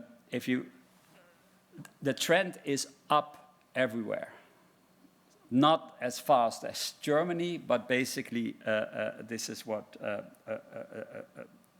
is happening. And then we need to think about the interaction effects between the social services and aging societies. I mean, this is also a discussion that we had this morning. So from this perspective, looking back a little bit, so what is a welfare state then? So the welfare state is not simply about redistribution. I think this was said this morning as well. It's about guaranteeing a minimum income for which you need something like Robin Hood solidarity. But if you look at the crisis, it's really about narrowing the extent of insecurity when, you know, a crisis hit, and that is basically an insurance policy.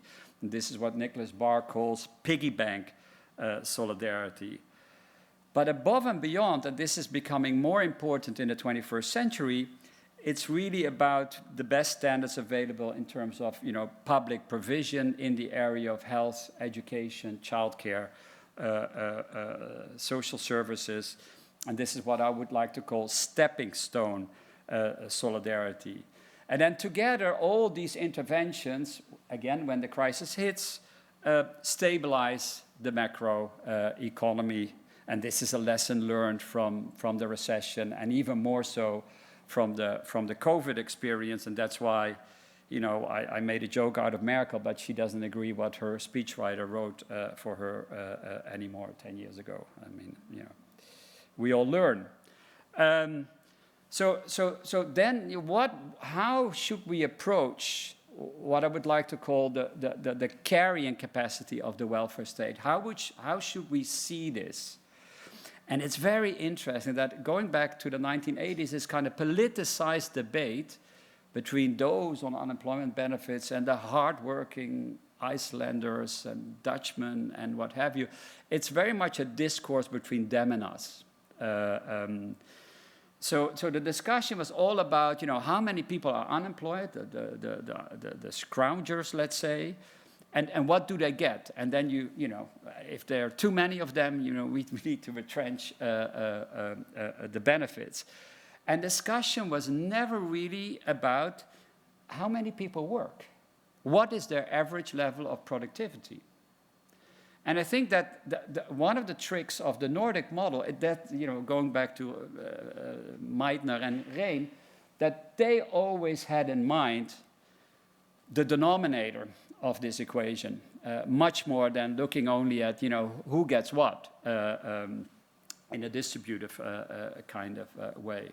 Now, this changes dramatically when all of a sudden, or not so all of a sudden, many more women enter into the labor market, because in order to think about the productivity of the economy, all of a sudden it becomes imperative to think about leave policies, childcare policy, education, health policy, leave policies for different kinds of interventions. So as soon as the welfare state said farewell to maternalism, everything changes. And so the welfare state as we knew it, or whatever the term you used, it's no longer there. There are some elements there, but we're living in a different world right now, also because of the demographics. So from this kind of equation, looking at today's policies and trying to kind of reduce a little bit of complexity, I see three important functions in the welfare state. Again, this comes from studying the Nordic model from the outside, is that the welfare states revolve around three important functions. One is human capital stock, and in a knowledge economy, human capital stock has to become lifelong. Second is easing the flow over the life course, and in a knowledge economy, aging society, this has to be gender balanced in a rather radical way. And then what the Great Recession showed, and also again COVID, is that the buffers work best if they are inclusive, good alignment between social assistance and unemployment, insurance, and not fragmented. Then you can both buffer the household level, micro, and at the macro level, the entire economy, and there's a synergy effect. Now, out of this thinking, I developed what I would like to call a social investment life course multiplier mechanism. And it kind of goes, I've taken the life course as the starting point, and this is used also in the high-level group report that was mentioned before, is that when you invest in good quality early childhood education and care, in terms of flow, you free up the family with respect to employment participation. But you start strong as a child. If that is followed up with good educational policies, then your entry-level productivity into the labor market is higher. I mean, before the break, we implicitly talked about the Bolmo-Cost disease that says, service-intensive public sectors are not as competitive as private sectors, but the miracle is that a good public sector raises the entry-level productivity of the private sector. So there's a knock-on effect, but the way we measure it, we compare this, and then we say, well, what's going on? The public sector cannot keep up the productivity. No, it is the precondition to the productivity of the private sector in a way. Again, if this is followed up by leave policies, work-life balance, reconciliation, you get higher levels of female participation, and given the sort of relaxation in the labor market, there's even a potential effect, but this is questionable, that the fertility rate could be higher. Is leveraged further with active aging policy, then at the end of the day, you actually have more money to spend on poverty alleviation. So this is the logic, and the logic has three dimensions. So there's a macro level effect, and there are micro level correlates at the individual and household level. Currently I'm doing research on subjective well-being. This is where the well-being comes. So this is all about material well-being.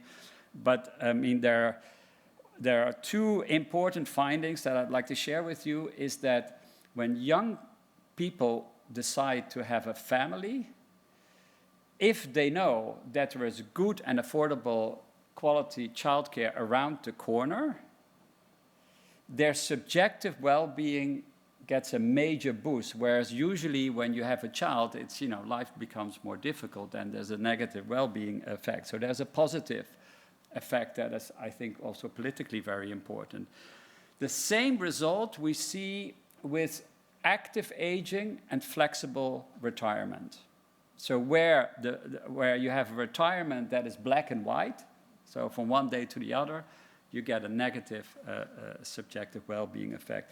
We did the same for active labor market policy, and I think this is very intuitive that, you know, no, there is no positive effect with active labor market policy, because people are being trained, but they don't have to guarantee that they're going to get a better job. So maybe in hindsight, we would say, lucky me, but no, that's not the way it works. These people are insecure.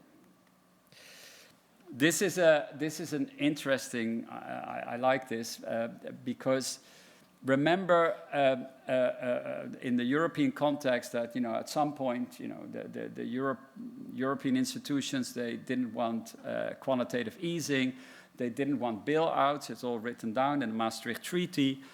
And then, you know, Mario Draghi says at some point, you know, whatever it takes, I'm going to save the euro. And then, you know, he calmed the markets just by using these words, and basically unemployment started to fall, which kind of goes to show how wrongly timed the austerity impetus was at the European Union. Yet still, the employment figures kind of held up more in Europe than in the US, which I still find paradoxical. I'm going to skip this slide. So what is this kind of, how should we think about this new kind of welfare state that is kind of in the making, but, you know, we still need to codify it in another language. We call it social investment, for lack of a better word. I think what is behind this in a normative way is this notion of you go from freedom from want, which was like the prime illness in the Beveridge report, to something like freedom to act with as a sort of a background condition, a Rawlsian notion of always take care of the worst off. And we see a number of, in the previous talks, we had a number of slides that show, well, actually, the welfare state is not doing a good job for the worst off. But Sen's critique on Rawls saying, you know, you cannot measure inclusion by a monetary value. You have to shift to capabilities and functionings. And I think there's two philosophers, one from Israel, the other from the UK, and they kind of sort of did a really nice twist on Sen's theory of capabilities, where they emphasize the temporal dimension. So it's not about capabilities per se, but it's about secure capabilities. If you can anticipate, if I lose my job, there will be an employment benefit for a relatively long time, then I can sort of prepare to find another one. If I have a child and there is childcare, so these are securities and capabilities that somehow has to be there in real matter on the one hand, but also they have a huge subjective knock-on effect. And then you get fertile functionings in society, and this under this Rawlsian ethos of fair compensation. Yeah. So I talked about the war also. I mean, just repeating everything we said today. I hope I'm the last speaker. Okay, well, no, sorry, I shouldn't have said that. Anyway, so we've talked about this, but I think, you know, I think the good news, and this is not, I mean, this has always been good news in the Nordic countries, is that the baseline policy theory has changed tremendously. So the welfare state is no longer the sort of usual culprit. You know, if something goes wrong, you know, we blame the welfare state.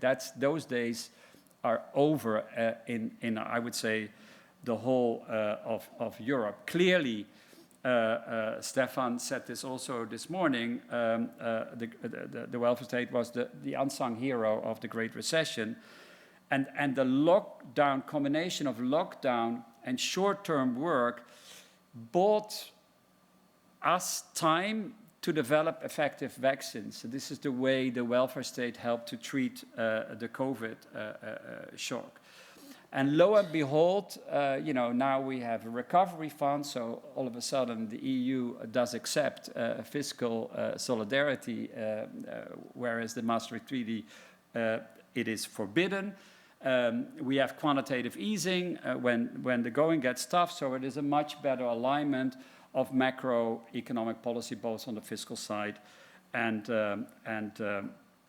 on the monetary policy side. So, I mean, I would say that the Eurozone has matured in a very important way, and as a background normative conceptualization, the European Pillar of Social Rights has also been very, very helpful, and von der Leyen is also very active on this front, on a stronger Europe.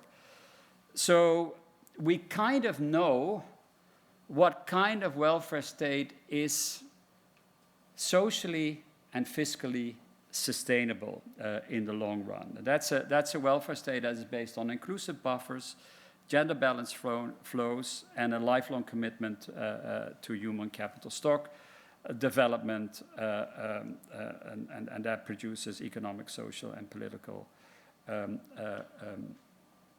resilience. So by way of conclusion, a couple of things. Welfare states are expensive, but sustainable. You need to work on the politics. I think that's the hardest part always. They operate in terms of policy complementarities of stock flows and buffers, and these inputs are different across the life course. I mean, in a way, if you look at the life course, I mean, going back to the 1970s debate, you know, public sector versus private sector, and, you know, we kind of have a big fight about it. But basically, welfare states kind of socialize the preparatory period of our life, and they socialize unemployment, and they socialize pensions at a certain age. So it's a perfectly mixed economy, and it could be optimal. And then it generates something like a double dividend. Very important in moving in this direction, which is now no longer, I mean, one of my sort of titles for this talk was the normalization of this Nordic model, or maybe the Nordification of the European social models, because I mean this is now understood, no longer only in the Nordic countries, but when it comes to reform, there needs to be an element of light at the end of the tunnel. There needs to be an element of proof that actually, yes, the effective retirement is going up. There are more people engaged in work. There is, you know, with improved childcare, you know, there is better scores on child poverty. I mean, this is crucially important if you want to change people's mind. Thank you.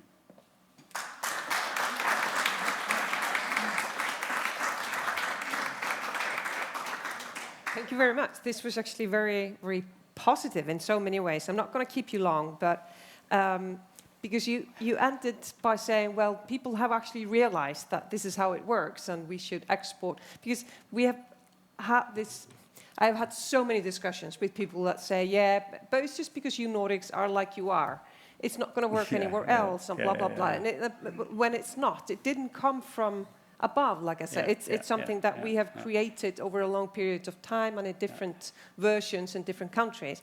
But now that you say, okay, we have all the evidence, like we can throw away the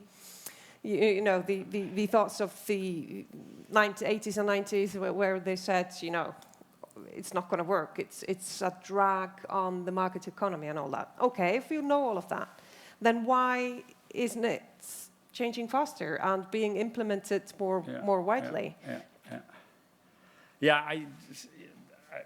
mean, first of all, I think we need to do a little bit more convincing still. What? No. I mean, No, yes. I mean, we had the examples of finance ministries, et cetera. So yes, I mean, this needs to be repeated time and again. I mean, I've written a book with just Asping Andersen in 2000, 2002 came out, Why We Need a New Welfare State. I'm just repeating myself. And now this message has been picked up. It's sort of like becoming conventional, if you want. But that's not enough. And many of you said the following throughout today, and I think that is very, very crucial. If you want the life course multiplier to work, you have to make the investments.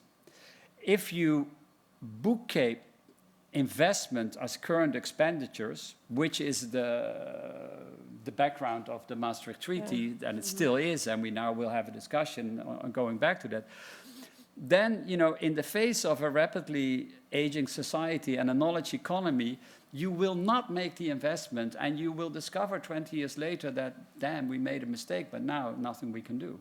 So, I mean, this is something that you know, it's good that you talk to the Minister of Finance on this, because, I mean, public investment in education, childcare, easing these flows, and these are not costly policies at all. They have to be done now. So they need to be exempted from, you know, from a fiscal rule book. And this is the time to do it. I mean, maybe it's already too late, but no, I don't believe in that. But if we don't do it now soon, it will create the kind of, you know, economic and political problems that we've been discussing here. Social tensions and... Yeah. I mean, that will follow, sure, yeah. An obvious question then is, what is going to happen to the US? I actually thought of that because in my mind it is a state in regression. So for the ones following us online, Anders Wijkman was asking what's going to happen in the US. Small question, just a tiny little question there. I don't want to sound too pessimistic about the US, but let me. So before going to the US, so back to Europe. Why I think. I mean, we need to do a lot of persuasion, but why I think this will happen and is already happening. And it's kind of ironical because, I mean, in the expansion of the welfare state, in the 1940s and 50s, you know, the biggest social problem was old age poverty because there was a war, and before there was a recession, depression, and there were broken careers. And of course, there was a very small population of the elderly. So, you know, we introduced pension systems. They matured. Now pensions are huge, but they are politically very popular. So it's very difficult to retrench pension systems. Now you can see that as a constraint on moving towards investment, but I tend to see it as a productive constraint in the sense that if you want to save pensions, and of course you need to invest in longer careers and all that, you must make room to invest in children because, you know, my pension depends on the next generation's productivity. And so that kind of long-term shift in thinking is possible in a context where you have a big pension burden. Now, and this is where the US is a bit of in a tragedy, because if you look at the public commitment in terms of social spending, it's Medicaid and Medicare, which is relatively small. And so there is no public imperative to take social investment seriously. Joe Biden tried to do it a year ago. If you remember, he had two, you know, big infrastructural packages. One was about, you know, the basic infrastructure things, and that was passed. Everybody agreed. But the other was on work-life balance reconciliation, and it foundered. It didn't get the support. And now he's trying to support companies to do this for him. But yeah, I mean, so I would say the lucky situation in Europe is that we somehow socialize the first part of the life course and the last part, and that creates a productive constraint to do better if we want to save pensions, and pensions are popular for all parties, so that puts pressure on governments to be smart. Mm-hmm. It's also maybe easy for us to look at those pension-biased economies, like you called them, like the Southern European ones, but they also have a different demographic. They are ahead of us in the sense that the bigger portion of the population is old and not in the labor market. I mean, are we moving towards that model? That's what you're talking about. That's why we need to change it now. Yeah, I mean, perhaps, but I think. No, so in my lengthy paper behind this, there are three characters, which is Mario Draghi, but it's three characters. So it's the Mario Draghi who writes a letter with Trichet to Berlusconi, which ousts Berlusconi purely on the basis of Hysteresis economics of the 1980s. Maybe that was right, maybe that was wrong. Then Mario Draghi becomes ECB president, and he changes his macroeconomic policy radically. He gave up what he was trained for, to be an orthodox monetarist. And when he became prime minister, his big agenda was female participation. And it's interesting that now in Italy we have Giorgia Meloni, and it's kind of, again, ironical that she's the leader of the most male breadwinner kind of dominant party in Italy, but she fully understands that, you know, if you want to save the family, however you would define it, you have to have women into the labor market. So even there. And it's, so as a political scientist, I sometimes think, you know, when politicians campaign, they do it on the ticket, you know, if you vote for me, you get more of that, and if you vote for her, you get less of something else, right? This is, we all, politicians always play the distributive card.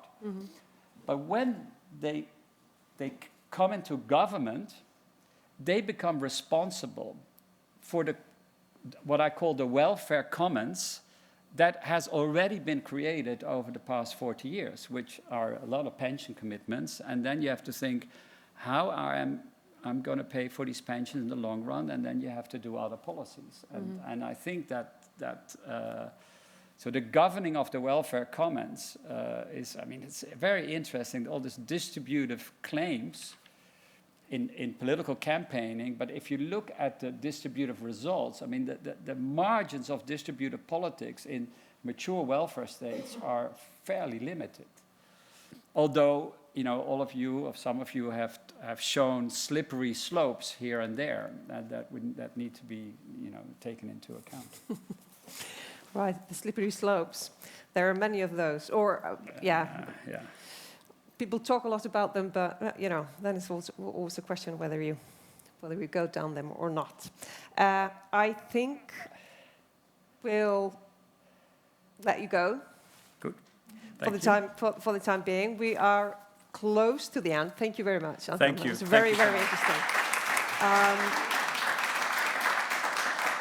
Now, before the greetings from the upcoming Swedish Presidency of the Nordic Council of Ministers, we will have some closing words from Anders Ekholm, Vice President of the Institute for Future Studies in Sweden. And the title is simple, yet so complicated, like so many things today: A Socially Sustainable Society. Right, this is an easy question. Isn't it? Yes, and I will finish quite soon with all the answers. Well, maybe not. Anyway, so today we have heard a lot of good things. It has been a remarkable day today with lots of new knowledge and some old knowledge as well. So we heard that the Nordic welfare is alive and kicking. It's going very well, especially compared with globally. We have very good outcomes in terms of welfare. And we are fairly responsive to crisis, so it's also a dynamic model, not that much of static responses.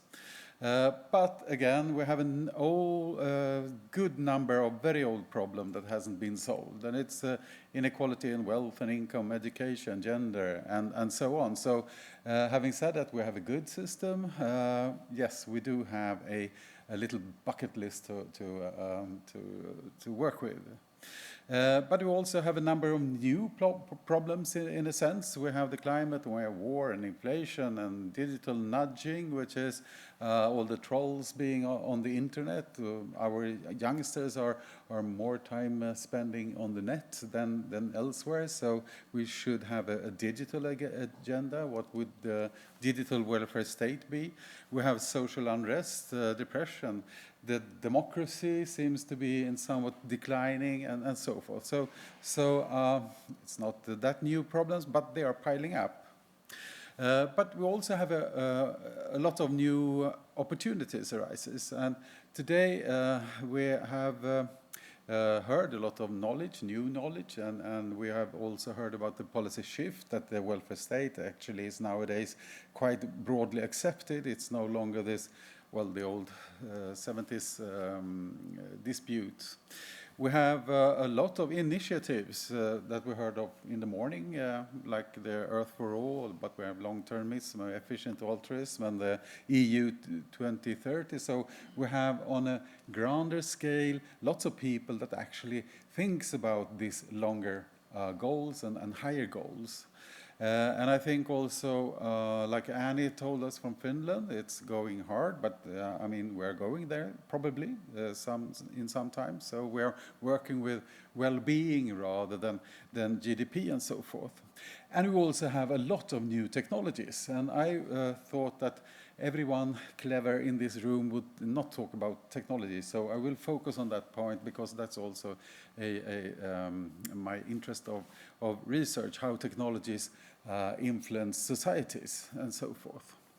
And as you know, you haven't missed, of course, ChatGPT and so forth, but we have also tremendous progress in the healthcare with CAR T cells and stuff that we reprogram our bodies and DNA, and we reprogram the immune system and stuff, and we are actually curing people that for 2 years ago was doomed. They were going to die quite soon, and now we have like 80–90% survival rates in certain cancer diagnosis, for instance. We also have new materials. We have robotics and automation and so forth. And around the corner, we are experimenting with quantum computers, which are they are really magnificent, being science fiction stuff that can actually address the types of combination problems that the welfare state has a problem to work with. So what is happening with technology? So you have probably heard of Moore's law, and you probably heard that Moore's law is dead, because Moore's law was initiated in the 70s by Moore, basically, and he started Intel, and he said that the number of transistors per square inch will double every 18th month or so on. But now it's dead, purely because the transistor is just a handful of atoms nowadays, so we can't get them smaller. But that's not the interesting question, because I'm an unconventional economist, so I think that a number of calculations per dollar, that's the important thing, because how many calculations can we buy? And seeing in that sense, we here have a graph from the 30s. This is a German relay computer, and then we have tubes, and then we have, and so on, discrete transistors, and then integrated circuits, and so on. And you see here, because this is a logarithmic scale, so this is going on. So the Moore's law is still kicking and alive, but not as a physical thing, but more the number of calculations. And in the wake of this, we also see an exponential growth in research. This is from medical research, and you see the machine and deep learning studies on PubMed, which is the largest database on medical and healthcare research. You see, this is also exponential. And this is to 2019, and there was like 19,000 studies, and now we are up to 38 studies. So we have the articles doubling every 1.5 years, roughly. So we have increasing knowledge that is, I mean, tremendous. So, and this is good because, and I, having been through a day where everyone is not fond of GDP, I will show you GDP in Sweden from 1620 to 2012. This is the famous hockey stick graph. So nothing, I included the year 0 here to give a picture of what happened from year 0 to well, roughly end of the 19th century. Well, basically nothing. So, but then technology and the industrial world come to be, and we see here that the dots are even longer apart, and that means that we have to innovate, we have to do a lot of things. And we also heard that we have a lot of negative effects, of course, on the planet, on climate, and so on, and we have to address this. But this is, anyway, it's an illustration of the speed that the society is developing, I would say. And the difference between the 19th century or 20th century welfare state, which were, in a sense, a lot of materialistic needs were to be addressed. We had bad housing, we had no pension system, and so forth, quite easily maintained. You just need concrete, you build schools and hospitals and roads and hydropower dams and so on. The problems of today is more of a complex problems. It's the climate, it's inequality in health or wealth or incomes and so forth. It's school results and so forth. It's not material problems anymore because we have basically solved them. We have still problems, absolutely, but we have basically solved them. But we have a welfare state and an organization that is organized through silos in the name of industrialization. So we like that way to work. But complex systems are emergent. They are all the interactions between the agents in a nation's economy or in a classroom or in a meeting and so forth. So complex systems are quite the opposite. And complex systems are actually bad. They are bad off with more and more regulations, for instance. You have the regulations paradox that the steering power is actually less when you have more regulations. In a simple system, industrialized simple system, regulations are really, really good. That's the main thing. So you don't want creative people in the car factory because you want them to do exactly the right thing at the right position in the car factory. But in complex system, it's quite the opposite. And here's another view. This is a stasis matrix model. And all complex systems have a feedback loop. So everywhere there's a feedback loop all the time. Complex systems are never at rest. They are always heading somewhere.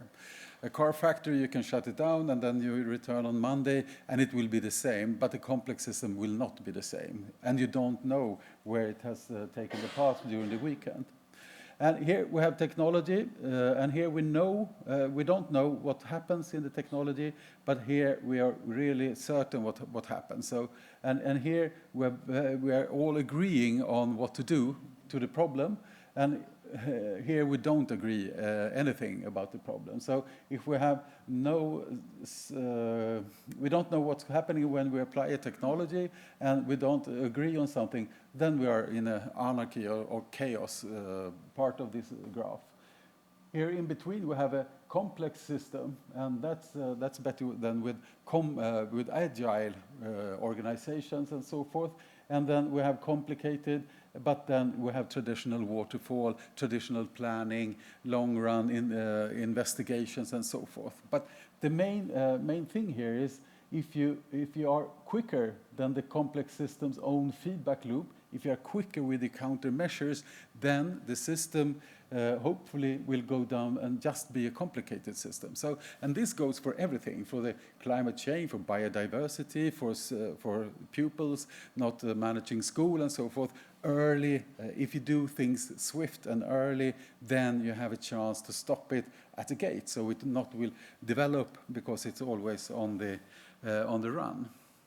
But also, this technology change is also doing a paradigm shift in also the scientific area. So in economism, it was first verbal. We were talking about how the economy might work and so forth. Then we had the graphic, supply and demand lines. Then in the end, during 1880 maybe, we went to algebraic.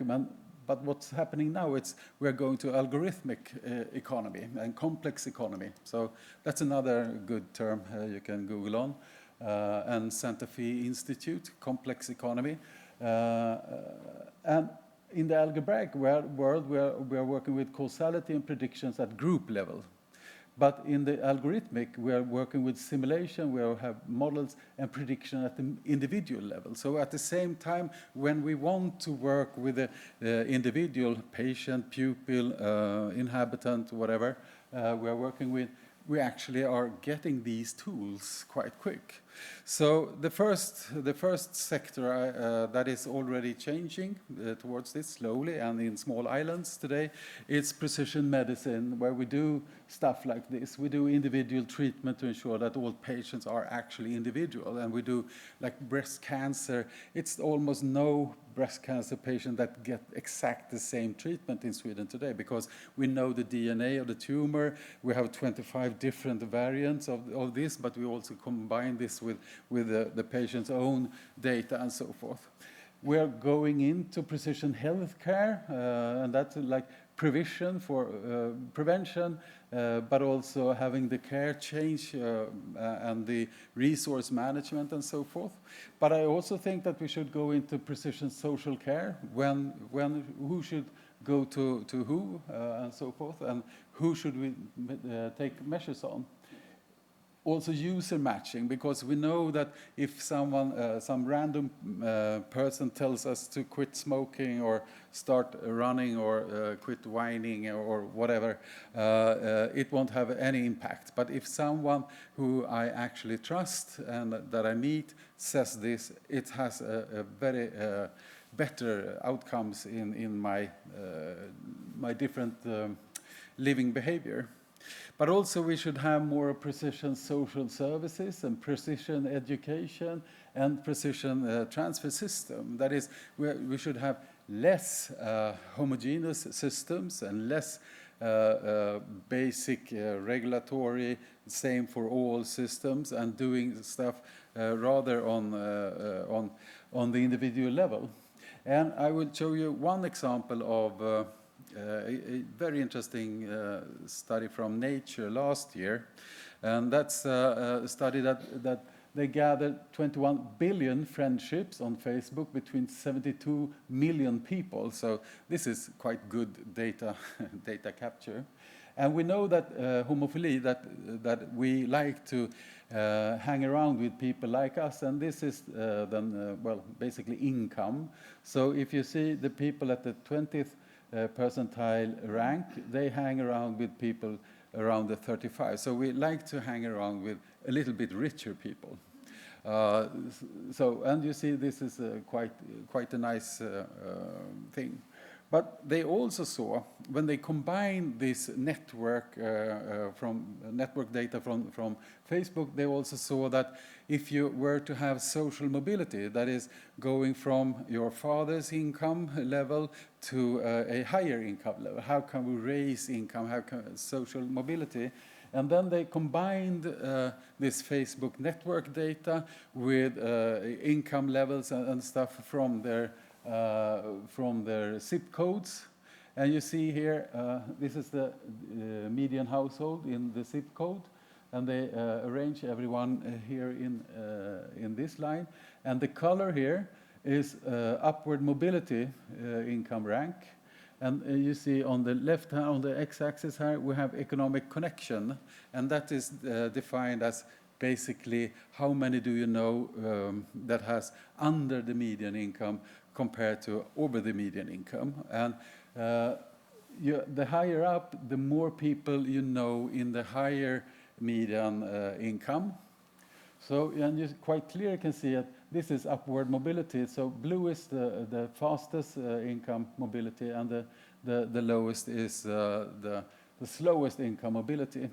But you see here, if you then, despite the fact that you live in a poor area, if you, despite that fact, actually hangs out with people with high incomes, then your income mobility is predicted to be much higher. So, and they also propose, for instance, how would you achieve this? Like building smaller schools, they said, and combining people from different socioeconomic background and smaller schools that they couldn't cluster within their socioeconomic background, but they had to meet. So you can have, I mean, basically costless measures. But also, how do you organize this, and how do you take into account this complex system knowledge? So that's one very good example, I think. But the welfare state 2.0, I think we have to deal with, because we have so many things to work with, and the welfare state is well matured and even accepted throughout Europe anyway. But still, we have all these quite serious problems to deal with. I think we have to have faster responses. We have to have more of network and complex systems focus. We have to focus on digital humanity. What do we do on the internet, and how do we have countermeasures to digital nudging? That is the trolls and the people that are trying to spread social unrest via the digital medias and so forth. So we could have a Nordic policy for countermeasures for instance, for digital nudging. I also think that we people, we human beings, we're quite stupid. So we're basically emotional human beings. So we are bounded rationality, and the list can be very long. If you're interested, I wrote an essay on this subject called Man and Machine. That's on the Institute webpage. Well, we are unlucky when we think, basically. So we basically need a lot of more decision support systems. Partly because the knowledge, you cannot combine all the knowledge, you cannot learn everything. So in order to get the knowledge into the decision making, but also in order to make the politicians take better and more long-term decisions, we have to have models, simulation models, and so forth. So I think that the Nordic collaboration, since we have fairly the same values, fairly the same organization and ideas around the welfare state, we could we can start co-create decision support system for healthcare and so forth. We should pool more data, and in medicine it's already on the go with the European health data space, but also social outcomes, education and so forth. I think we should go from descriptive data to more predictive things. I thought this experiment with the virtual household were very interesting and also up to date. So we have to have more data that is fresh and maybe in real time, but at least monthly or something. We can connect back to our different cabinet offices and so forth. And I also think that doing all these things, we can also create a win-win, but we can also be the welfare state 2.0, which can again then influence the rest of the EU when they come up to our level, I think. So, thank you.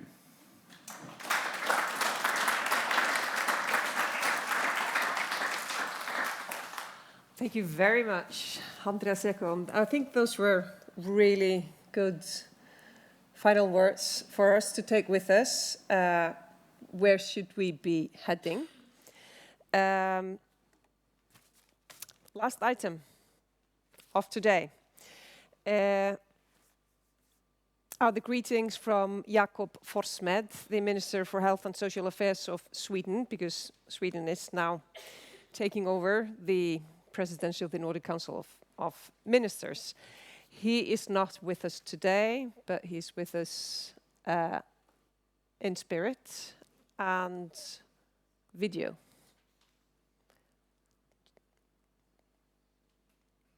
It's always exciting, isn't it, if things like that work. Dear participants of this Nordic Welfare Forum, dear Nordic friends. First, thank you Iceland and the Nordic Welfare Center for organizing this important forum. I hope you've had an inspiring day with interesting discussions about the vitality of the Nordic welfare model. The Nordic countries, like other parts of the world, is facing serious challenges. First with the COVID-19 pandemic, and now with the war in Ukraine. We are also in the midst of a cost of living crisis that is having a real impact on the daily lives of many people in the Nordic countries. This situation also poses challenges in terms of managing welfare, for example, providing quality health and social care. These are challenges that a country is unable to solve on its own. I am convinced that Nordic cooperation and exchange of experience across national borders is a necessity for achieving success. In 7 months, we will take over the baton, and we are very much looking forward to the presidency of the Nordic Council of Ministers in 2024. The Swedish government gives high priority to Nordic cooperation and wants closer and stronger Nordic cooperation. We are already working hard to put up an interesting agenda and will follow up on the conclusions from today's Welfare Forum. Let me say a few words of the Swedish presidency of the Council of the European Union. We have raised several issues important to the welfare policy. Let me mention 2 examples. In April, I had the honor of hosting a meeting in Stockholm on combating loneliness. The aim of this meeting was to take stock of the knowledge we have on loneliness, to promote the exchange of best practices, as well as to discuss different policy options on this matter. Earlier in the spring, the presidency arranged a high-level meeting on active and autonomous aging, focusing on the issues related to the demographic transition. Finally, thank you, Iceland, for your ongoing successful presidency of the Nordic Council of Ministers and for the ministerial meeting you organized in Reykjavik not long ago. It was a fantastic opportunity to meet and discuss important common challenges with my ministerial colleagues. I also want to thank all of the speakers, researchers, public authorities, representatives of civil society, and other participants here today. Without you, the dialogue and common discussion would not be possible. So, thank you. Tack. Thank you, Jakob. And that does it. We are on time. We've had a full day, I think I can say that, but a very successful Nordic Welfare Forum 2023. Thank you to all the speakers and all the participants, both here physically and you that have been following us during the streaming. And I also hope that you will enjoy the time that you have here in Iceland. And have a safe trip home. Kom vel hjem, sier man ikke? And thank you.